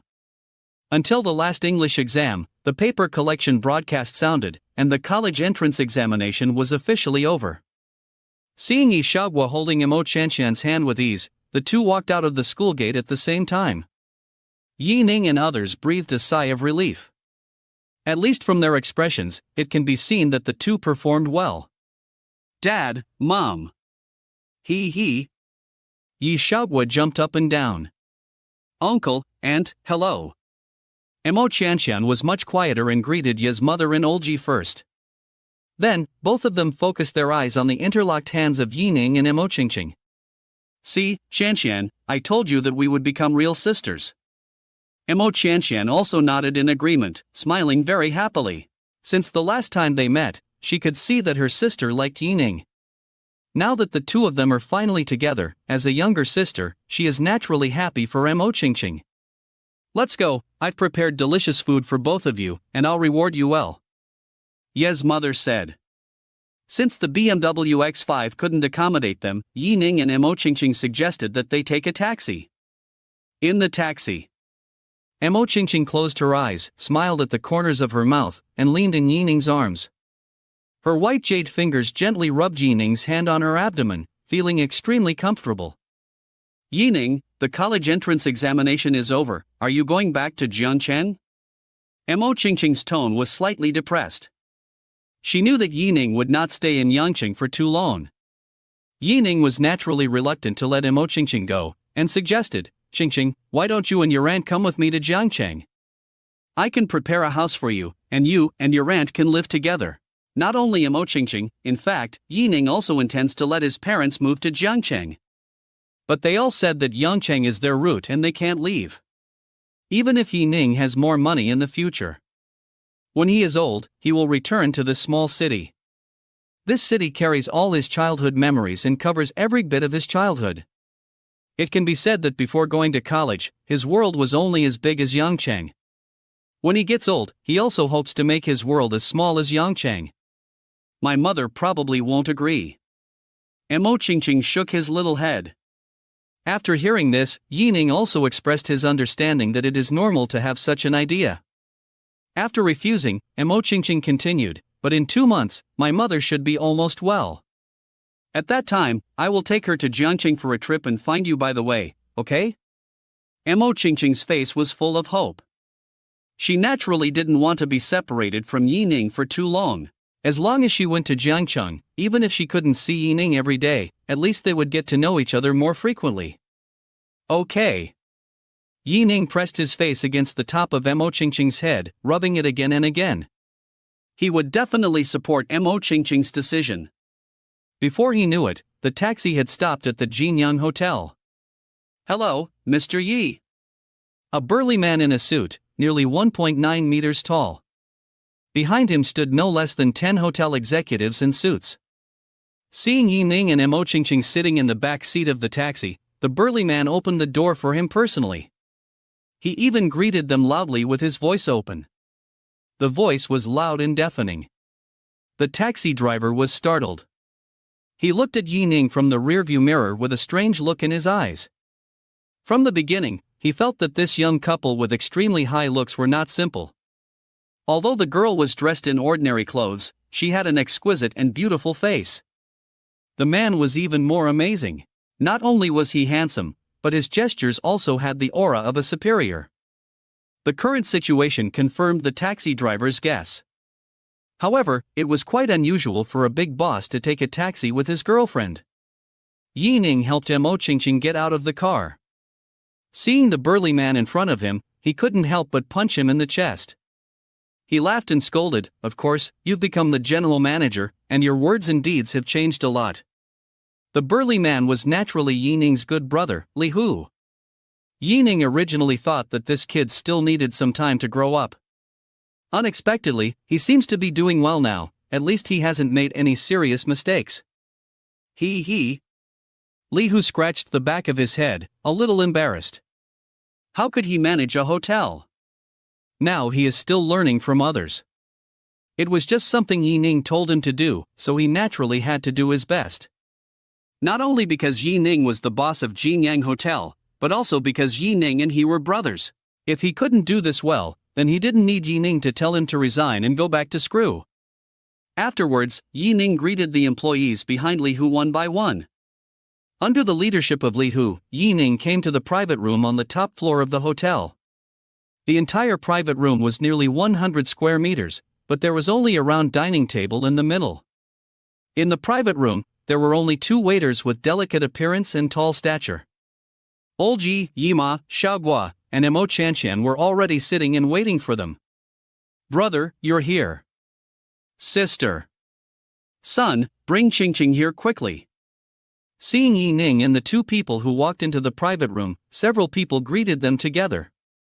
Staring at the warm picture in front of him, Yi Ning felt very warm in his heart. This is the life that Yi Ning pursues. Let's go. Yi Ning took Mo Qingqing's hand, and the 2 smiled at each other and walked over together. After Li Hu toasted with a glass of wine, he found an excuse to leave the private room. At the table, Yi Xiaoguo, the cheerful one, was the most lively. But Ye's mother ordered her not to drink, and asked her to pout her lips and gulp down the soy milk. Even Mo Chanxian, a shy girl, ate a lot more than usual without the pressure of the college entrance examination. After leaving the table, Old Ji had a drink, so Ye's mother took him home in a taxi. Mo Qingqing sat in the passenger seat with a thermos box of food packed for Li Qingru. The two little ones were in the back, looking at the two people in front who didn't show off their love but were full of love all the time, whispering and giggling. Chapter 97 Target, Zhengcheng University. When I saw Li Qingru again, her complexion was much better than a month ago. Her mental outlook was much better. Li Qingru was very welcoming to the arrival of Yi Ning and his sister. In the past month, although Mo Qingqing didn't say it, Li Qingru could see that her daughter missed Yi Ning very much. Every time she received a call from Yi Ning, she was as excited as if she had been injected with stimulants. Xiao Ning, Qingqing is always sensible, but sometimes she is a little willful. If you two really have any disagreements, I hope you will take care of her. The eldest daughter's whole mind is on Yi Ning. She hopes that the two of them will go on well and not be upset by the little things in life. If the two really separate, the one who will be hurt the most must be her daughter. Yi Ning nodded seriously and put Mo Qingqing's little hand between his own hands.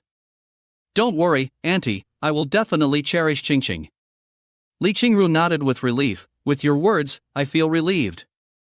Mo Qingqing was a little embarrassed to be held by Yi Ning in front of everyone. Especially after hearing Yi Ning's assurance, her fair little face was stained with a light blush, which was no more than that of a beauty that could shame the moon and flowers. The little hand struggled a little, but found that it was held firmly by Yi Ning, so she let him hold it. But in her heart, she was naturally very happy, and all her performance was just because of shyness. Mo Chanxian was also happy for her sister, staring at her sister's face that she dared not raise, with a smile on her face. Only Yi Xiaoguo rolled her eyes. Yi Xiaoguo believed that her brother said that he would cherish Sister Qingqing and treat her well. But he would not only treat Sister Qingqing well. As for Sister Weier, maybe her brother said the same thing to her mother. You smell of her perfume on you, it's my nose's fault. If there are other sisters, she simply dare not think about it. Brother, you have to drive more steadily. If the car overturns, no one can save you. Rejecting Li Qingru's retention, Yi Ning saw that it was getting late and took Yi Xiaoguo away from her house. Yi Ning originally proposed to go out with Mo Qingqing tomorrow, but Mo Qingqing said she had classes. Mo Qingqing has a part-time teaching job in an educational institution. Although there is no benefit guarantee, the salary is not bad. Even if she wants to quit this job, she needs to wait until the end of this semester. The students are approaching their final exams. If the teacher is changed now, it will have a great impact on the children's studies. Okay, I'll pick you up after you finish your class. On the way home, Yi Xiaoguo asked, Brother, what do you think about me applying to Zhengcheng University? Zhengcheng University is not the top university in the country, but it is also very good. Yi Xiaoguo's grades, if he performs normally, the probability of passing the exam is not small. Sure, I will arrange a house for you next to the school. If you don't want to live in the dormitory, you can move out. He still has many large flats in Emerald City, and he can let Yi Xiaoguo choose one at that time. Forget about living in a villa. There is no villa area near the university town, and the commuting time is too long to go. Really? That's great. Yi Xiaoguo's eyes lit up and cheered. Then I will move in with Chanxian, and we will be roommates again. Wait, do you mean Chanxian is also going to Jiangda? Yi Ning raised his eyebrows. Yi Xiaoguo looked at Yi Ning and nodded, yes. Chanxian's grades are similar to mine, and the difference is only about 10 points at most. She should be able to go to the same university. And after she heard that I wanted to apply to Jiangda, she also took the initiative to say that she wanted to go to Jiangda. Okay. Yi Ning nodded, let go of his hand on the gear and rubbed Yi Xiaoguo's hair. Come on, I'll give you a surprise after you pass the exam. What surprise? Yi Xiaoguo's pupils glowed with green light when she heard the surprise. She knew that her brother was no longer the worker who had to think for a long time before buying a piece of clothing worth tens of dollars. He was a rich man who could easily drive a car worth millions and live in a villa worth tens of millions. He was worth many times more than those rich second generations in high school who boasted every day and acted like they were worth 2.5 or 8 million. Referring to the Patek Philippe in his hand, could the surprise that Ning mentioned be something casual? Well, Ning hesitated for a moment and said, "How about this, you pass the exam at Jiangcheng University, and then learn to drive during the summer vacation, and I'll give you a sports car, how about it?" Sports car? How much is it? Yi Xiaoguo couldn't help swallowing her saliva when she heard Ning's words. Her personality was just like a kid, and when it came to sports cars, how could she refuse? When school starts, driving a sports car to report, it would be great to think about it. Seeing Yi Xiaoguo was very excited, Ning felt a little funny. But it's normal to think about it. Don't say that women don't like cars, otherwise why do many people ask for a car and a house when they get married? They just don't study cars much, but when it comes to driving, especially driving a luxury car, who doesn't like it? As long as you like it, the price doesn't matter. Ah, brother, you are so nice, love you. Yi Xiaoguo closed one eye and playfully made a heart to Ning. When she gets the admission letter and the driver's license, she will be a real car owner. Or a supercar. Just thinking about it, Yi Xiaoguo's two slender legs couldn't help shaking. Chapter 98 Ning's Doubts. Yi Xiaoguo hadn't been home for more than a month before the college entrance examination. So today was her second time to Jingshuiwen. When she came to buy a house last time, there were still many furnitures in the house that had not been purchased. Now seeing the well-equipped villa, she was as excited as a child. She ran up and down and visited every room. Especially when she saw the bedroom carefully built for her, she lay on the bed and didn't want to get up at all. She hugged the brand new pillow, covered her face, and took a deep breath of the faint fragrance. "Do you like it?" Ning sat on the bed, gently touched her head, and asked with a smile. "Yeah." Yi Xiaoguo stood up slightly, put her head on Ning's palm, closed her eyes and twisted her little head. "I used to sneer when I saw those people in my class showing off how rich their families were. Now I know that it's great to be rich," Yi Xiaoguo said with some insight. Although her family was not difficult before, it was definitely not that good. Otherwise, she would not give up dance lessons and study cultural knowledge wholeheartedly. It can be said that Yi Xiaoguo truly felt the whole process of the family's sudden transformation from ordinary to rich. Now in her house, even cleaning, there is a fixed auntie who comes to the door every week. Yi Xiaoguo has never thought about this kind of life. It can only be said that her brother Ning is really amazing. In just a few years, he has earned wealth that other families cannot earn in several lifetimes. If Ning heard Yi Xiaoguo's thoughts, he would refute, "Girl, you think too conservatively. Now your brother's property, many families can't earn so much in 100 lifetimes." The next day, after lunch, Yi Xiaoguo took Ye's mother to register for the driving school. As a result, Ye's mother, who had prepared the change, could not go to the old community to fight, and kept mumbling. At about 4 o'clock in the afternoon, Ning, the only one who stayed in the villa, also went out and went to the educational institution where Mo Qingqing was. Fortunately, it was not far away. Ning arrived at the destination in less than half an hour by bus. Finally got rid of the two big sisters in the car who wanted Ning's contact information and were wearing gold and silver. After getting off the bus, Ning would feel scared whenever he thought of those two pairs of hungry wolf-like eyes. Thinking that Mo Qingqing also took public transportation to and from work on weekdays, Ning secretly wondered why he was so careless. It's time to buy her a car. Even if Mo Qingqing goes to Jiangcheng in the future, he can buy her a car locally. Because it is a training institution, most of Mo Qingqing's courses are scheduled on weekends. There are not many students who come to class on weekdays. As soon as Ning walked out of the elevator door, the front desk teacher in the institution had a golden light in her eyes. First of all, of course, it is Ning's very good-looking face that can be beaten anywhere. This handsome guy can't be the male protagonist in those romance novels? Secondly, it is Ning's dress. From a distance, it looked like what ordinary people were wearing. Upon closer inspection, she found that it was an Armani shirt and casual pants, and Versace leather shoes. Plus the shiny watch on her left hand that she couldn't name at all. It would be strange if this person's identity could be ordinary. Sir, how old are your children? We have interest classes from elementary school to high school. The front desk teacher thought that Ning probably came here for consultation because of his brother or sister's learning problems. Ning smiled and shook his head. No, I'm here to find someone, Mo Ching, Teacher Mo, do you know? When the three words Teacher Mo were mentioned, Ning actually had a little bad idea in his heart. If Ching was asked to wear a teacher's uniform, it would be so, cough cough. MD. When did I become so unfocused? It seems that I have never been able to focus in front of Mo Ching and the others. Especially in front of the goblins, it is particularly prominent.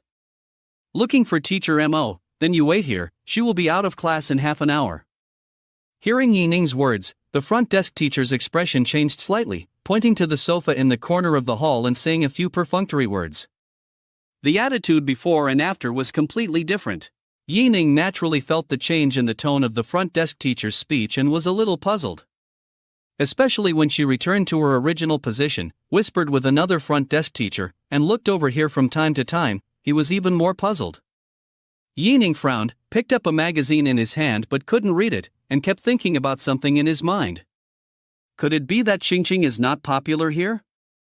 It shouldn't be. Ching's personality makes it difficult for her to conflict with others. When he was puzzled, another front desk teacher came over with a cup of brewed tea. Sir, have some water. Ning stood up, took the cup with both hands and thanked her. When she was about to turn around, she said, "This teacher, can I delay you for 2 minutes?" As long as it was about Mo Ching, Ning would naturally be very concerned. The front desk teacher hesitated for a moment, but after seeing Ning's sincere eyes, she nodded. Thank you. After thanking him, Ning couldn't wait to ask, I want to ask, how is Mo Ching, the teacher, usually feeling when she works here? Mood? The front desk teacher was a little confused. She knew that Ning's question must be about Mo Ching, but she didn't expect that he would only ask this. With doubts, she still answered, it's okay, at least Teacher Mo is one of the most popular teachers here. Chapter 99 Teaching and Educating People. It's true that she is one of the most popular teachers among students, but she is also the most despised teacher in our office. At this time, a male teacher with a book in his left hand and a teapot in his right hand walked by and said casually. Ning's eyes became extremely sharp in an instant, and after taking a deep breath, he asked slowly, can you tell me the reason? Reason? Ha ha. The male teacher sneered, with a sarcastic expression. Seeing that you care about her so much, you should be her admirer, right? Ning was slightly stunned, but still nodded and admitted, I do like Mo Ching. Then you have no chance. The male teacher shook his head and made a helpless expression. Seeing Ning puzzled, he explained, Teacher Mo now has a very rich boyfriend, how could she be interested in people like us? Before, she and I were considered to be in love with each other, but I didn't expect that she would throw our feelings away for a mere 500,000 yuan. As for you, there is even less chance, give up. When it comes to the word boyfriend, the male teacher's tone is obviously heavier, and the meaning is very clear. That is to say, Mo Ching was supported by someone else with 500,000 yuan. Was it Ning who said that? As for Mo Ching betraying his feelings, Ning sneered. If Mo Ching was really that kind of person, would she wait until Ning returned to Yangcheng? At that time, He Wei clearly asked Mo Ching to be with him with 500,000 yuan. The answer is obvious. The man in front of him is lying. Not only did he lie, but he also slandered Mo Ching's reputation. You mean, you and Mo Ching were together before? Ning stood up, his right hand made into a claw, tightly clasped on his thigh. If you look closely, you can easily find that the veins on the back of Ning's hand are bulging. The look in his eyes looking at the male teacher was extremely cold, and his pupils were like the abyss, piercing his heart. That's right, we were together in college back then, and we often went to the hotel on weekends. When the male teacher was bragging, Ning slapped him in the face. Pa! As if he was not relieved, he kicked the male teacher to the ground. The male teacher was not paying attention, and the teacup in his hand flew far away and broke into pieces. The male teacher cried out in pain and was about to get up, but he felt his heart sink. Yi Ning put his knee on his chest and swung his palm to slap him. Snap! Snap! Snap! Snap! Snap! Snap! After several slaps, the male teacher's face was swollen. Stop it! Why are you still standing there? Help Teacher Chen to pull him away. Everyone in the office heard the noise and came forward to help, pulling Yi Ning aside. A female principal who looked to be in her 40s and wearing glasses questioned, "Sir, I don't know why you want to fight in school. We are a place for teaching and educating people."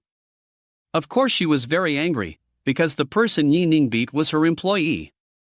As a principal, if she can't even protect her own employees, what use is she? Principal Lee. I'm going to sue him. Bah! Boy, you're done, I won't forgive you. Someone backed up the male teacher, and he seemed to stand up, with an arrogant tone.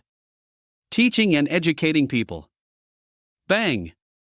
Yi Ning slapped the table hard, and the glass teacup on it jumped with a clang. What a good teacher! If there is such a teacher who lies and slanders others, I really don't know what the students he teaches will become. Yi Ning pointed at the tip of the male teacher's nose, burning with anger, and shouted, I'm going to hire a lawyer now. Do you dare to say that you didn't slander Mo Qingqing? Do you dare? Seeing Yi Ning defending Mo Qingqing like this, the male teacher's heart skipped a beat. He naturally knew that his words were false. He disliked Mo Qingqing unilaterally before, and he had been pursuing her and was always rejected. More than a month ago, he confessed to Mo Qingqing as usual. But Mo Qingqing said she had a boyfriend. This incident hit him hard. Everyone knew that Mo Qingqing urgently needed money because of her family's illness. So when Mo Qingqing said that she had a man, he thought that Mo Qingqing was kept for money. In order to avenge Mo Qingqing, through his oral account, it gradually became that Mo Qingqing betrayed their relationship. When he met Yi Ning today, he originally wanted to show his superiority in front of Yi Ning and let Yi Ning give up. Unexpectedly, Yi Ning actually started to fight over a disagreement, and was extremely caring for Mo Qingqing. Who are you?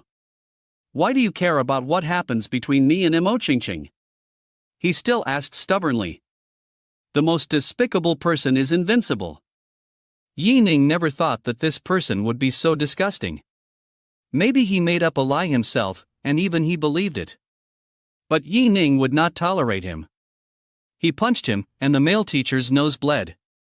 Listen to me, I am Mo Qingqing's man Yi Ning. What? Are you going to make trouble for me? Yi Ning's words were pearls, and the male teachers and the female principal felt trembling in their hearts. But the headmistress said in a deep voice, Mr. Yi, if you do it again, we will take extraordinary measures. Faced with the headmistress's threat, Yi Ning laughed in anger, very good. Then he took out his mobile phone and called Li Hu. Yi Ning said in a serious tone, Li Hu. Li Hu, who was in a meeting, gestured to the employees in the 4 seats, Boss, you speak. At work, Li Hu would use honorifics to address Yi Ning. Stop all the work at hand, bring all the staff from the hotel's legal department and security department to Sunshine Education Institution. If it causes trouble to the guests, there is no need to explain, just pay 5 times the compensation directly. After saying that, Yi Ning hung up the phone. He glanced at the headmistress who was staring at him with her mouth wide open and the trembling male teacher standing beside her. There must be an explanation for what happened today, otherwise. As the owner of Jinyang Hotel, where will my face be? How can I explain the slander against my lover? Chapter 100 Price. No one could have imagined that this young and handsome man in front of him could be so strong. What's even more terrifying is that this man is the boss of Jinyang Hotel. Yi Ning crossed his legs and lay on the sofa.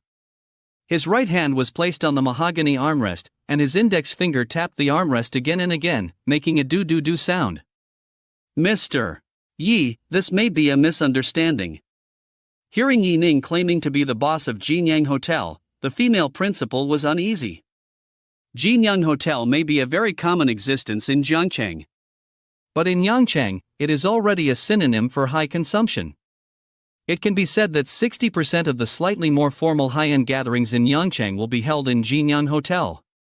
Is the behind-the-scenes boss of Jinyang Hotel really someone she, the principal of a small training institution, can provoke? Moreover, the aura of a superior exuded by Yi Ning is even stronger than that of the CEO who opened the Sunshine Education Institution. This young man may not have really lied to them. His true identity may not be as simple as a hotel owner. Misunderstanding? Yi Ning sneered, his expression was sarcastic. I heard this person talking and slandering my lover in front of me with my own ears. Now you come to tell me that this is a misunderstanding, don't you think it's ridiculous? Slander? Defamation? The female principal finally understood the seriousness of the situation. What's going on? The female principal turned her head to look at the male teacher surnamed Chen, and did not allow any explanation.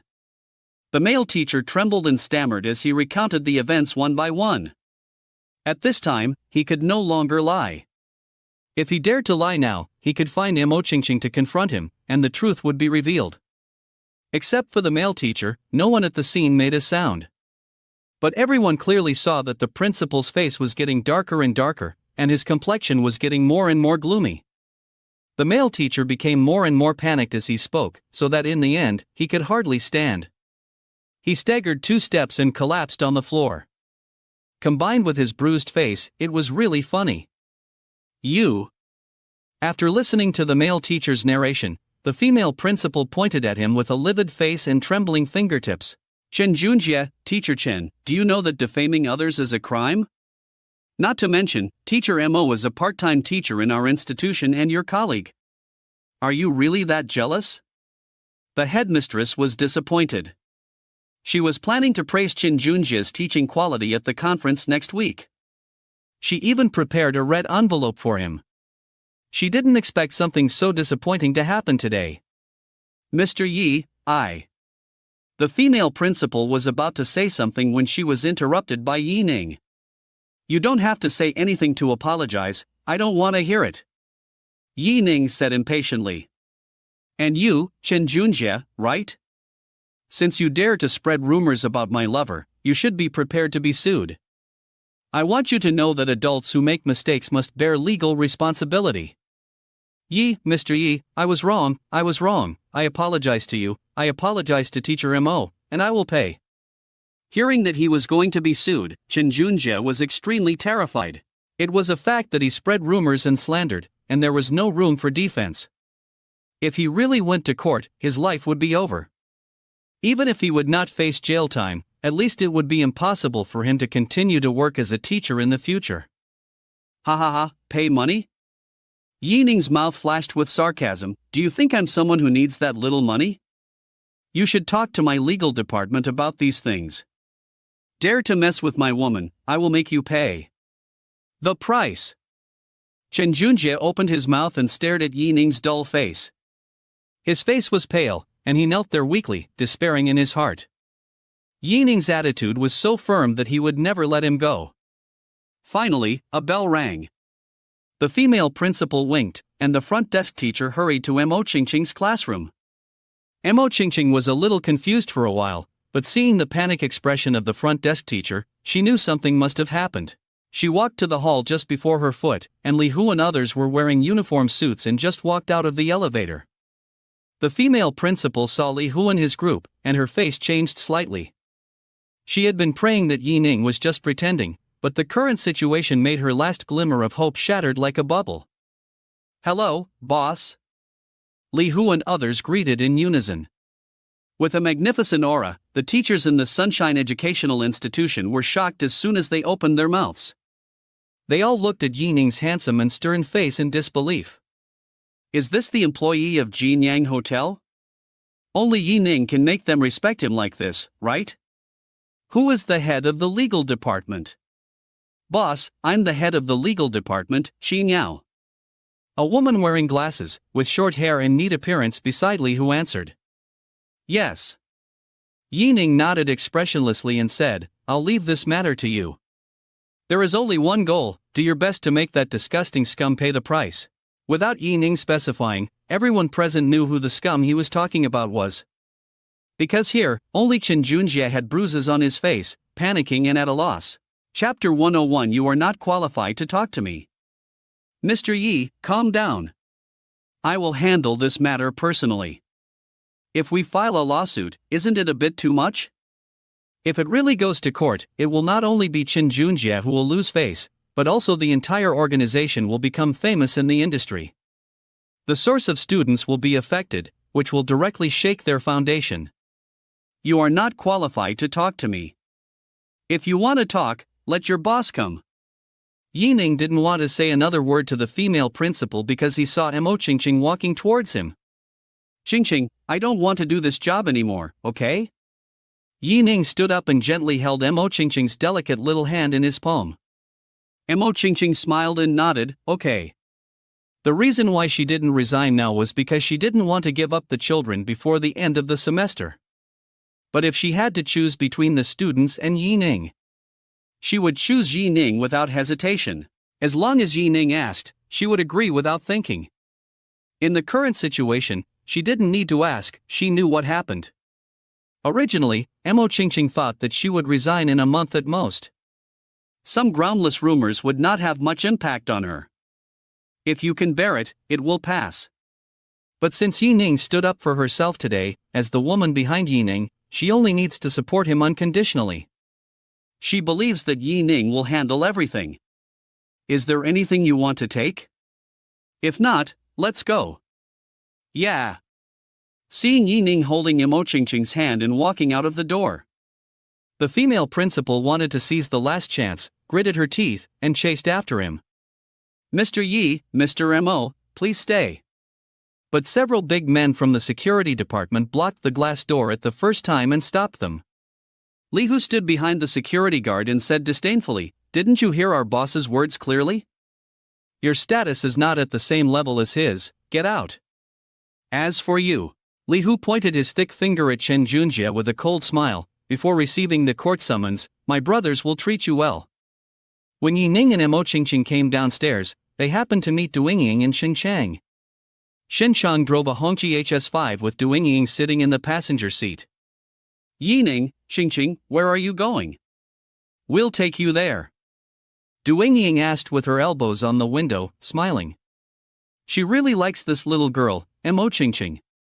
She is cute, sensible, generous, and her love for Ning is pure. Boss. Li Hu led several executives of Jinyang Hotel to Ning. Ning showed a relaxed smile on his face. "Please trouble everyone to run a trip today, Li Hu, go back and give everyone some money for cigarettes and alcohol." Hearing Ning's words, everyone, including Li Hu, showed joy on their faces. The bonus of Jinyang Hotel is not low. The money for cigarettes and alcohol in Ning's mouth is at least thousands of yuan. Of course, I am very happy to make so much money by running a trip. While Ning was talking to Li Hu and others, Duingying and Xinchang were in a state of shock. These people were all dressed extraordinary, including the burly men in security uniforms behind them, who also had an extraordinary momentum. However, it was such a group of people who were extremely respectful when facing Ning. Even calling Ning the boss? At this moment, Ning's identity became mysterious and tall in Duingying and the others' hearts. Originally, it was thought that Ning was able to buy the BMW X5 because he made a little fortune in Jiangcheng. According to this situation, it is very likely that it is more than just a little fortune. Maybe it is a few hundred million. Qingqing, your Ning opened his own company? Duingying couldn't suppress her curiosity and asked. Mo Qingqing glanced at Ning, a little shy, and lowered her head and answered, "Well, Jinyang Hotel is Ning's property." Duingying's your Ning made Mo Qingqing feel like a hostess. As long as she thought of marrying Ning as her wife, her heart was like a deer running around. This strange emotion made her shy and happy. Duingying really didn't expect Mo Qingqing to be so thin-skinned. But she couldn't care about anything else, because Ning's identity really surprised her. Ning turned out to be the boss behind the Jinyang Hotel. As a native of Yangchang, Duingying couldn't be unaware of the importance of Jinyang Hotel. How much money does it cost to become the boss of Jinyang Hotel? The key is, where does Ning get so much money? Even if he has money, how can he get the relationship to buy the thriving Jinyang Hotel from others? Thinking of this, Duingying and Xinchang looked at each other inadvertently. It is said that husband and wife are in tune with each other. They thought of the dilemma they are facing at the same time. The game studio opened by Xinchang and his friends is now in urgent need of at least 10 million. This amount of money is an astronomical figure for ordinary people. But for Ning, it may really be just a drizzle. Sprinkle some water. Otherwise, take this opportunity to mention this matter to Ning. Regardless of whether Ning contributes money to help, at least they have tried. In the future, they will not be deeply regretful because of losing face and being unable to take a step. Chapter 102 Jinning Law Firm. Ning, are you interested in games? Ning asked on the way to Yangcheng Auto City. Ning thought for a moment and nodded slightly. It's okay, I haven't played for a long time. He didn't know why Ning would have such a question, but looking at her expression, she should have an answer soon. Sure enough, the next second Ning talked about her and Xinchang's situation after graduation from college. It turned out that Xinchang and Ning were classmates in the same school. Xinchang had a high talent in computers and a love for games. Together with several roommates, they developed a pretty good little game.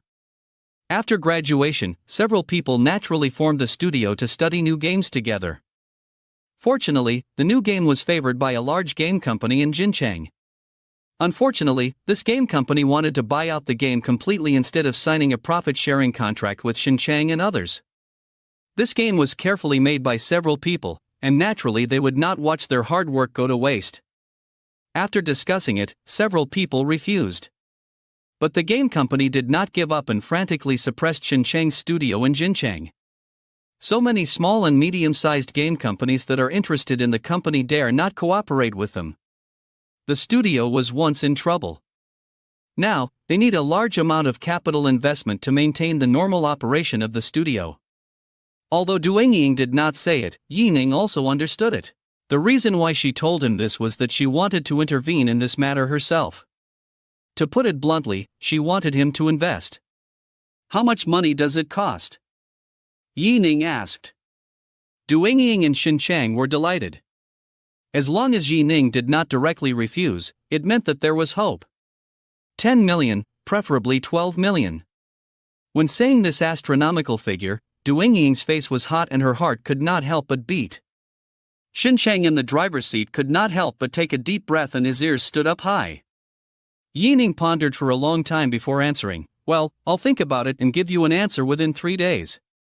Although more than 10 million is not a lot of money for Ning. But he doesn't want to be a sucker. The deepest thing in the world is the human heart. What can't stand the test the most is human nature. If this matter is really as Ning said, then even if the game does not make money, he can still help with funding. But if Ning and the others are just cheating money under the name of making games. From now on, there will never be the 3 words Ning in Ning's friend list. Seeing that Ning did not refuse directly, Ning and Xinchang were very excited. Did not refuse, which means that Ning can really come up with tens of millions of funds. It means that their studio has ushered in a faint dawn from this moment. Arriving at Yangcheng Auto City, Ning took Mo Qingqing to visit several 4S stores. In the end, Mo Qingqing took a fancy to a BMW M2 worth 600,000. In fact, Mo Qingqing initially took a fancy to a Chang'an of about 100,000. But Ning would not let her, and said that he would buy her a car starting at 500,000. Ding! The host spent 598,000 for Mo Qingqing, got a critical hit, and was rewarded with the Magic City Jinning law firm. There was another critical hit. It's still a law firm. With such a law firm, Ning will be much more convenient in the future. At least when he is suing others, he will have more confidence. The car bought for Mo Qingqing is naturally for her to drive. It is not okay for Ning to drive every time. Occasionally letting the woman drive is also interesting, different flavor, isn't it? Ning sat in the co-pilot and took out his mobile phone to send a message to Annie. Ning, Fairy, how much do you know about game companies? Annie, I don't know much, but you can ask Hanyu. Ning, isn't his family in the building materials industry? Is there a game company? Annie, no, 2 years ago, Hanyu used the money given to him by his family to do internet business for a while. Although he didn't make money, he didn't lose much either. Yi Ning didn't expect that Hanyu, the second generation who was always surrounded by beautiful women and young models in the club, actually had a real career. Therefore, the probability of those rich families having a playboy is actually not high. Others are born with all kinds of higher education and completely win at the starting line. Whether in vision or knowledge, he is much ahead of most people. People from such a family are more or less capable. Following Annie's suggestion, Yi Ning called Hanyu. Hello? Brother Yi, did you know that I'm holding a pool party? Do you want to come? There are so many beautiful girls wearing cool clothes here. The sound of rock music came from the other end of the phone, mixed with the silver bell-like laughter of different women. If Hanyu's voice was not loud enough, it would be impossible to hear what he said. Yi Ning's forehead had several black lines. He just recovered from the fact that Hanyu had worked in an internet company. He couldn't help but admire him in his heart. As a result, after a phone call, he heard that this kid was holding a pool party. And there were beautiful girls in swimsuits. Hanyu, give me back my admiration just now. Chapter 103 Siyuan. Old Han, I heard that you know a lot about the internet? Yi Ning got straight to the point. When Yi Ning asked about the internet, Hanyu sat up from the beach chair and pushed the beauty in his arms away. Brother Yi, are you going to enter the internet? Hanyu knew that Yi Ning had his own commercial street and hospital, and he should be on the industrial route. It's like this. Yi Ning repeated what Duing Ying had just said to Hanyu. When he heard that it was about making games, Hanyu became even more excited. He had thought about making games before, but he never had the opportunity. Now, a studio that was favored by a large internet company in Jincheng and in urgent need of funds was in front of him. How could he remain indifferent? Brother Yi, this matter is very simple. You can find a lawyer and a notary to go on a field investigation. I can be the notary, and it's best to find a lawyer who is relatively famous in the industry. Hearing Hanyu's self-recommendation, Yi Ning knew that he was also interested in Xincheng's game studio. If there was a chance, he would naturally want to follow Yi Ning and have a share of the spoils. I have a law firm, I will let them contact you as soon as possible. Yi Ning mentioned casually. Hanyu stood up in surprise, and the towel draped over his shoulders fell on the beach chair. Law firm? Brother Yi, you actually have your own law firm, what's the name? It's in Shanghai, Jinding Law Firm, have you heard of it? How could I not have heard of it? Hanyu's heart was in turmoil, and his right hand holding the phone tightly grasped it. Shanghai Jinding Law Firm is very famous in the entire Jiangnan area and even in the whole country. There are many famous lawyers in the firm, and some of them are even law professors in famous schools. Such a law firm with a very prestigious reputation in the country is actually also Yi Ning's industry.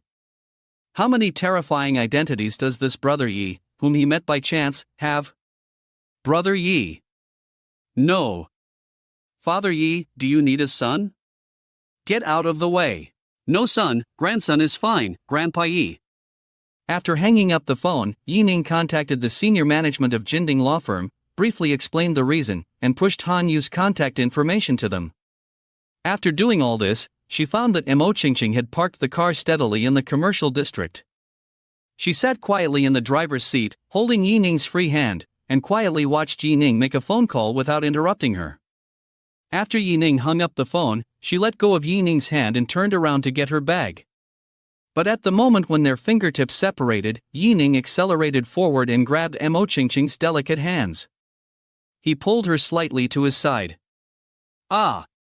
Mo Qingqing exclaimed, and her cherry-red mouth was blocked tightly. It seemed that neither of them wanted to let go of this soft, sweet touch, and they never retreated. Even when Yi Ning climbed up Mo Qingqing's slender waist, Mo Qingqing hooked her neck with her backhand. After a long wet kiss, Mo Qingqing finally retreated. The little purse was slightly ups and downs, her pretty face was flushed, and she kept taking deep breaths. I'm a little tired from kissing you. Let's go. I'll take you to eat. Yi Ning's mouth curled up and teased. Ha! Mo Qingqing picked up her purse and opened the car door with her backhand. But after they both got out of the car, she took the initiative to come over and take Yi Ning's arm. After dinner, the two went to see a movie. The movie tells a love story of a pilot, and it ends in tragedy. Yi Ning didn't feel anything, but Mo Qingqing beside him was crying. If Mo Qingqing hadn't prepared tissues in her purse, it would have been very difficult to deal with. At the end of the corridor, Yi Ning leaned against the wall holding Mo Qingqing's purse and waited. "Handsome guy, why didn't you add my WeChat? I've been waiting for several days." A strong smell of perfume came to Yi Ning's nose, and then a woman's voice came to Yi Ning's ears. Yi Ning's phone was off, and he raised his head. In front of him stood a pretty woman wearing a small suspender top and ultra-short jeans. At this time, she was staring at Yi Ning with a face full of resentment. The woman looked familiar, but Yi Ning was sure that he didn't know her. He frowned slightly and asked, "Excuse me, who are you?" Cheng Siyuan didn't expect that such a beautiful woman like her would take the initiative to send WeChat to others, and the other person didn't add her. Not only did she forget her appearance. She was extremely confident about her appearance since she was a child, but at this moment she was a little doubtful. Is there really a man who wouldn't be moved when he saw her? "Handsome guy, I'm a flight attendant, do you remember?" Cheng Siyuan reminded him unwillingly. After her reminder, Yi Ning finally remembered that when he took the flight from Jiangcheng to Jincheng, a beautiful flight attendant quietly left him contact information. However, after Yi Ning walked out of the airport, he threw the small note into the trash can. Yi Ning was a little embarrassed at the moment. "I thought it was just an encounter that would never meet, but I didn't expect to meet in Yangcheng within a few days." "I remember, sorry, I lost the note." Yi Ning lied without blushing or beating his heart. It was indeed lost, but it was intentional. It doesn't matter. The fact that we meet here shows that we are destined to meet. It's not too late to get to know each other now. Cheng Siyuan acted as if she really believed Yi Ning's lie. She took out her cell phone and wanted to add Yi Ning's contact information. Chapter 104, Devil's Claw. "No, my girlfriend will be out soon." While refusing, he lifted the lady's handbag in front of her and shook it, indicating that he was already in a relationship. Without Yi Ning's reminder, Cheng Siyuan noticed the small leather bag in Yi Ning's hand at the beginning. But she was determined to choose a big fish in the fish pond, so she didn't care about these at all. For example, there were many married men among the strange men she added in her mobile phone. When she got tired of playing, she would find a relatively honest man with a wealthy family to marry. Wouldn't it be wonderful to continue to enjoy her life as a rich wife? "It's okay, handsome guy, I don't mind, as long as you don't say it and I don't say it, your girlfriend won't know." Cheng Siyuan smiled, without any concern in her eyes. But she didn't expect that this look of hers was what Yi Ning looked down on the most.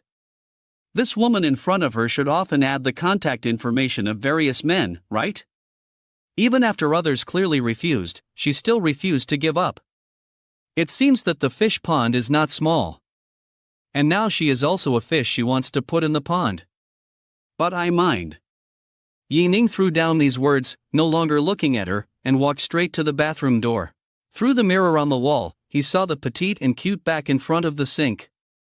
Looking up and seeing Yi Ning in the mirror, Mo Qingqing's bright eyes were smiling, as if they could speak. Suddenly, Mo Qingqing seemed to have discovered something. "Yi Ning, who is this?"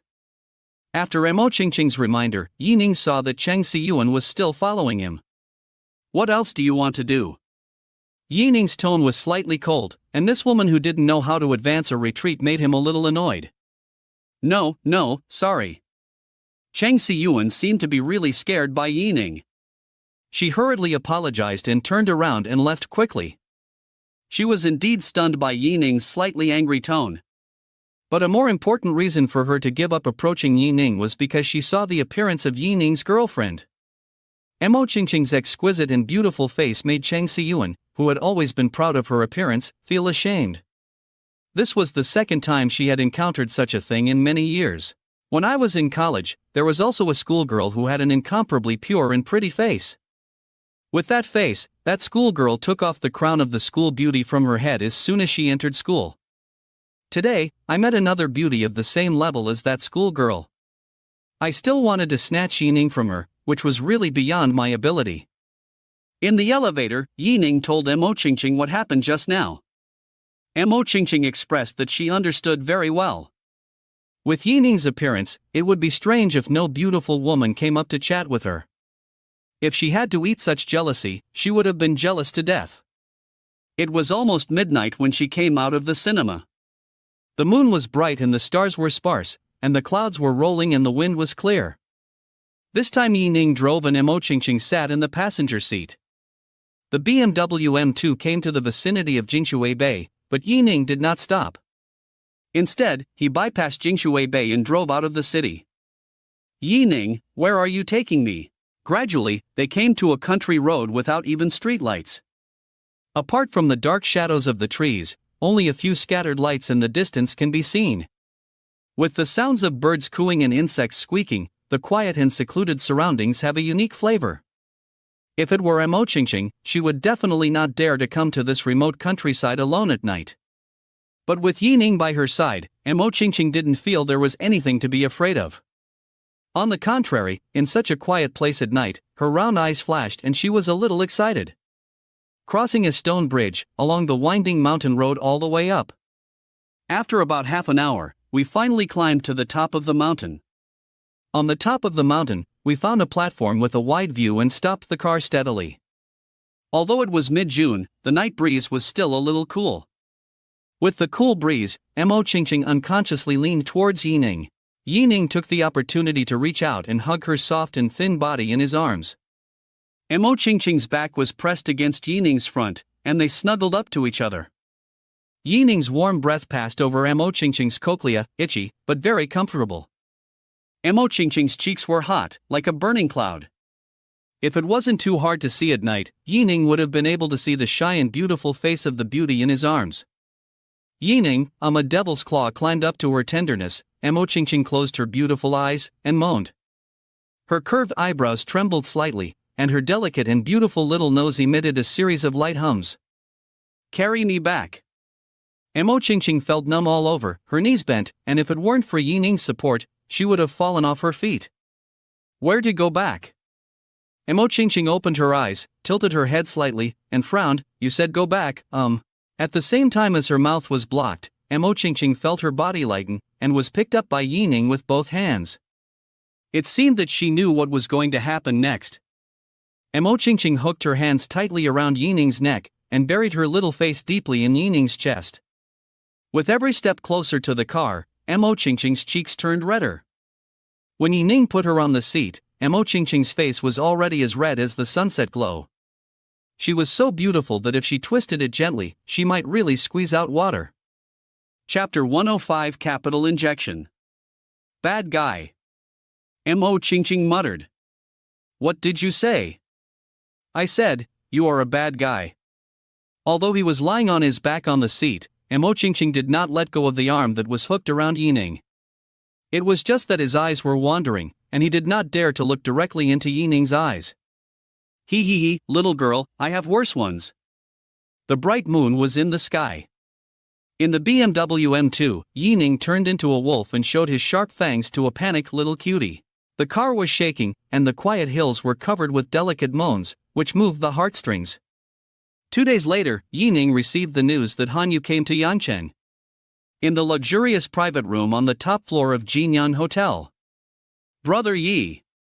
You are finally here. Hello, Mr. Yi. I am Pei Zhang who talked to you 2 days ago. In the private room, in addition to Hanyu, there was also Pei Zhang from Jinding Law Firm. Yi Ning and Mo Qingqing were the last two to arrive. After all, they are the protagonists, and they often appear at the end.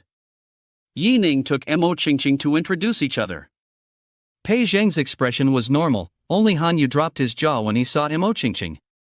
Brother Yi is too awesome. It's not enough to have Su Weier and the big sister, he dares to hide a beautiful woman in Yangcheng.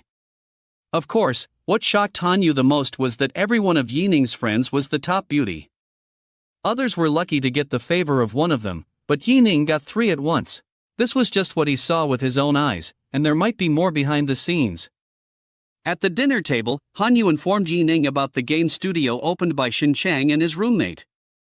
It was indeed as Du Yingying said, there was no exaggeration. Then Hanyu highly praised the new game they developed, saying that there was a lot of room for profit. Yi Ning didn't really care whether this game could make money. When he heard that Du Yingying and Xin Chang did not lie to him, a relaxed smile appeared on his face. As for whether to make money or how much money he could make, he didn't care. If he really wanted to make money, his net worth would be more than just tens of billions. Now, what he wants more is to enjoy life, with family, love, and friendship. That's enough. Seeing Yi Ning's expression, Mo Qingqing knew that he had made a decision. Was secretly happy for Du Yingying and Xin Chang. In the afternoon, Xin Chang and Du Yingying rushed to Jinyang Hotel with excitement, because Yi Ning told them to come over to discuss the issue of share distribution on the phone. It means that Yi Ning has decided to invest money in their studio. Xin Chang, wearing a brand new suit, stood with Du Yingying, who had exquisite makeup. It was a match made in heaven. Sister Yingying, let me introduce you. This is Han Yu, my good brother, and this is my lawyer Pei Zhang. After Yi Ning helped introduce them, the two sides entered the main topic of the meeting. During the period, a video link was even used to let several of Xin Chang's roommates join the meeting. By the way, Lao Han, do you want to ask Zhou Chen and the others, what if they also want to invest? Yi Ning picked up the pen, suddenly remembered something, looked at Han Yu and asked. Brother Yi, don't think about it. The three of them are very clean and have no money. Yi Ning was a little puzzled after hearing this.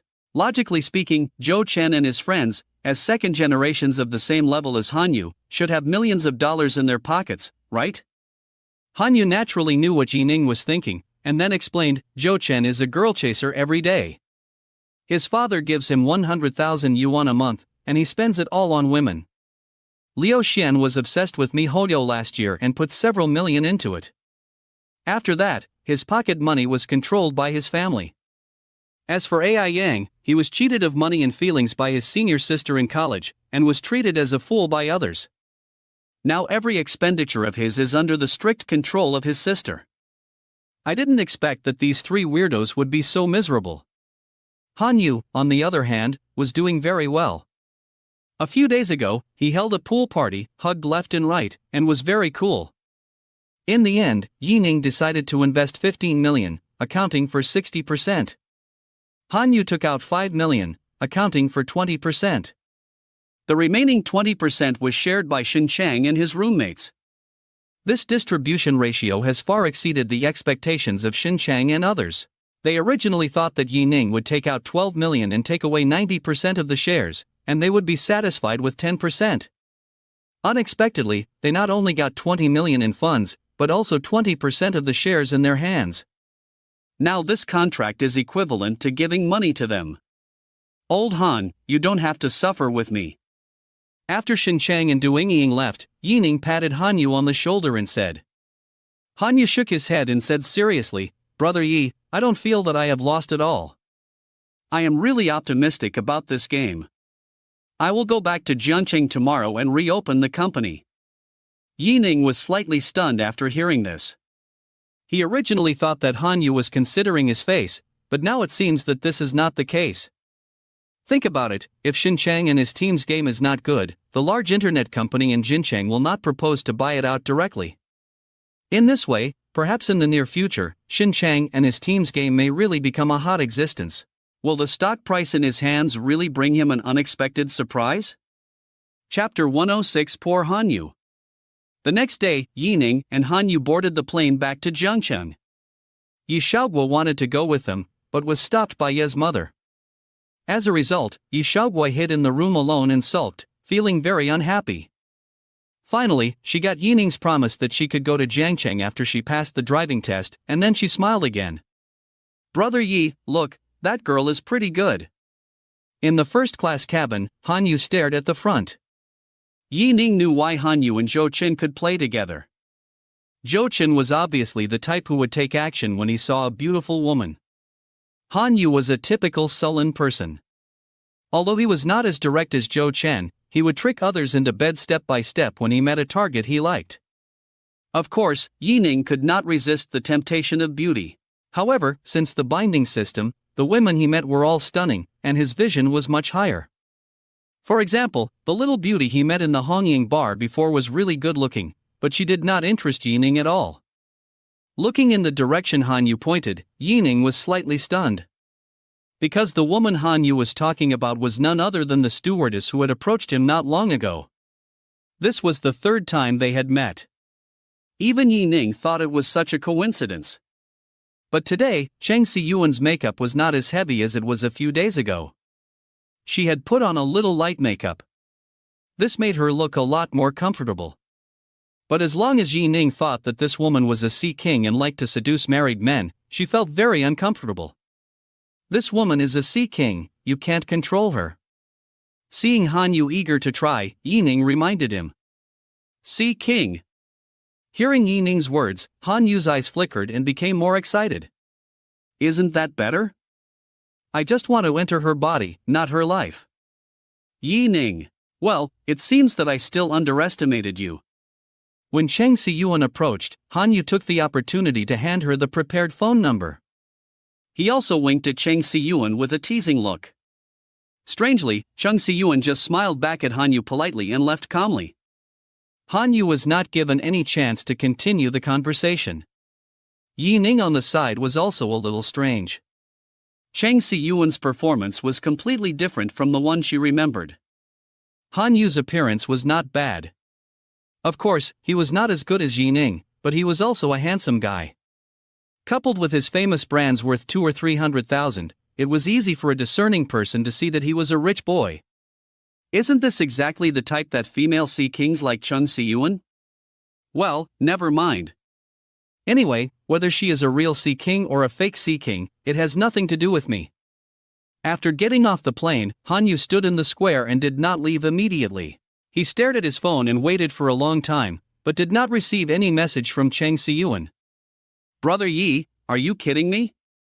Han Yu looked resentful. He even suspected that Ning was interested in the beautiful stewardess.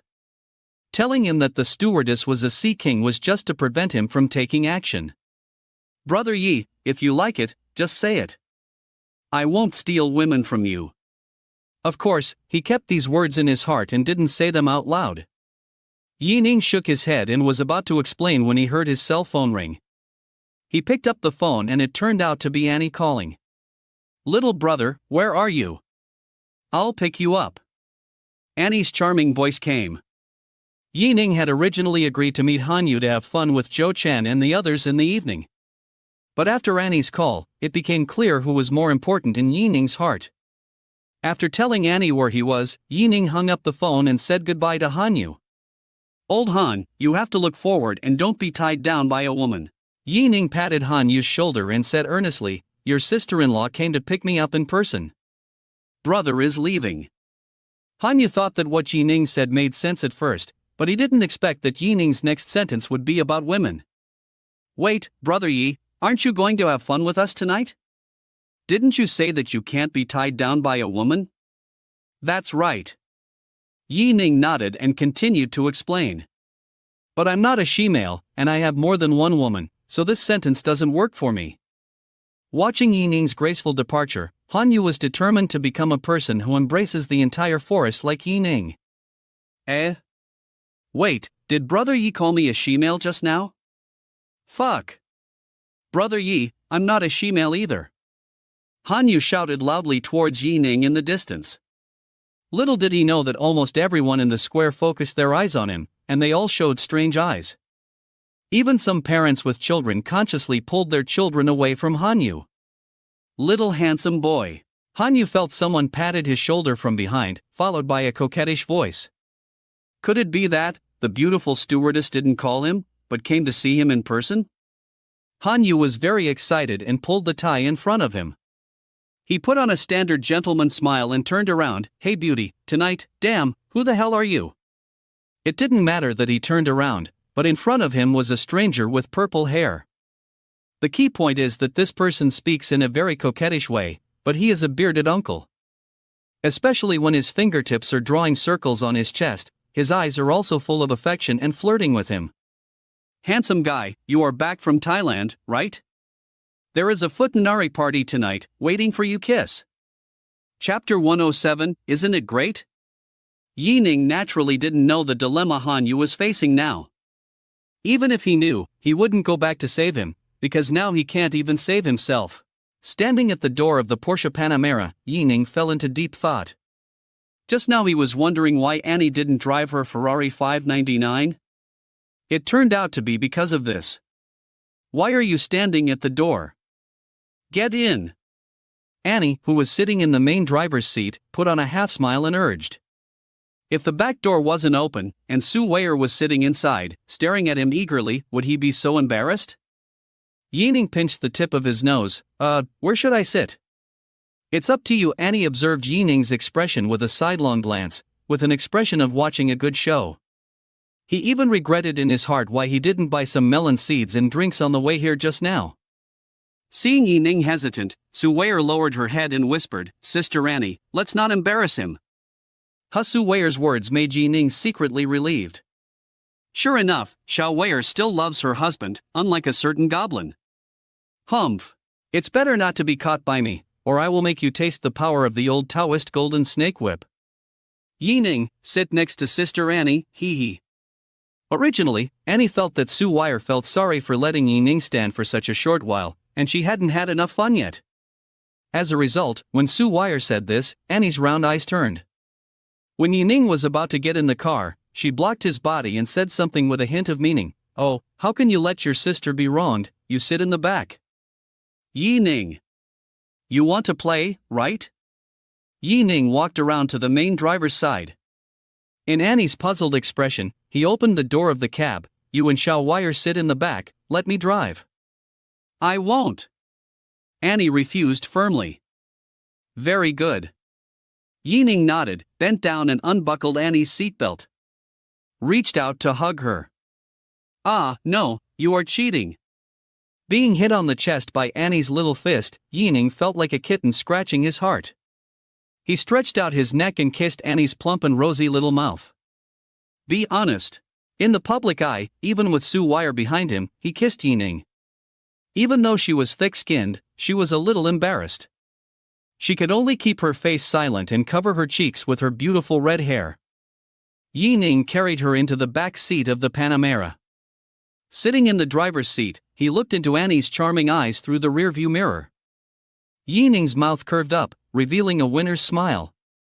Annie rolled her beautiful eyes at him, not wanting to pay attention to him, and took Sue Weyer's hand to communicate. Sister Weyer, the things you told me last time are really useful. Those were taught to me by my mother, and Ning happened to like them too. Hearing Annie's words, Sue Weyer's fair face turned red like fire. With her head down, she clasped her hands together, as if she could weave a flower. Yu Cho taught him? He still likes it? Ning's eyes widened and he suddenly realized.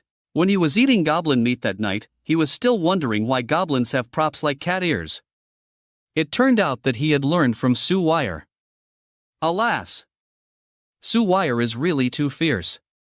How can you talk about these things in the room casually? In the future, please teach Ching. Seeing the two women talking happily, Ning slowly let go of the huge stone hanging in his heart. I hope that when Mo Ching and Bai Ilawa meet them in the future, they will be so harmonious. Wait a minute. How did these two people get together? Questions came to his mind one after another, but Ning did not ask. Anyway, they will meet sooner or later, so now it's a warm-up in advance. Leaving the airport, at Annie's request, Ning drove straight to Emerald City. Vehicles from outside Emerald City need to be registered.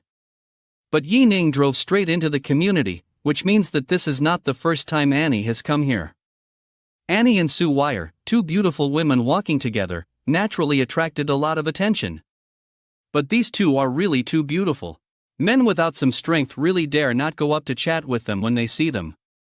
Especially the charming woman with red hair and red skirt, every move is full of the aura of a superior. Her identity is definitely not simple. If you provoke her, you may die without knowing how. As the saying goes, lust is a knife above your head. You still have to think carefully and do things within your ability. Of course, it is very lucky to be able to admire a beauty of this level from a distance. But, what's the matter with the man next to them? In public, Sue Weyer and Annie each took Ning's arm. The three of them talked and laughed and disappeared at the elevator entrance. Little brother, is it very comfortable to be held by me and Sister Wire? Is it? Yi Ning smiled and looked satisfied. To be honest, it was really comfortable. Especially Su Wire, both psychologically and tactily satisfied. Although the fairies is not as magnificent as Su Wire's, it is not small. In addition, the two are beauties of different styles. One is a beautiful lotus, and the other is a rose with thorns. What else is there to be dissatisfied with? Arriving at the door, Su Wire opened it. The air was filled with the aroma of food, which made people salivate.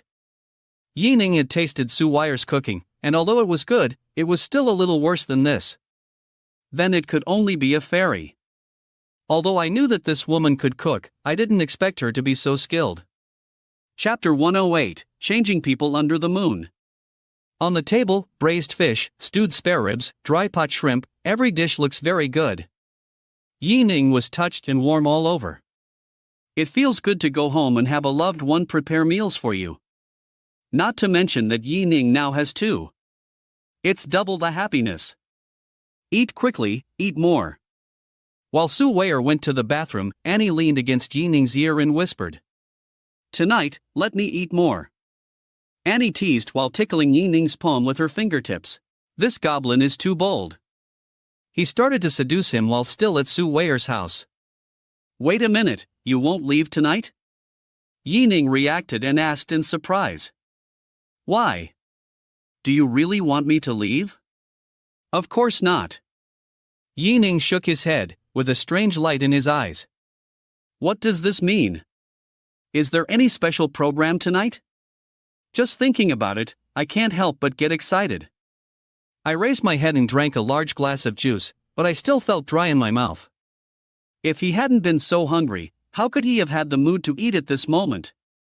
Until Su Wire wiped her hands and walked out of the bathroom, Annie quickly sat up straight, looking nonchalant. Su Wire thought the two were weird, but didn't say anything, and sat down to eat together. Yi Ning, the platform activity will start in 5 days. How about we set off the day after tomorrow? Su Wire put the peeled shrimp into Yi Ning's bowl and asked. Yi Ning thought for a while and nodded in agreement. Okay, I'll have someone prepare the tickets later. It is really convenient to have your own airline, and you don't have to worry about not being able to buy air tickets. Yi Ning is also looking forward to this trip to the Magic City. He has never been to the Magic City since he was a child. He has heard that it is the country's economic center and a gathering place for elites from all over the country. It is an international metropolis. Not to mention, Yi Ning has many industries in the Magic City, and as a boss, he has never visited them. For example, Rose City Garden Villa and Rhine Metropolis Financial Building. These two places he naturally wants to go to. There are also Jinding Law Firm and Feiyu Live headquarters. The entire industry in the Magic City is worth at least hundreds of billions. It was too easy for him to be a hands-off shopkeeper, leaving hundreds of billions there without caring. Take this opportunity to show up and make yourself familiar. After dinner, the three of them sat on the sofa and watched TV. They chatted from time to time. The sky darkened unknowingly. The whole living room was filled with an ambiguous atmosphere. Smelling the fragrant aroma emanating from the two women, Yi Ning couldn't help swallowing his saliva. Just touched Su Wire's white jade fingers. She was like a kitten with its fur standing up, her body trembled, and she quickly retracted her hand. I'm going to live broadcast. Throwing down this sentence, he ran to the studio. Yi Ning stretched out 5 fingers, and before he could say anything to keep him, he heard a bang and the door closed tightly. Fairy, we. Yi Ning turned his eyes to Annie. Annie stood up, covered her mouth and yawned, and walked towards the guest room. Yi Ning's eyes lit up, he stood up and followed Annie after rubbing his hands. But just as he was about to walk into the door, Annie locked him out. What does the fairy mean? Didn't she want to eat? Am I the only one who has bad thoughts? After knocking on the door a few times, Annie still didn't come to open the door. Yi Ning knew that he was fooled by the fairy. He returned to the living room angrily, staring at the content on TV but couldn't concentrate on anything. Yi Ning curled up on the sofa and was about to fall asleep. The door of the guest room opened, and Annie walked out of the room in a thin nightgown. Ning woke up immediately and followed her steps. After she took a glass of water, she glanced at Ning on the sofa inadvertently, said nothing, and walked towards the guest room. Seeing Annie return to the room, Ning was slightly disappointed. He wanted to knock on Annie's door several times, but finally gave up. Just as a strong sleepiness came over him, Ning was about to go to the bedroom to sleep and passed by Annie's door. I saw bright light shining through the crack in the door, and the pattern on the doorframe was clearly visible. Annie didn't lock the door. So that's what she meant. Ning's mouth corners slightly raised, and he slowly pushed open the door. I saw Annie sitting on the bed, her red hair like a waterfall, naturally scattered. Holding a magazine in her hand, she carefully flipped through it. "Fairy, I'm here to feed you." Ning came to the bed and said with a smile. Annie looked up at Ning with a look of disgust on her face. "Go take a shower first, and eat slowly later." Hiss. Ning took a breath of cold air, suppressed the heat in his body, and rushed into the bathroom. Changing the hot water to cold water, only in this way can Yi Xiaoning be slightly calmed down. More than 10 minutes later, Ning wiped his hair with a towel and walked out of the bathroom. There was no light in the room, only the figure lying on the bed was looming. Ning threw the towel and rushed over quickly. Through the cool quilt, he felt the delicate body of the beautiful woman under him tremble slightly. Ning was playful and said teasingly, "You were the one who said you would feed her, why are you scared before we even start?" Then he reached into the quilt, unable to control the tenderness. "Ha? What?" Ning seemed to have sensed something and lifted the thin quilt, revealing Sue Weiler's pure, beautiful, and rosy face. Chapter 109 Kitchen. Sue Weiler stared at him cautiously with her eyes like water, holding her index finger in her mouth. She was really a pitiful beauty. Seeing Ning in a daze, Sue Weiler pouted and raised her head. Her cold thin lips pressed against Ning's mouth, and then quickly separated. Lying on the bed, with her arms open, she showed Ning her most beautiful posture. The perfect proportions outlined an intoxicating curve. "Hubby, hug me," Sue Weiler said coquettishly. The tone was soft and gentle, just the right aphrodisiac for Ning. The strong arms embraced Sue Weiler's soft waist. The next moment, a gentle moan sounded in the room. Looking down at Sue Weiler's beautiful sleeping face, Ning couldn't help but poke her tender face with his fingertips. Sue Weiler felt itchy on her face in her sleep, her eyelids twitched, and her nose shrugged. Turning over, the quilt on her shoulders slipped off, revealing her white arms. The plump mountains rise and fall with the breath, which is very tempting. Such a beautiful scenery makes Ning, who had just released his sexual desire not long ago, a little moved again. However, at this moment, the door of the room opened gently. If it weren't for the slight sound of the door handle turning, Ning might not have noticed it. The light shone through the tiny crack of the door, and a slender figure behind the door was vaguely visible. Annie was silent, just stretched her slender middle finger into the room. She gently hooked at Ning on the bed, and her beautiful nails were shiny and glittering. Ning was naturally aroused, and quietly retracted the back of his finger that was pressed against Sue Weiler's face. He slowly climbed down from the bed, curled up his body, and quietly left the room step by step like a flower thief. After leaving, he slowly closed the door. Looking up and looking around, Annie's figure was not seen. Only the direction of the kitchen, a clear and pleasant singing came faintly. Turning the corner, I saw the dim lights flickering in the kitchen. Under the light, stood the graceful and slender phantom. She was wearing an apron, with her back to him, and she was washing something. Ning walked to the restaurant, breathing heavier. His eyes were burning, staring straight at the fairy. Staring at a beautiful little fairy wearing only a lace apron. As if hearing Ning's slight footsteps, Annie paused and tilted her head slightly, but did not look back. Instead, she continued to rinse the crystal-clear grapes in the basket. Suddenly, she felt a pair of big hands hugging her willow waist, and then she felt a warm airflow by her ears. "Fairy, what are you doing? Eat grapes?" Annie turned off the water, tore off the washed grape skins, and put them on her shoulders. Ning took a light breath, so sweet. "Fairy, I want more. There are only 2 left, do you want to eat? Annie's eyes were as charming as silk, and her breath was as fragrant as orchid. Yi Ning bent down and prepared to pick her up. Eat. Wait a minute. Annie nimbly dodged Yi Ning's hand and said softly, eat here. Yi Ning's pupils dilated, and he pointed to the room where Su Weier was resting.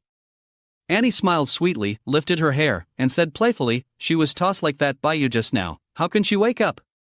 Besides, don't you know that if you want to have a full meal, you have to stay in the kitchen? The fairy said, her face flushed with shame.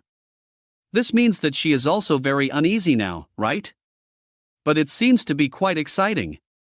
Yi Ning held his breath and put his hand into the hollow apron. Wait. Yi Ning stopped climbing with his right hand and looked at Annie in confusion. Did this girl regret it? Aren't you afraid that the noise will be too loud and wake up your sister later? Annie pointed to the glass door of the kitchen and said with a shy face, close the door first. Yi Ning understood and closed the door. Under the quiet night sky, the moon was hazy. In the dimness, only the kitchen was lit with a faint light and a swaying figure. The next day, Su Weier woke up first. She went to bed the earliest last night, so she woke up the earliest. She quietly moved her legs from Yi Ning's body. When she sat up, she found that there was a beautiful woman sleeping next to Yi Ning. Annie was wearing a cool nightgown, holding Yi Ning's arms in her arms, and her two plump breasts were about to burst out. Although her face was mostly covered by her long red hair, it still couldn't hide the enchantment in her bones. Even Su Weier, who was already a top beauty, had to admit that Annie was the most enchanting fairy that men dreamed of. Every move and every smile of hers, not to mention men, even women can't forget it, right? In front of the mature and enchanting Annie, she was only immature and innocent. Perhaps, only Sister Annie was truly worthy of Yi Ning. At this moment, Su Weier actually felt like a third party. When she couldn't compare to Annie in her proud appearance. Then Annie is indeed a perfect and impeccable woman. What are you thinking about? Yi Ning noticed something unusual and opened his eyes. He saw Su Weier's eyes were red and she was staring at him and Annie in a daze. He gently tapped her fair and smooth forehead. Su Weier was startled and came back to her senses. Little Weier, don't worry. You are no worse than anyone else. Yi Ning comforted her gently. At the same time, he quietly sat up and held her in his arms. He naturally knew what Su Weier was worried about. But she was really worrying too much. In Yi Ning's heart, since Su Weier was willing to be his little kitten, he would naturally cherish her for the rest of his life. Chapter 110, First Visit to the Magic City. Soon, the time came to 2 days before the start of Feiyu Live event. Yi Ning and Su Weier boarded the plane together. On the plane, Su Weier seemed extremely excited. This was the first time she was invited to participate in the event of the live broadcast platform as a big anchor. This trip will allow her to meet many powerful colleagues. In the past, I had only seen them on the screen more or less. Now I have the opportunity to meet them offline, which is still very exciting. The moment the two walked out of the airport, a Cullinan stopped in front of Yi Ning. In the car, a woman with a pretty face and a good figure got out. Hello, Mr. Yi, my name is Xia Minshu, and Mr. M. Oak especially arranged for me to meet you here. Xia Minshu spoke straightforwardly and with a very respectful attitude. Originally, when Emoko asked her to personally receive a young man in his 20s, she was a little reluctant. It was not until Emoko opened his mouth and said that Yi Ning was the real helmsman of Shanghai Airlines. She realized how lucky she was. Being able to communicate face-to-face with the company's major shareholder is an opportunity that many senior executives of the company cannot get. Even when she saw Su Weier standing next to Yi Ning, she was not surprised at all. It was natural to think that a young, handsome, and wealthy superboss like Yi Ning should have such a beautiful woman by his side. The appearance of a couple with fairy-like looks at the airport gate was already very eye-catching. Now suddenly a heroic woman appeared, driving Cullinan and bowing to the couple. This scene made people speculate about the identities of Yi Ning and Su Weier. Especially Yi Ning, the kind of boldness revealed in his gestures, only those super rich people have it, right? Yi Ning was very satisfied with Emoko's arrangement. Xiao Weier, don't ask Feiyu to arrange someone to come. As an important figure in this event, Fei Live naturally arranged a special driver to pick up. The luxury suite had been arranged long ago. Including the logistics makeup team, the dress design was also ready one by one. The meaning is that as long as Sue Wire comes, she can go on the red carpet at any time. Okay. In Cullinan, Sue Wire took out her mobile phone and dialed a number to explain the reason. Hearing the conversation between Yi Ning and Sue Wire, Xia Minshu was slightly surprised. She only knew that Yi Ning was the big boss of Shanghai Airlines, but she didn't know the real purpose of Yi Ning's visit to the Magic City. Listening to the conversation between the two, it seemed to be related to Fei Live. This also explains why Yi Ning told her that the destination was Ping An Hotel. Almost everyone in the Magic City knows that Fei Live will hold its 8th anniversary in 2 days. The banquet will be held at the Ping An Hotel. Of course, she wouldn't ask if Yi Ning didn't say it. In front of the boss, sometimes being too curious is not necessarily a good thing. Playing dumb is also a science. About half an hour later, Cullinan stopped steadily at the door of Ping An Hotel. The driver, Uncle Gung, said, "Mr. Yi, Miss Su, Secretary Xia, we have arrived at the Ping An Hotel. Mr. Yi, Miss Su, Uncle Gung, and I will stay at the hotel opposite. If you need anything, just call me." After Yi Ning smiled and thanked, he took Sue Wire's hand and got out of the car. After getting off the car, Yi Ning looked up at the 4 big words Ping An Hotel and admitted that he had a preconceived notion. Originally, he thought that the name was Ping An Hotel, and it would not be high-end at all. Only when he really saw it did he understand, how could this be a hotel? Whether it is the grand scale or the high-end decoration design, this is clearly a luxury hotel. Especially the rows of luxury cars in the parking lot not far away, which shows that this hotel is not ordinary. Xiao Weier. Are you Xiao Weier? When the two were about to enter the hotel, the door of a Porsche behind them opened. A woman in a plain white dress walked down. The woman looked like a kind of classical beauty, with a beautiful face. She stepped on high heels and walked forward quickly. She was very surprised to see Sue Weier. Sue Weier turned around when she heard the voice, and saw the woman's eyes lit up, and said excitedly, "Sister Miin, it's you. We finally meet." When Yi Ning saw Miin, another white figure appeared in his mind. Miin is indeed good-looking, but she is still a little worse than that woman. The two happily held hands and turned around 2.5 circles in place before stopping. At this moment, Miin finally noticed Yi Ning standing aside with a thoughtful expression. "Xiao Weier, who is this?" If it was another man, she might have thought he was Sue Weier's assistant or something like that. But Yi Ning's temperament was too outstanding. And with her eyesight, she could naturally see the value of Yi Ning's expensive clothes. "Let me ask you, which assistant would walk around wearing clothes worth hundreds of thousands of dollars? This is unreasonable." "Hee, Sister Miin, let me introduce you, this is Yi Ning, my boyfriend, woo woo." Before Sue Wire finished speaking, Miin put her hands on her mouth. Miin looked around, alert. When she saw that there were no outsiders around, she breathed a sigh of relief, put down her hands and said in panic, "Xiao Wire, are you going to die? Do you know that walls have ears? You are a big anchor now. If others know that you have a boyfriend, you will be cyberbullied by many people." For anchors, especially female anchors, whether they are in a relationship or not is a different concept. This is especially true for anchors like Sue Wire, who are good-looking and still follow the pure route. If fans dig up your information, cyberbullying is already considered good. What's more terrifying is that some extreme fans will come to your door, which will be troublesome. There was a female anchor on the platform before, and Miin knew her. As a result, she was cyberbullied and eventually suffered from depression and disappeared from the public. Although today was the first time she and Sue Wire met, they had already linked up many times in live broadcasts. They had a very good relationship with each other. As a senior in the live broadcast industry, Miin must of course take care of this lovely little sister. She must also teach her many truths as a big anchor. Miin kindly reminded Sue Wire, of course she was grateful. After thanking her and expressing her understanding, the three of them walked into the Ping An Hotel together. When Miin and Sue Wire handed their ID cards to the front desk and got the room card, they found that the room prepared for them by the platform was different. Logically speaking, Ning is also a top anchor of Feiyu, and has more experience. Even if the room is not better than Su Wire, at least the specifications are of the same level. But the room card clearly shows that hers is a luxury suite, while Su Wire's is a presidential suite. This is not just a difference of two words, it is the importance the platform attaches to the status of anchors.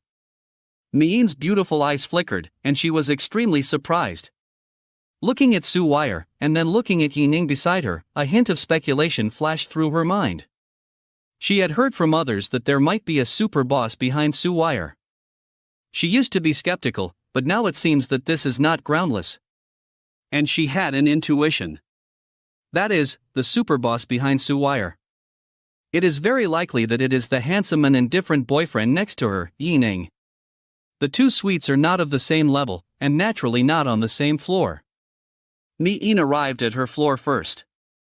When she got off the elevator and said goodbye to Su Wire, she took a deep look at Ning before turning and leaving. Wow! Ning, look, it's so beautiful. Walking into the room, Su Wire ran to the French window and pointed at the Pearl Tower in the distance, feeling happy. Ning looked around and thought to himself that it was worthy of being the presidential suite of the top hotel in the Magic City. Whether it is the decoration or the view, other hotels can't compare at all. Ning took out 2 bottles of juice from the refrigerator, unscrewed one of them and handed it to Su Wire. Do you like it here? Su Wire blinked and took the juice. Yeah, I like it. Thank you, husband. Ning smiled and pointed to one of the buildings on the other side of the river. Do you see that building with a pointed top? Yeah, I see it. You are the boss lady there. Ning smiled mysteriously and said slowly. Ahem. Su Wire was dumbfounded and choked on the water. She thought Ning was going to say something like the lights of the building were beautiful at night. Unexpectedly, she said that she was the boss lady of the building. What does this mean? Could it be that Ning has a lot of industries in this magic city where the land prices are comparable to sky-high prices? Just pointing at it casually is related to him? Of course, she didn't doubt Ning's words at all. After all, Ning is so rich, is there any need to lie to her?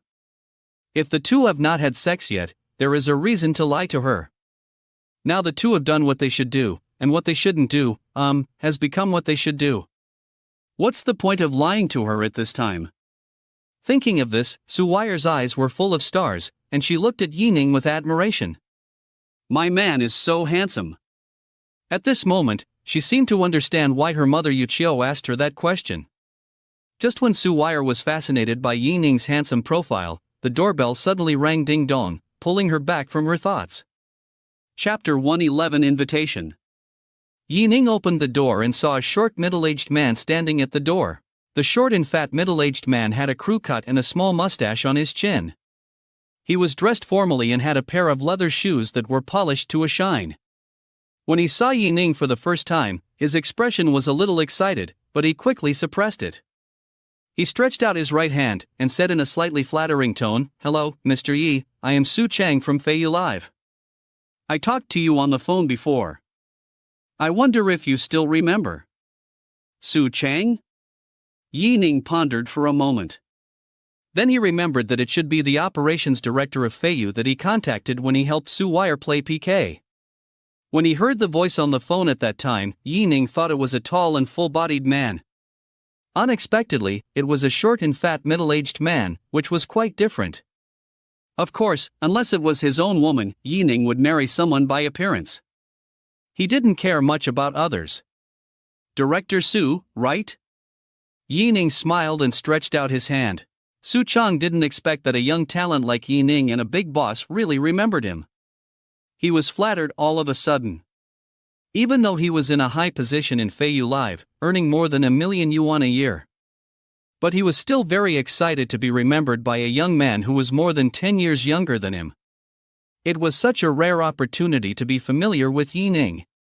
Because the man in front of him controlled 30% of Feiyu Live's shares and was the second largest shareholder after Yu Shenglong. Just one sentence could decide whether he could be promoted from an annual income of 1 million to an annual income of 10 million. After shaking hands, Su Cheng explained his purpose.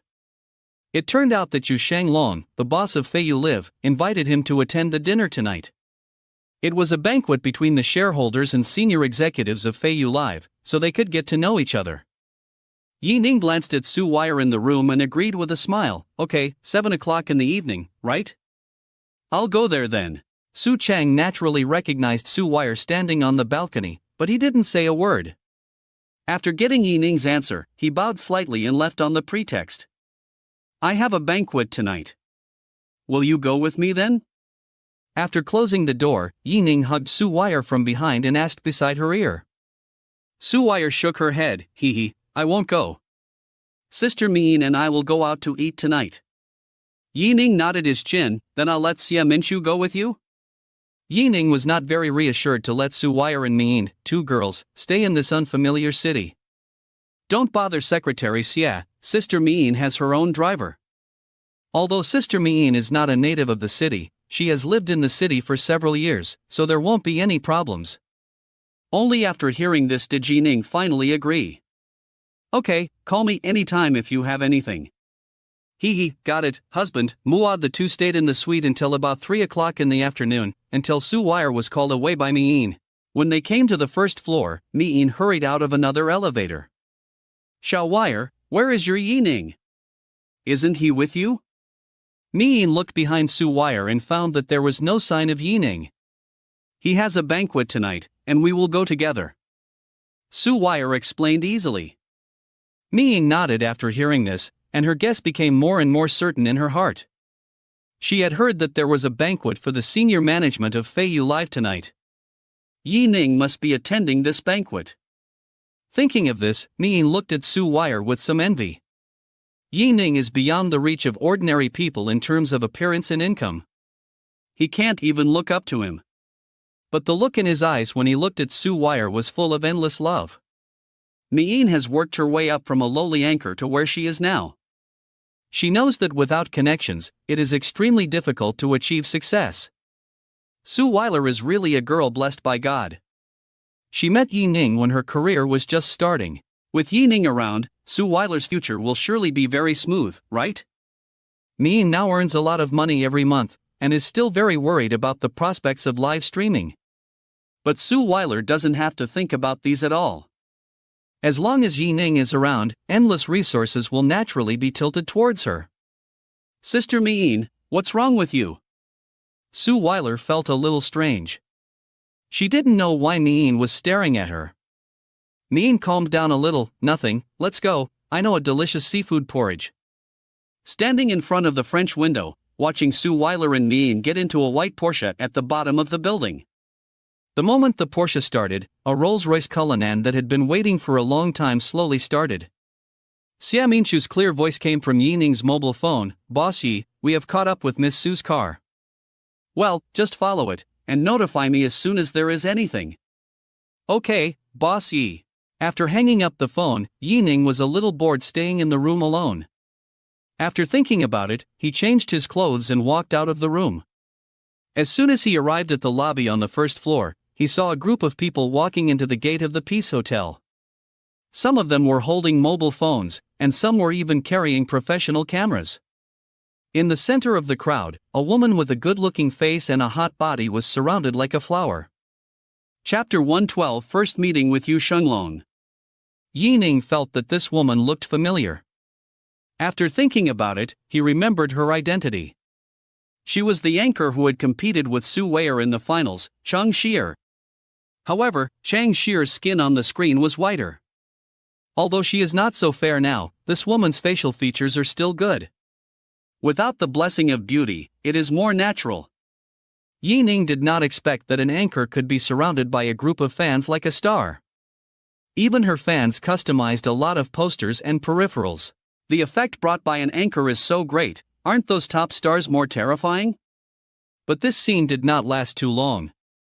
Soon the staff of the Peace Hotel came out and asked Chang Xier's fans to leave. In the next few hours, many anchors from the Feiyu platform came to the Pinyin Hotel one after another. Everyone who was invited was a big anchor with at least 1 million fans. Many anchors knew each other, and men and women sat together to chat. Some of those who had a good relationship had already made an appointment to go out like Su Weier and Mien. It was close to dinner time. Yi Ning walked around outside alone and returned to the Pinyin Hotel. As soon as he walked to the front desk, Su Chang hurried to Yi Ning's side. "Mr. Yi, Mr. Yu, and the others have arrived. Can I take you there now?" Su Chang's appearance attracted the attention of many anchors present. Even some people who didn't know Su Chang guessed his approximate identity from the reactions of others. This is the highest person in charge of all anchor traffic push. In other words, Su Chang's words can determine whether their live broadcast room ranks high on the homepage. It is directly related to the popularity of each anchor, or to put it bluntly, it is related to their wallets. But Su Chang, who has such a high status, bowed and nodded beside a young man. There was a flattering expression on his face all the time. Even when everyone's eyes were focused on him, he still didn't restrain himself at all. He didn't care about other people's eyes at all. It was as if, now Su Chang's eyes only had that handsome and indifferent man. Who is he? Is he a young man from a top family in the Magic City? Then let's go. Ignoring the awe-inspiring eyes of others, Yi Ning followed Su Chang's footsteps to the private room. Opening the door of the private room, there were only 3 round tables in the huge private room. The moment Yi Ning appeared at the door, everyone in the room focused their attention on him. As for Su Chang behind Yi Ning, how could they not know him? This person came with Su Chang, so is he the legendary man who spent billions to buy 30% of the shares? Isn't this too young? Others have not yet come out of the fact that Yi Ning is so young. Sitting at the innermost dining table, a tall man who looks nearly 40 years old stood up. Seeing the big boss Yu Shenglong leave his seat, others dared not continue to sit. Yu Shenglong walked briskly and his feet were full of wind. 7 or 8 steps away from Yi Ning, he had already laughed and stretched out his right hand. "Ha ha, Mr. Yi, I've been looking forward to you day and night, and finally you are here." In fact, without Su Chang's whispered reminder, Yi Ning also guessed Yu Shenglong's identity. Holding Yu Shenglong's hand, "Mr. Yu, as an entrepreneur in the Magic City, Yi Ning has long admired you." "Ha ha ha." Yu Shenglong raised his head and laughed, turned around and looked at everyone, and said loudly, "Let me introduce to you, this is the second largest shareholder of my Feiyu Live, Mr. Yi Ning. Welcome everyone." After a round of applause, Yu Shenglong invited Yi Ning to the innermost main table. According to Yu Shenglong's introduction, all the major shareholders of Feiyu Live were sitting at this table. In addition to several other shareholders, there were 2 people who left the deepest impression on Yi Ning. One was called Lin Xian, who wore glasses and looked humble and elegant. The other was called He Kaishu, who seemed to have a good relationship with Lin Xian. The reason why Yi Ning could remember them was that the 2 were the 3rd and 4th shareholders of Feiyu Live respectively. The second was that the 2 were very young and looked to be in their early 30s. At such a young age, it would be difficult for an individual to earn such a high net worth. Therefore, the identities of these 2 people are probably not as simple as Feiyu Live in ancient times. Yi Ning didn't know that when he was guessing the identities of Lin Xian and He Kaishu. The 2 were also trying to figure out his origins in their hearts. The education they had received since childhood was far beyond the reach of ordinary people, so their vision was naturally not low. Their vision was not to be underestimated. But the 2 people who were born standing on the ceiling could not see through Yi Ning. They just felt that Yi Ning was completely different from ordinary rich boys. There was neither the arrogance of a playboy nor the restraint of a family heir. It would be wrong to say that he is an ordinary person from an ordinary family. Because the aura of controlling others in his gestures and movements is something that ordinary people cannot imitate. The 2 could not help but look at each other, and they saw doubt and confusion in each other's pupils. After a few glasses of wine, Yi Ning and several shareholders of Feiyu Live gradually became familiar with each other. Just when the senior executives at other tables came over to toast Yi Ning and others, the door of the private room suddenly opened. A man in his 20s or 30s walked in with a stack of folders in his hands. After scanning the whole audience, he walked towards Lin Xian with an anxious look on his face. Chapter 113 Tianqian Entertainment. The man leaned over and whispered a few words in Lin Xian's ear. And Lin Xian's face gradually became ugly, more uncomfortable than eating bitter melon. Everyone was silent at the same time, because everyone knew that Lin Qian was facing a big problem. Then, Lin Qian stood up, apologized, and left in a hurry. Yi Ning noticed that only He Kaishu fell into deep thought, most likely guessing Lin Qian's predicament. And Lin Qian's departure was just a small episode. The banquet lasted for 2.5 hours. After eating and drinking, Yi Ning and others came to the gate of Ping'an Hotel together.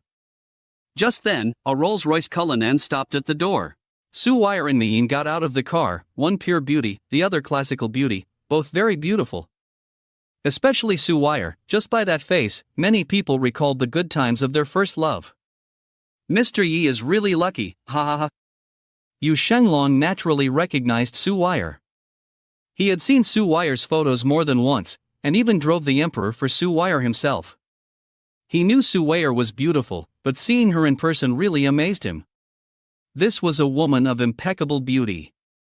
Ning beside her could already be called the goddess of countless otakus. But in front of Su Wire, she was still inferior. Hearing Yu Shenglong's words, several men with ideas in their hearts couldn't help but sweat. That's right, how could such a beauty not have someone backing her up? What's wrong? Yi Ning stepped forward and took Su Wire's handbag. You don't look very happy? Su Wire smiled reluctantly. If it were an outsider, he might not be able to see her disguise. But Yi Ning had been sleeping with her in bed for so long, and he knew at a glance that she was not in a good mood at the moment. Hubby, I seem to have caused you trouble. Seeing that she couldn't deceive Yi Ning, Su Wire shook Yi Ning's arm. With her head down and her mouth pouted, she looked like a child who had made a mistake. Yi Ning patted her little hand, turned his eyes to Xia Minshu, frowned slightly. What happened? Xia Minshu didn't dare to hide it and told everything. It turned out that when Su Wire and Ning were having dinner in a restaurant, they met a man who claimed to be a scout. The man was shocked by Su Wire from the moment he saw her. He was excited to recruit Su Wire to their company to be a star. But Su Wire felt that her current life was good, so she refused without a second thought. I thought the matter would just pass, but who would have thought that the man would not give up? Half an hour later, he actually brought the senior executives of Tianchen Entertainment to find Su Wire again. After being rejected by Su Wire for the second time, the senior executives of Tianchen Entertainment directly threatened Su Wire. Said bluntly that if Su Wire didn't obey, she wouldn't be able to be an anchor in the future. Facing someone who could investigate Su Wire's identity clearly in half an hour, it was obviously not a simple person. If Xia Minshu hadn't come forward, the two of them might still be entangled by each other. Yi Ning's face was gloomy after hearing this. Do you know the specific situation of Tianchen Entertainment? Yi Ning looked at Xia Minshu and asked. Xia Minshu shook her head, indicating that she didn't know much. At this time, He Kaishu, who was standing on the steps, suddenly spoke. Mr. Yi, I know Tianchen Entertainment. It's Tao Xian's industry. Tao Xian? Yi Ning didn't know what Tao Xian was. But when He Kaishu said the word Tao Xian, except for Yu Shenglong, the pupils of several other small shareholders obviously shrank. They all showed fear of Tao Xian. It seems that Tao Xian is not a simple person. Can you tell me more specifically? Yi Ning said after a moment of hesitation. If it was in Jiangcheng, he would naturally not worry about these. But now he is in Shanghai. Although Yi Ning has some businesses here, it is not his base camp after all. As the saying goes, a strong dragon cannot suppress a local snake. Moreover, Tao Xian is obviously not a snake. Tao Xian is nothing, but his father Tao Jinlai is not simple. The Tao Group founded by his father is not only a famous enterprise in Shanghai, but also in the whole Jiangnan. When Yi Ning heard about the Tao Group, he felt that he seemed to have heard of it, but he couldn't remember who mentioned it to him for a while. He Kaishu didn't stop and continued, Tao Xian is lustful by nature. Almost all the artists under his company have been ruined by him. 5 years ago, Tao Xian even coveted Lin Qian's cousin, but the eldest lady of the Yin family refused, and it ended up in vain. But because of this incident, Tao Xian couldn't save face. Now he is taking advantage of the decline of the Yin family and suppressing it crazily. Yi Ning suddenly realized that Lin Qian left in a hurry just now, probably because of the Tao Group's targeting.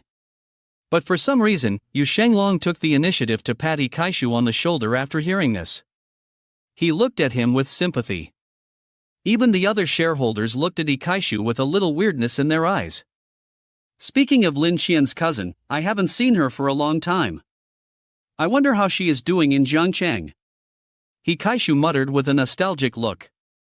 Although his voice was very low, Yi Ning could still hear it clearly because they were close. The eldest daughter of the Yin family? Zhangcheng? It can't be such a coincidence, right? Chapter 114 Tu Yen Yen. Mr. He. Yi Ning interrupted He Kaishu and asked, "Isn't Lin Qian's cousin Annie from Anqin Pharmaceutical?" "Yes, Mr. Yi, do you know her?" Yi Ning smiled and nodded. It was indeed as he thought, a fairy. He didn't expect that Annie was not only the chairman of Anqin Pharmaceutical, but also had this identity. When Yi Ning mentioned Annie, his eyes were actually tender and a little bit of longing. He Kaishu was slightly surprised. He had seen Yi Ning's eyes like this just when he saw Su Weier. Could it be? This thought came to his mind, and even He Kaishu himself found it a little incredible. He was not surprised that Yi Ning might be indecisive. This kind of thing might be very strange in the eyes of ordinary people, but it can be said to be sparse and common in a family like theirs. He was surprised that Yi Ning actually had the courage to pursue Annie. As for Annie and Yi Ning being in a relationship, this degree has exceeded his inherent impression of Annie. "Yes, Annie is my lover," Yi Ning admitted generously. "What?" Everyone present, including Yu Shenglong, stared at Yi Ning with wide eyes. What did Yi Ning just say? The eldest daughter of the Yin family is actually in a relationship with Yi Ning. Is there any news more explosive than this? Are you sure that the Annie you mentioned and He Kaishu are the same person? If so, is it still the woman they know? But think about it carefully, since Yi Ning dared to say it in front of everyone.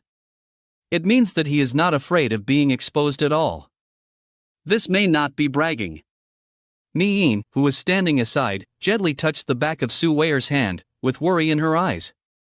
She had never met Annie, but the title of the eldest lady of the Yin family was not something that ordinary people could imagine. Thinking that Su Weier's rival in love was Annie, she was very worried. In the past few years in the Magic City, she had seen many rich people with more than one woman. But what Su Weier faced was a hellish start. That was the eldest lady of the Yin family, not something that ordinary people dared to compete with. No matter how famous Su Weier was as an anchor, she was just a slightly larger ant in front of a real wealthy family. Seeing Mi Yin's brows full of clouds of worry, Su Weier smiled faintly. She knew that Mi Yin was worried about her, and she was very moved. She was the same before. When facing Annie, she always had a deep inferiority complex in her heart. But Yi Ning did not dislike her at all, but just hugged her deeply in his arms. Tell her that she is no worse than anyone else. At that time, Su Weier knew that Yi Ning would not abandon her. And Sister Annie was also very good to her, and she didn't mean to dislike her at all. That night, it was Sister Annie who hid herself under the quilt while Yi Ning was taking a shower. Thinking of this, Su Weier's face turned a little rosy, making her look even more beautiful and charming. Seeing Su Weier so calm, Mi Yin knew that she was worrying too much. Su Weier must be very happy to be with Yi Ning, right? Boss Yi, you are really a great success. He Kaishu admired sincerely. For some reason, he knew much more about Annie than Yu Shenglong and others. I don't know how Yi Ning could capture Annie's heart. In addition, Yi Ning mentioned Annie in front of Su Weier. Su Weier didn't have the slightest jealous expression on her face. There was always a bright starlight in her big eyes when she looked at Yi Ning. Is this the ability to coordinate the women in the harem? If it weren't for being a little embarrassed in public, someone might have come forward to ask Yi Ning for advice.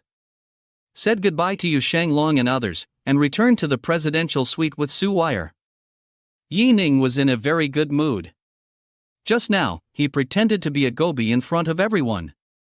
To be honest, it was quite refreshing. I'm so tired.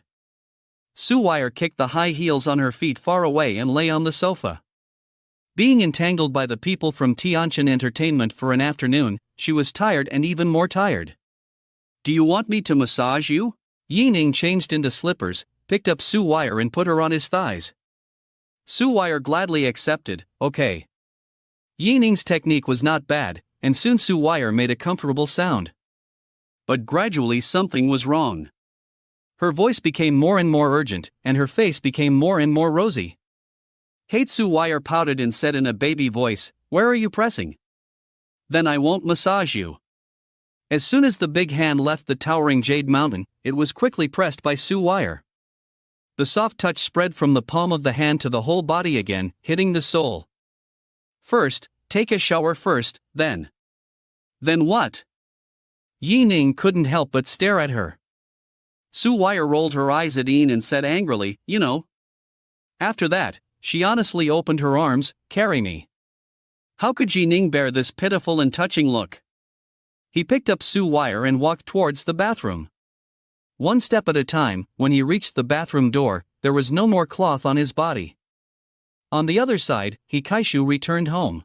A woman wearing a thin nightgown and with a soft face walked slowly towards him. "Why did you drink so much?" Tu Yanyan frowned, but took the initiative to help Hikaishu change his coat. After a while, she brought a cup of brewed flower tea from the kitchen and handed it to him. Hikaishu drank half of it in one gulp and took a long breath. With a smile in his eyes, he looked at Tu Yanyan. After a long time, he said mysteriously, "Yanyan, do you know who I met today? Aren't you going to the banquet with your good brother?" "Yes, I met Yi Ning, who spent billions to buy 30% of Feiyu Live at the banquet." "Is there anything special?" Tu Yanyan was puzzled. As the second largest shareholder of Feiyu Live, isn't it normal for him to attend the banquet? "It's nothing to others, but it's really a bit special for you." Seeing this, Tu Yanyan said impatiently, "If you keep keeping me in suspense, I won't listen." After that, she was about to get up. "Hey!" Hikaishu hurriedly pulled her aside and explained, "Yi Ning said that Annie is his lover." After saying this, Hikaishu's eyes never left Tu Yanyan's face. He was even reluctant to blink, for fear of missing Tu Yanyan's expression. "What did you say?" Tu Yanyan stood up straight, staring at Hikaishu with her mouth wide open, dumbfounded. He hurriedly asked, "Could you be mistaken?" Hikaishu was very satisfied with Tu Yanyan's reaction, and laughed. "I also found it incredible at first, but it must be right." Hikaishu's tone was firm and very confident, and there was no room for doubt. As his first wife, Tu Yanyan knew that Hikaishu was not the kind of person who skated. It was precisely because of knowing him that Tu Yanyan was shocked. Annie. Tu Yanyan's understanding of her may be more thorough than herself. Because Tu Yanyan is not only Annie's best friend, but also her first love. Chapter 115 Best New Star Female Anchor. The day after tomorrow is the 8th anniversary of Feiyu Live. Will Yi Ning also go? Yes. Hikaishu nodded as a matter of course. Tu Yanyan said with interest, "I want to go too." "Ah? Didn't you hate participating in these activities the most in the past?" Hikaishu asked knowingly. But as soon as he said this, Tu Yanyan grabbed his collar.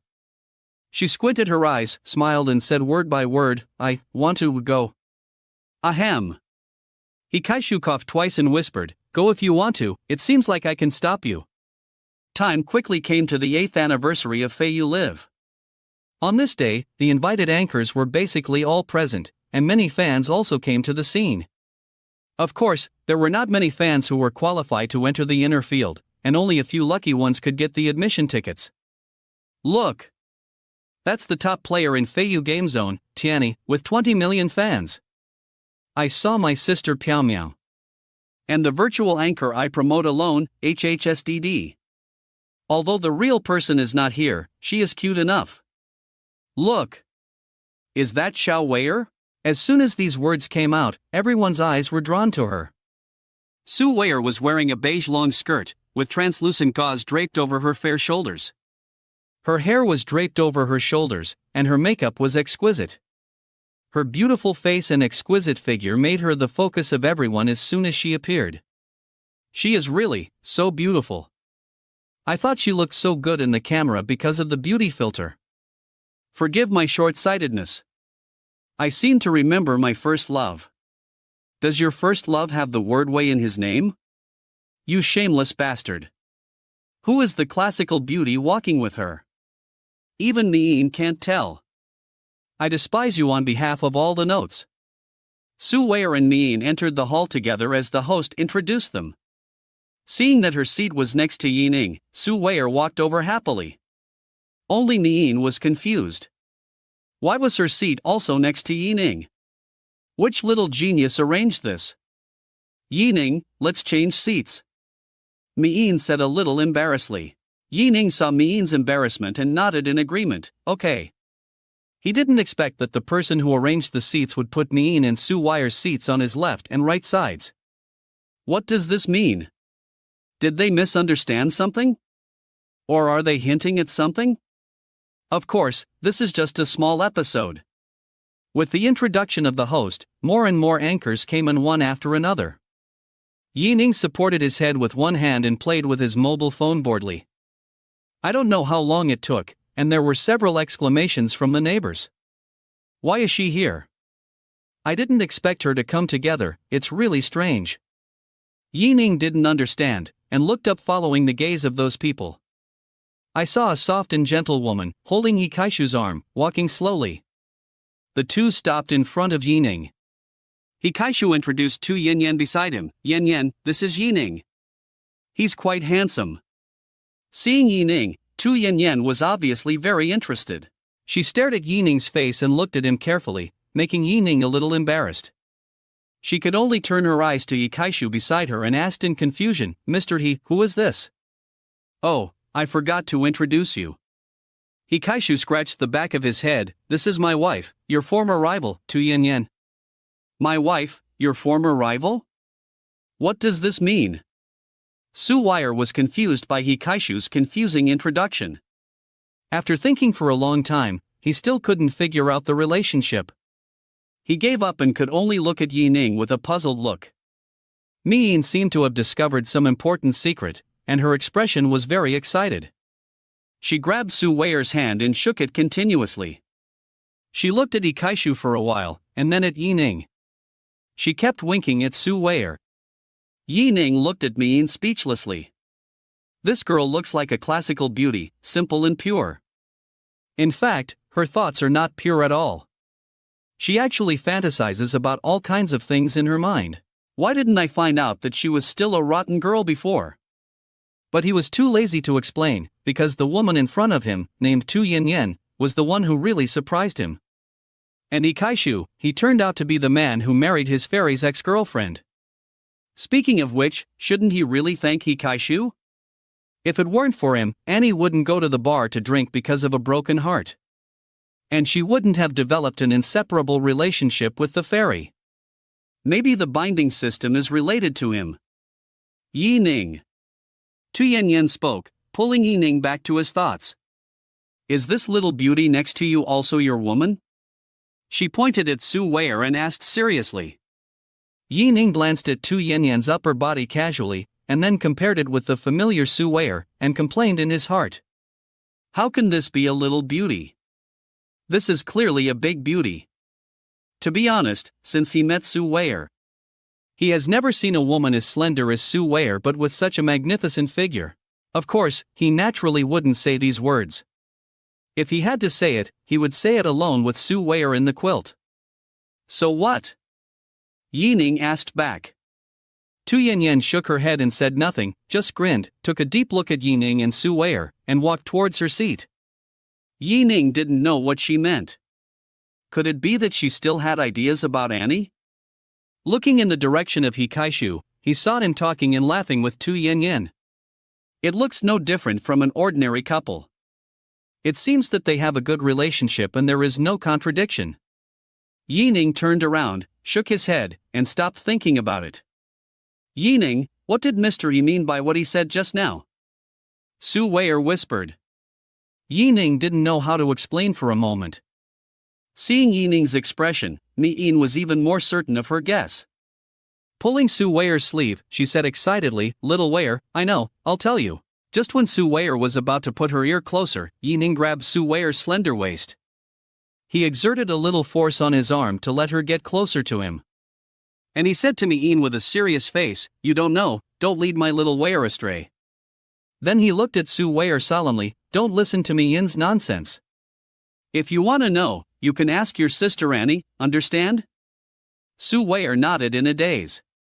She could never have thought that this matter could actually involve Annie. But as long as it was Yi Ning's words, Sue Weir always obeyed. After all the anchors and guests arrived, the event finally began. After a series of carefully rehearsed song and dance performances, the event came to the second stage, the award ceremony. "Yi Ning, look at the cheat sheet I prepared." Sue Weir opened her palm and waved it in front of Yi Ning. As the anchor with the fastest increase in fans in the past 2 months, Sue Weir naturally also has a prize. Soon, the host on the stage read out Sue Weir's name. "Next, please welcome the winner of the Best New Female Anchor, Sha Weir." Chapter 116 ending. Accompanied by loud applause, Sue Weir walked briskly to the podium. She was born beautiful. Under the spotlight, Sue Weir was in her best form. She was like a person in a painting, so beautiful that nothing could compare. Bathed in cheers and admiration, Sue Weir held the trophy in both hands, her eyes fixed on Yi Ning in the audience. All the glory and applause were brought to her by Yi Ning. Yi Ning sat in the audience, looking at the beautiful figure surrounded by stars, clapping for her. His eyes were full of blessings and love. At this moment, the two of them only had each other in their eyes. Any flattery, envy and jealousy around them had nothing to do with them. After giving her acceptance speech, Sue Weir walked off the stage holding the trophy and flowers. As soon as she walked to the backstage, 2 middle-aged men, one tall and one short, blocked her way. "Ms. Sue, we meet again." The shorter middle-aged man greeted her and stated his purpose. "I don't know if Miss Sue has considered it. We came here with sincerity this time." "Yes, we are very sincere at Tianchen Entertainment. As long as Miss Sue agrees, resources are not a problem." The taller man echoed. It seemed like a discussion, but it was in a tone that would not allow Sue Weir to refuse. In fact, yesterday the two of them had handed Sue Weir's photo to Tao Xian, chairman of Tianchen Entertainment. The moment Tao Xian saw Sue Weir's photo, he was simply shocked. As an international metropolis, there are countless beauties in the Magic City. As the son of the Tao Group, Tao Xian naturally has no shortage of women, and he has seen countless women. Even now, among the women he has raised, there is a top-notch beauty. But that woman has too much dusty smell, and she doesn't have the taste of Sue Weir's pure first love. If Sue Weir is taken down by him, plus the beauty in the Golden House, what a great experience it would be for the two to serve him together. Therefore, he directly gave a death order. In any case, Sue Weir must be recruited into Tianchen Entertainment. As long as she enters Tianchen Entertainment, Sue Weir falls into his clutches. "Eat whenever you want. I rejected you yesterday, please don't bother me again." Sue Weir frowned and refused again. She never thought about entering the entertainment industry, let alone becoming a star. She was already a little unhappy with the other parties pestering yesterday. Not to mention that they had threatened her. And now she also understands that these two people are not discovering any potential female artists. They are clearly helping their immediate boss, the son of the Tao family, to find a woman. Thinking of this, Sue Weir felt that the other party was more and more hypocritical and disgusting. Especially when she thought of the two people in front of her, who were well-dressed but extremely dirty inside. She felt even more nauseous. "Miss Sue, don't be in a hurry to refuse. If you come to our Tianchen Entertainment, we will also help you arrange an opportunity to meet the top young masters in Shanghai. I believe that with Miss Sue's beauty, as long as she works a little harder, she will soon be able to enter the upper class. By then, whether it is wealth or status, you will reach a level that a small anchor can't imagine." When speaking, the two people from Tianchen Entertainment looked very confident. Because they have used these methods to seduce many young and beautiful girls. Everyone dreams of becoming famous overnight. Who doesn't want to suddenly become rich and become a superior person? Now this opportunity is in front of Sue Weir, and they don't believe that Sue Weir will not be tempted. "I'll say it for the last time, I refuse." Sue Weir was patient and spoke in a sonorous and powerful tone. Whoever wants to be a star, go find him, don't bother me anymore. Sue Wire didn't want to communicate with them anymore, and turned to leave. Miss Sue, don't refuse a toast. Do you know what will happen if you offend us? Seeing that Sue Wire dared to refuse, the shorter middle-aged man looked unpleasant and threatened fiercely. In his opinion, he had given Sue Wire a lot of face by inviting her personally again and again. She was so ungrateful and refused repeatedly. Rejecting him was a small matter, but Sue Wire was slapping Mr. Tao in the face in disguise. If Mr. Tao was unhappy, not to mention Sue Wire, even they would be held accountable for not doing their job well. Today they must take Sue Wire to Tianjin Entertainment, otherwise they will be in trouble. Just as he reached out to grab Sue Wire's shoulder, his wrist was quickly grabbed by a big hand. At the same time, a cold voice sounded in his ears. I don't know what will happen if I offend you, but you dare to mess with my wife. Have you ever thought about what will happen to you? Yi Ning's eyes were filled with anger, his eyes narrowed slightly, and he glanced at the two of them. Everyone who knows him well knows that Yi Ning must be furious now. His anger is on the verge of exploding, just a spark away. Boy, where are you from? Do you know it's impolite to interrupt others? The short middle-aged man scolded. He thought that with his momentum, he could make Yi Ning back off with just one sentence. Unexpectedly, Yi Ning slapped him in the face. Bang! Although the host's microphone sounded from the speakers outside from time to time. But the sudden slap sound still spread to every corner of the backstage. Everyone raised their heads at the same time and looked at Yi Ning and others. A young man who had never seen him before actually dared to slap him. The short middle-aged man seemed to have forgotten the pain on his face, and stayed where he was, refusing to accept this fact. The tall man on the side reacted and said angrily, Who are you? You dare to hit our President Lei. Do you know that we are from Tianjin Entertainment? Then who are you? You dare to speak rudely to our President Yi. At the same time as the voice came, Su Chang led the on-site security personnel to come behind Yi Ning. After a cold glance at the two people from Tianjin Entertainment, he turned to Yi Ning and Sue Wire and said respectfully, President Yi, Miss Sue, I'm sorry, I'm late. President Yi. Hearing Su Chang's words, the hearts of the two people from Tianjin Entertainment were pounding. Staring at Yi Ning with horror, an expression of disbelief. The young man in front of him turned out to be a shareholder of Feiyu Live. So young, so successful, but unknown. At least in the upper class of Modu, they have never heard that Feiyu Live has a President Yi. And a boss who looks less than 30 years old. In fact, in Modu, Feiyu Live is nothing big. But the shareholders of Feiyu Live are not simple. Whether it is in Linxian or Hikaishu, the power behind them is not simple. Not to mention the mysterious Yu Shenglong. Yu Shenglong seems to have only the identity of the helmsman of Feiyu Live. But the power behind him must be great. The earliest live broadcast platform in Shanghai was not Feiyu Live, but Panda Live. But Feiyu Live suddenly rose and even replaced Panda Live within 2 years. And it has been advancing all the way and firmly sitting in the top spot. Who would believe that Yu Shenglong has no big brother's support behind him? In fact, he is not an ordinary big brother. Because the boss of Panda Live is the top young man in Shanghai. When Panda Live went bankrupt, that young man didn't even have the courage to settle accounts with Feiyu Live. How could he be an ordinary person who can make the top young man in Shanghai dare not fart? Chapter 117 Decisive. Of course, they are not afraid of Yi Ning. Because the person behind them is Tao Xian, the eldest son of the Tao Group. He is a powerful figure in the Magic City. Even in the whole of Jiangnan, no one will not give face to Tao Xian. Mr. Yi, since you are a shareholder of Feiyu Live, you should have heard of Tao Xian. We are specially sent by Tao Xian to find Miss Su. It is an honor for Miss Su that Tao Xian has taken a fancy to her. You name a price. I believe that with Tao Xian's generosity, he will not be stingy.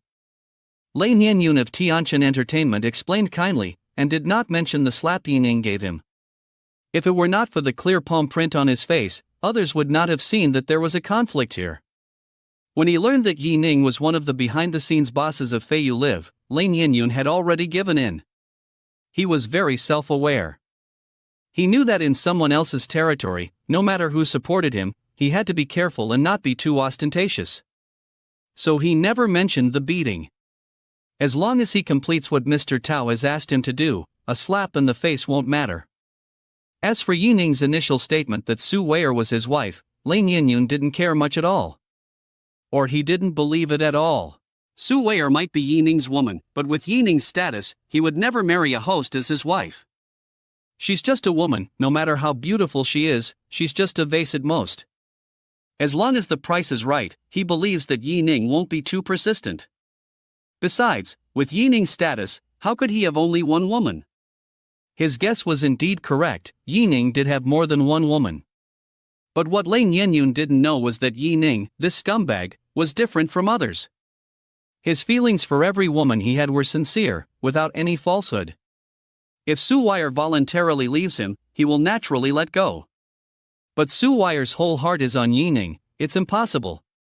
So Lin Yinyun's words undoubtedly touched Yi Ning's reverse scale. Yi Ning's mouth corners slightly raised, and his tone was indifferent. Are you sure you want me to make an offer? Hearing Yi Ning's words, Lin Yinyun breathed a sigh of relief. He clenched his fists and was secretly proud. He felt that he had made the right bet. Sure enough, these young masters who grew up with a golden key are all the same. They don't care about the life and death of their women at all. Women are completely consumables to them. Maybe they are not as precious as a few clothes in the closet. Lin Yinyun nodded and agreed, yes, Mr. Yi, as long as you make an offer, I will never say anything. Okay. Yi Ning nodded and clapped, very satisfied. Then he raised his right hand and spread his 5 fingers, then this number, how about it? 5 million? Okay, that's it. Lin Yinyun was overjoyed and hurriedly agreed. I thought Yi Ning would ask for a high price, but it was only 5 million. You know, Su Wei'er, the top anchor of Feiyu, only wanted 5 million. This can no longer be described as cheap, it is simply free. Come to think of it, Master Tao is the top young master in Shanghai, even a second generation like Yi Ning would want to curry favor with him. Thinking of this, Lin Yinyun straightened his back again, very proud. But the next second, the smile on Yi Ning's face disappeared, and he looked gloomy and ferocious. He put his 5 fingers together and swung them at Lin Yinyun's old face with all his strength. Snap! Snap! Snap! A series of slaps, Lin Yinyun was beaten into a pig's head. In fact, when Yi Ning slapped him the second time, Lin Yinyun had already reacted. Just when he was about to dodge, he was held by 2 security guards and could not move. He could only watch Yi Ning slap him wildly from left to right. Ah! Stop it! Have you ever thought about the consequences of Mr. Tao knowing about this? Ah! Mr. Yi, don't! I was wrong. I'm sorry. Lin Yinyun was beaten so hard that he wailed in pain, and his words gradually changed from threats to begging for mercy. Because he found that Tao Xian's name had no power in Yi Ning's eyes. He was not afraid of him at all. Seeing Yi Ning stop, Su Chang took the initiative to put a tissue on the table. Mr. Yi, wipe your hands, how do you deal with these 2 people? Yi Ning glanced at Lin Yinyun and said without emotion, break their arms and throw them out. Hiss. Everyone was frightened by Yi Ning's cruelty and couldn't help but gasp. Even Su Wei'er, who had been silent, took 2 steps forward and silently took Yi Ning's hand, interlocking their fingers. Yi Ning patted the back of Su Wei'er's hand and smiled, let's go. As soon as he turned around, he heard Lin Yinyun pleading, Mr. Yi, we know we were wrong, and this matter ends here today. I will never say bad things about you to Mr. Tao when I go back. He won't cause you any trouble. I just ask you to let me go. Yi Ning stopped but didn't turn around. He sneered, trouble me? Sure, then you can ask the Tao Xian to go directly to Jinding Law Firm or Rhine Metropolis Financial Building. At worst, you can go directly to Shanghai Airlines Headquarters Building. As long as Tao Xian comes, I, as the host, will naturally welcome him. After that, he took Su Wei'er, who was in a daze, and left directly. Not to mention Su Wei'er, no one present was not frightened by Yi Ning's words. What do these words mean? Jinding Law Firm, Rhine Metropolis Financial Building, and even more terrifying is Shanghai Airlines. Judging from what Ning said, could it be that all of these are his properties? If he wasn't bragging, this would be too shocking. Director Su, what should we do? The security captain asked in a low voice. Don't worry, keep an eye on them, I'll make a call. Su Chang walked to a corner and took out his cell phone. Hello? Director Yu. What's the matter? Yu Xinglong's voice came from the other end of the phone. Director Yi just now. Su Chang repeated the incident to Yu Xinglong, took a deep breath and said, So, Director Yi said to break the hands of these two people, what do you think? Yu Xinglong hesitated for a moment. Well, then let's do what Director Yi said. Yes, I'll do it right away. Seeing Su Chang coming with a blank expression, Lin Yinyun and the others looked at him with hope in their eyes. Director Su, let us go. Oh no, let me go, I'll give you money, I have money. Lin Yinyun placed his last hope on Su Chang, and smiled apologetically to negotiate. But Su Chang didn't listen to him at all, and waved his hand, take him away and break his hand, then throw him out. Director Su, which hand do you want to break? The security captain asked. Nonsense. You must break both hands, I need to teach you this. Su Chang finished his instructions and walked towards the hall. Behind him, no matter how loud Lin Yinyun shouted, he seemed not to hear. Chapter 118 Crazy Critical Attack. 1 hour later. Magic City, the top floor of Tianjin Entertainment Building. Bang! The teacup shattered to the ground, and even the porcelain flower pot in the corner of the wall was smashed and chipped. Waste, you can't even handle a little female anchor, what's the use of you? Tao Xian's face was gloomy, and his brows were raised. Under the 2-meter-long rosewood table, Lin Yinyun was trembling, standing aside with a bent body, not daring to refute a word. He could only silently endure the boss Tao Xian's stormy rebuke. Especially the 2 fresh slap marks, covering the purple and swollen cheeks, looked particularly funny. Let me ask you, who is the Yi Ning you are talking about? After venting, Tao Xian suppressed his anger and asked in a cold tone. No, I don't know his specific origins, I only know that Yi Ning is related to Yu Xinglong. Lin Yinyun's teeth were trembling. Now he is very bitter in his heart. He regrets very much why he recommended Su Wire to Tao Xian. If this incident had not happened, he would not have offended the man named Yi Ning. Whenever he thought of Yi Ning's ruthlessness and decisiveness, he was slightly frightened. This is definitely not an existence that is easy to provoke. Even if Tao Xian is not afraid, it is not someone that Lin Yinyun can provoke at will. Okay, you go down. Tao Xian pinched his eyebrows and waved his hand, asked Daozi to come in. Lin Yinyun, who was originally relieved, heard Tao Xian's order, and his heart was hanging again. Daozi is Tao Xian's father, Tao Jinlai's bodyguard left under Tao Xian. With Daozi dispatched, it seems that this matter will not end easily. It can only be said that Su Weier's charm is really not small, so that Tao Xian, a top young man in the Magic City, is unwilling to give up the risk of offending the mysterious Yi Ning. Half a minute later. Boss, are you looking for me? Well, Daozi, help me check someone. Breaking Lin Yinyun's hands, Yi Ning knew that this was no different from slapping Tao Xian. It would be strange if Tao Xian would give up. What's more, Tao Xian doesn't know the relationship between him and Annie yet, so the two are destined to be on opposite sides. So, take Su Wire out of the venue. Yi Ning found Yu Xinglong and asked him to help investigate the Tao group. Since he has made an enemy of Tao Xian, it is impossible to bypass Tao Xian's father. It is better to deal with Tao Jinlai directly. By then, Tao Xian will be a grasshopper after autumn, and it will be useless to jump around. After getting Yu Xinglong's affirmative answer, Yi Ning came up with a plan. The Magic City is not his base camp, and his foundation is really not that good. Facing the huge Tao group, he must try his best to strengthen his power in the Magic City. For ordinary people, there is really no way. But Yi Ning is a person with a system, not to mention Su Wire, the European emperor, is by his side. At this time, in addition to buying things for Su Wire, is there any better way to increase his assets in the Magic City? Just do it. Yi Ning took Su Wire's white and tender little hand and said, let's go. your husband will go shopping with you." Just like that, Su Wei'er became a tool with a confused look on her face. With the introduction of Xia Minshu, the two came to the largest shopping mall in Magic City, Wanjia Century Shopping Center.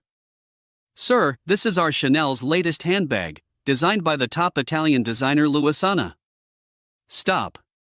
Yi Ning didn't want to listen to the clerk's blabbering introduction, and he couldn't understand it. Just as the clerk was about to put down the bag in her hand with a slightly disappointed look, Yi Ning turned to look at Su Wei'er and asked, "Do you like it?" "Yes." Su Wei'er nodded softly with a red face. "Then pack it up." Yi Ning said to the clerk, "Take out all the latest models here and let my wife choose a few more." "Wow! This is a rich man." As a clerk in a luxury store, the clerk has seen many rich people. However, there are not many young men who are willing to spend millions on a woman at one time.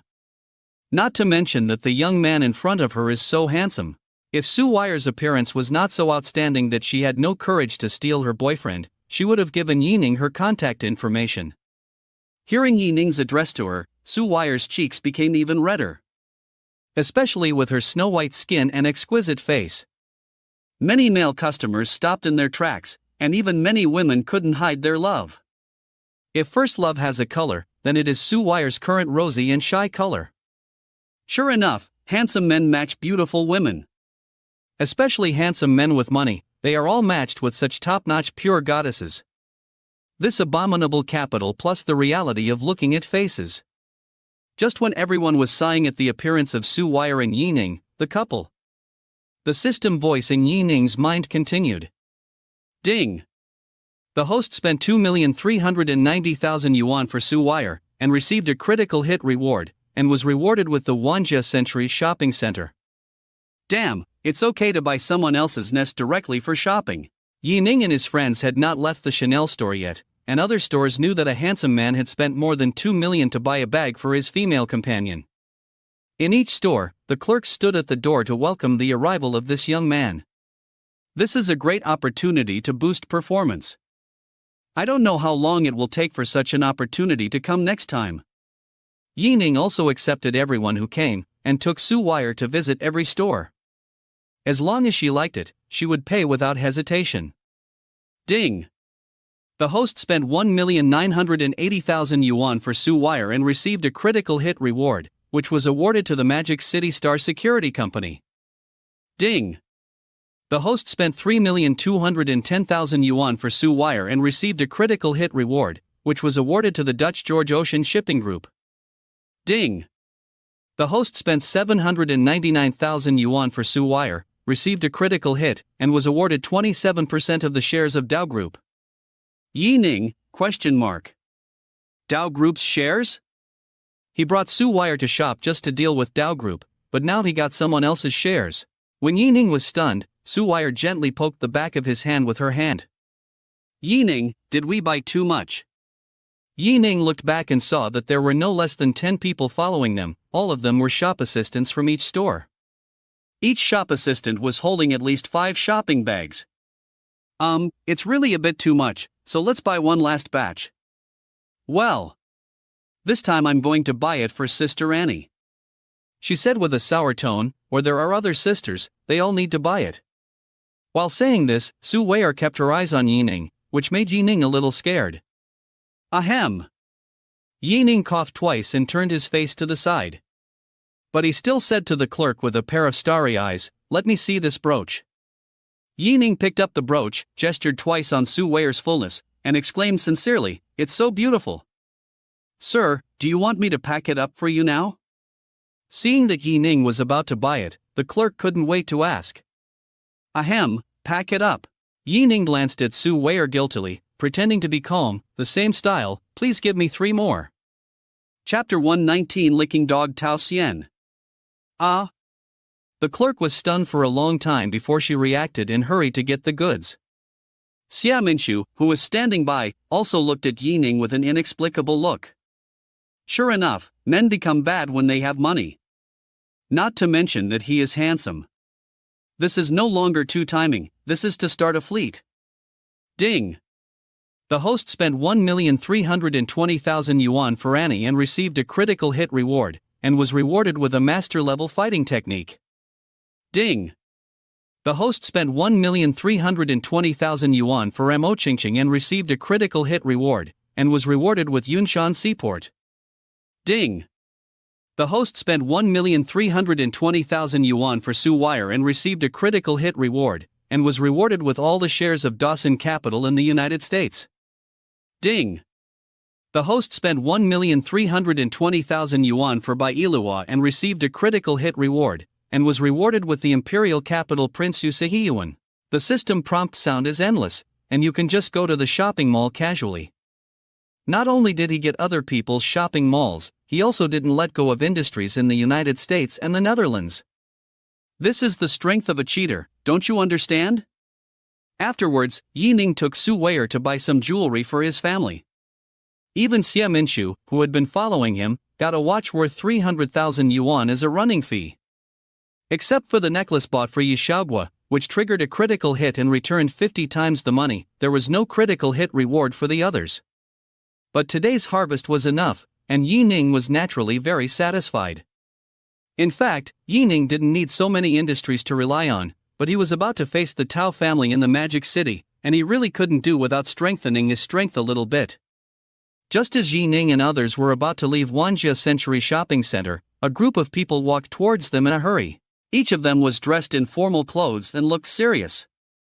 Especially the woman who looked about 40 years old at the head, she looked respectful when she saw Ning and others. "Hello, Mr. Yi. My name is Zhou Yunshu, and I am the general manager of Wanjia Century. On behalf of all the employees of Wanjia Century, I welcome Mr. Yi to come and inspect the work." Zhou Yunshu's voice was very loud. For a moment, everyone knew that Ning was the person in charge of Wanjia Century. Su Wire was immune to this situation. Although she was very surprised, she always kept a faint smile on her face. Xia Minshu carefully glanced at Ning's tall back, then quickly lowered her head, and a stormy wave rose in her heart. She knew that Ning was not only the #1 shareholder of Shanghai Airlines, but also one of the shareholders of Feiyu Live. Unexpectedly, even the Wanjia Century Shopping Center, which is the top consumer in this magic city, belongs to Ning, and there must be many things that I don't know. How much resources does this young and handsome boss in his 20s control? Originally, she was very nervous about the conflict between Ning and Dao Group. But now she doesn't think so. Ning doesn't need any Chaebol Consortium support at all. He himself is the biggest capital against Dao Group. Ha ha. Ning smiled calmly and waved his hand. "I just came here to buy some things." "You don't have to be nervous. Just do what you need to do." Buy something? Spending tens of millions is also called buying something? Is this the world of super bosses? We ordinary people really can't understand it. Xia Minshu and the senior executives of Wanjia Century were all complaining in their hearts. Of course, they would not say these words. Whether it is envy or jealousy, only the person himself can feel it. After greeting the senior executives of Wanjia Century, Ning took Su Wire to sit in Cullinan. "Mr. Yi, are we still going to Pinyin Hotel?" Ning shook his head. "Let's go to Rose City. I have a villa there." Even though she was ready, Xia Minshu couldn't help but take a breath. Rose City Garden Villa, that is the real gathering place of the rich in Magic City. High-end residences that you may not be able to buy even if you have money. If you want to buy a house there, capital verification is only the first step. What's more important is power, or a huge relationship. Even her immediate superior, Mo Ku, doesn't have the ability to settle down in Rose City. When they arrived in Rose City, Cullinan was naturally stopped, but after 2.5 minutes of inspection, the vehicle easily drove into the villa area. Walking into the villa, Ning pursed his lips and was not very satisfied. Although the whole villa is well decorated and magnificent. But overall, it is not as big as his villa on Yunshan Longjing in Jiangcheng. It can only be said that the green environment is indeed good and suitable for retirement. Mr. Yi, then we won't disturb you and your wife for now. If you need a car, please contact me at any time. Xia Minshu was very discerning. After getting Yi Ning's approval, she slowly left. I'm so tired. Su Wire threw herself on the big bed in the master bedroom and rolled the quilt over her face. Yi Ning sat beside her and patted her plump body. Go take a shower first. Aren't you going out with me Yin tomorrow? Then carry me, husband. Su Wire opened her arms, her beautiful eyes narrowed, and she looked very satisfied. Yi Ning shook his head, his eyes lingering. I really can't do anything with you. As he said that, he picked her up and walked towards the bathroom amid Su Wire's moans. Not long after, the shower curtain was drawn, and the splashing sound of the pool water hitting the bathtub came one after another, causing ripples in people's hearts. An hour later, Yi Ning was wearing a bathrobe, standing on the balcony, with his mobile phone to his ear. Behind him, Su Wire's face was still flushed, and she was smacking her lips and sleeping soundly. Mr. Yi? A rough middle-aged man's voice came from the other end of the phone. Well, send 2 female bodyguards to Villa number 7 in Rose City tomorrow. I can be of use to you. Yi Ning said in a flat voice. Okay, I'll notify him immediately. Luo Hong then asked, does Mr. Yi have any other instructions? Send a few smart ones from the security company to help me track and investigate Tao Xian and Tao Jinlai of Tao Group. Report to me at any time if there is any situation. Okay, I will ensure that the task is completed. Well, that's all. Okay, Mr. Yi, you should rest early. Luo Hong hung up the phone and immediately picked up the phone to make arrangements. Shannan, you and Shuang Shuang will go to Villa number 7 in Rose City together tomorrow morning. Please note that it is our boss, Mr. Yi Ning, so you must be respectful. Yes. While Yi Ning was making arrangements, Tao Xian also got some information about Yi Ning that Daozi had found. From Jiangchang? Yes, it has been confirmed that Yi Ning has a lot of power in Jiangchang. Daozi said. I don't care what his power is. Since he is from Jiangchang, those who dare to hit me in the Magic City are really looking for death. Speaking of Jiangchang, Tao Xian seemed to remember something, picked up a new phone and dialed the number. Soon, the call was connected. Who is this? A woman's voice came from the other end of the phone, like fire and ice. Hearing the voice, Tao Xian's face flushed visibly, and an obscene light flashed in his eyes. Missin, long time no see, how are you? When Annie heard the voice on the other end of the phone, she immediately thought of who the other party was, with a look of disgust. Tao Xian. Are you an idiot? Calling me again to disgust me? After saying that, Annie hung up the phone and blocked everyone. Hearing Annie's scolding, Tao Xian was not angry at all, but smiled like a dog. Then, he took out the phone card in the phone, broke it, and took out a new phone card and inserted it. If Yi Ning saw this scene, he would have to give Tao Xian a top-level boiling sheep award. This idiot is too licking. Chapter 120 Annie goes to Magic City. After blocking Tao Xian's phone number, Annie's phone rang again. Seeing the incoming call message, Annie smiled. Hello?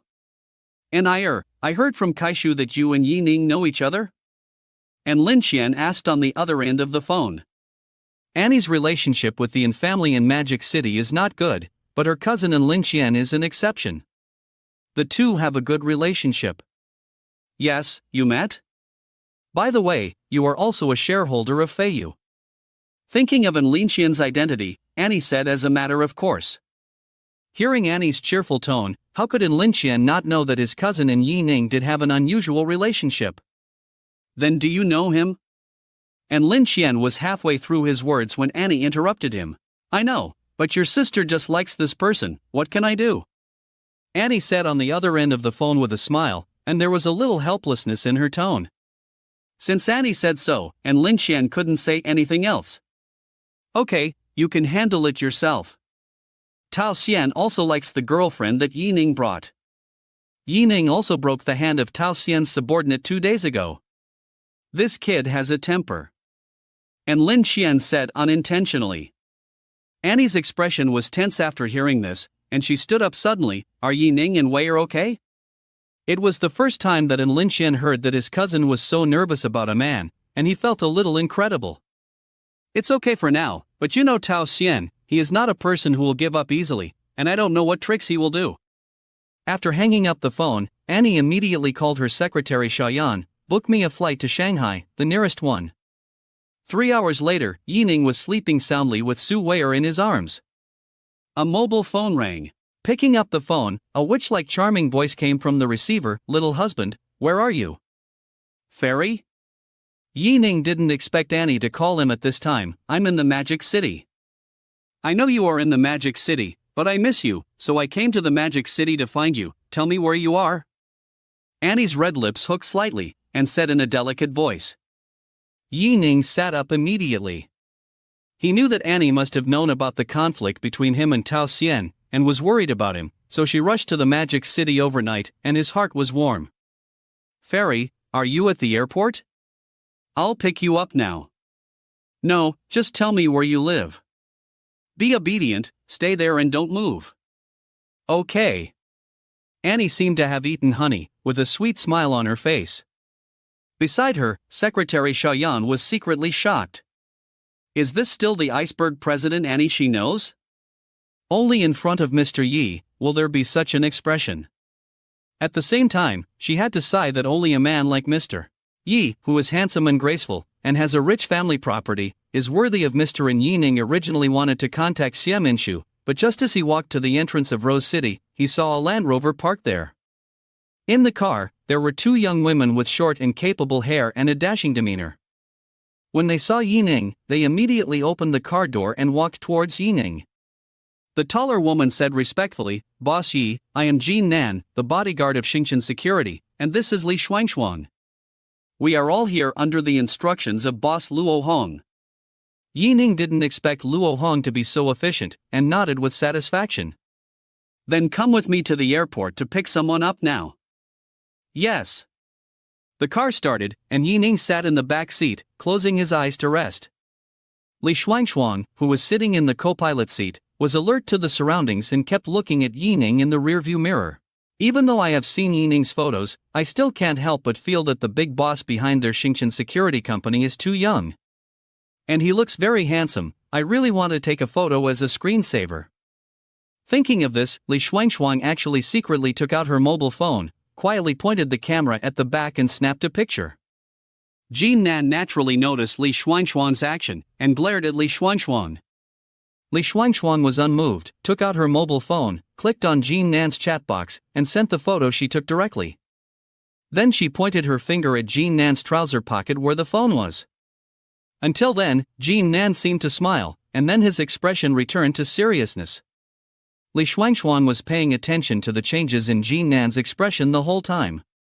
Even though Jin Nan's smile was quickly concealed, it still did not escape her eyes. "Humph. I said how could Sister Nan not like a handsome guy like the boss, and she got him with just one photo. I am so smart, ha ha ha." After about half an hour's drive, we finally arrived at the Magic City Airport. The Magic City Airport is very large. After calling to confirm Annie's location, Ning spent more than 10 minutes to see them.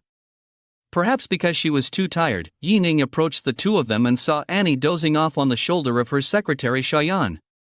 "Yi. Shu." Ning shook his head, signaling not to wake Annie up. He gently held Annie's delicate body in his arms, and then with a little force, he picked her up. Annie was really thin, and it didn't take any effort for Ning to hold her and walk out of the terminal. In fact, when Ning held her up, Annie woke up for a moment. But smelling the familiar smell of Ning and feeling his warm embrace, Annie fell asleep again, and more peacefully. When the Land Rover returned to the Rose City Garden community, it was already dawn. Ning asked Jin Nan, Li Shuangshuang and Annie's secretary Shayan to rest, and he held Annie upstairs. "Husband, are you back?" Perhaps sensing the movement beside her, Su Weier rubbed her sleepy eyes and sat up. When she woke up, she saw Ning holding a woman on the bed. "Sister Annie?" Su Weier exclaimed in a low voice. "Well, Annie said she missed us, so she flew here overnight." Ning gently stroked Annie's face and answered gently. As he said that, Ning stretched out his hand to rub Su Weier's soft hair. "Sleep a little longer." "Okay." When Ning woke up again, it was almost noon. Su Weier had left the villa and went shopping with Ning. Since Yi Ning had greeted Jin Nan and Li Shuangshuan last night, the two of them followed Su Wire out of the villa. Just as Yi Ning finished washing and walked to the stairs, a call came in. Yi Ning picked up the phone. Who? A man's voice came from the other end of the phone, with a heavy tone. Bossy, I am Tao Xian's father, Tao Jinlai. Yi Ning was not surprised that Tao Jinlai would call. After all, he now holds 27% of the shares of Tao Group and has a pivotal position in Tao Group. In fact, Tao Jinlai was surprised when he learned that the scattered shares of Tao Group were acquired by a young man from Jiangcheng. So he sent his men to investigate Yi Ning as soon as possible. But what he never expected was that his son had already fallen out with Yi Ning before he even met him. If Yi Ning was just a shareholder of Feiyu, perhaps Tao Jinlai would not care too much. However, Yi Ning could actually acquire 27% of the shares of Tao Group overnight without making any noise. How much energy and money does this require? Such means are simply appalling. Facing such a mysterious person, Tao Jinlai naturally did not want to fall out with him, so he had to make this call.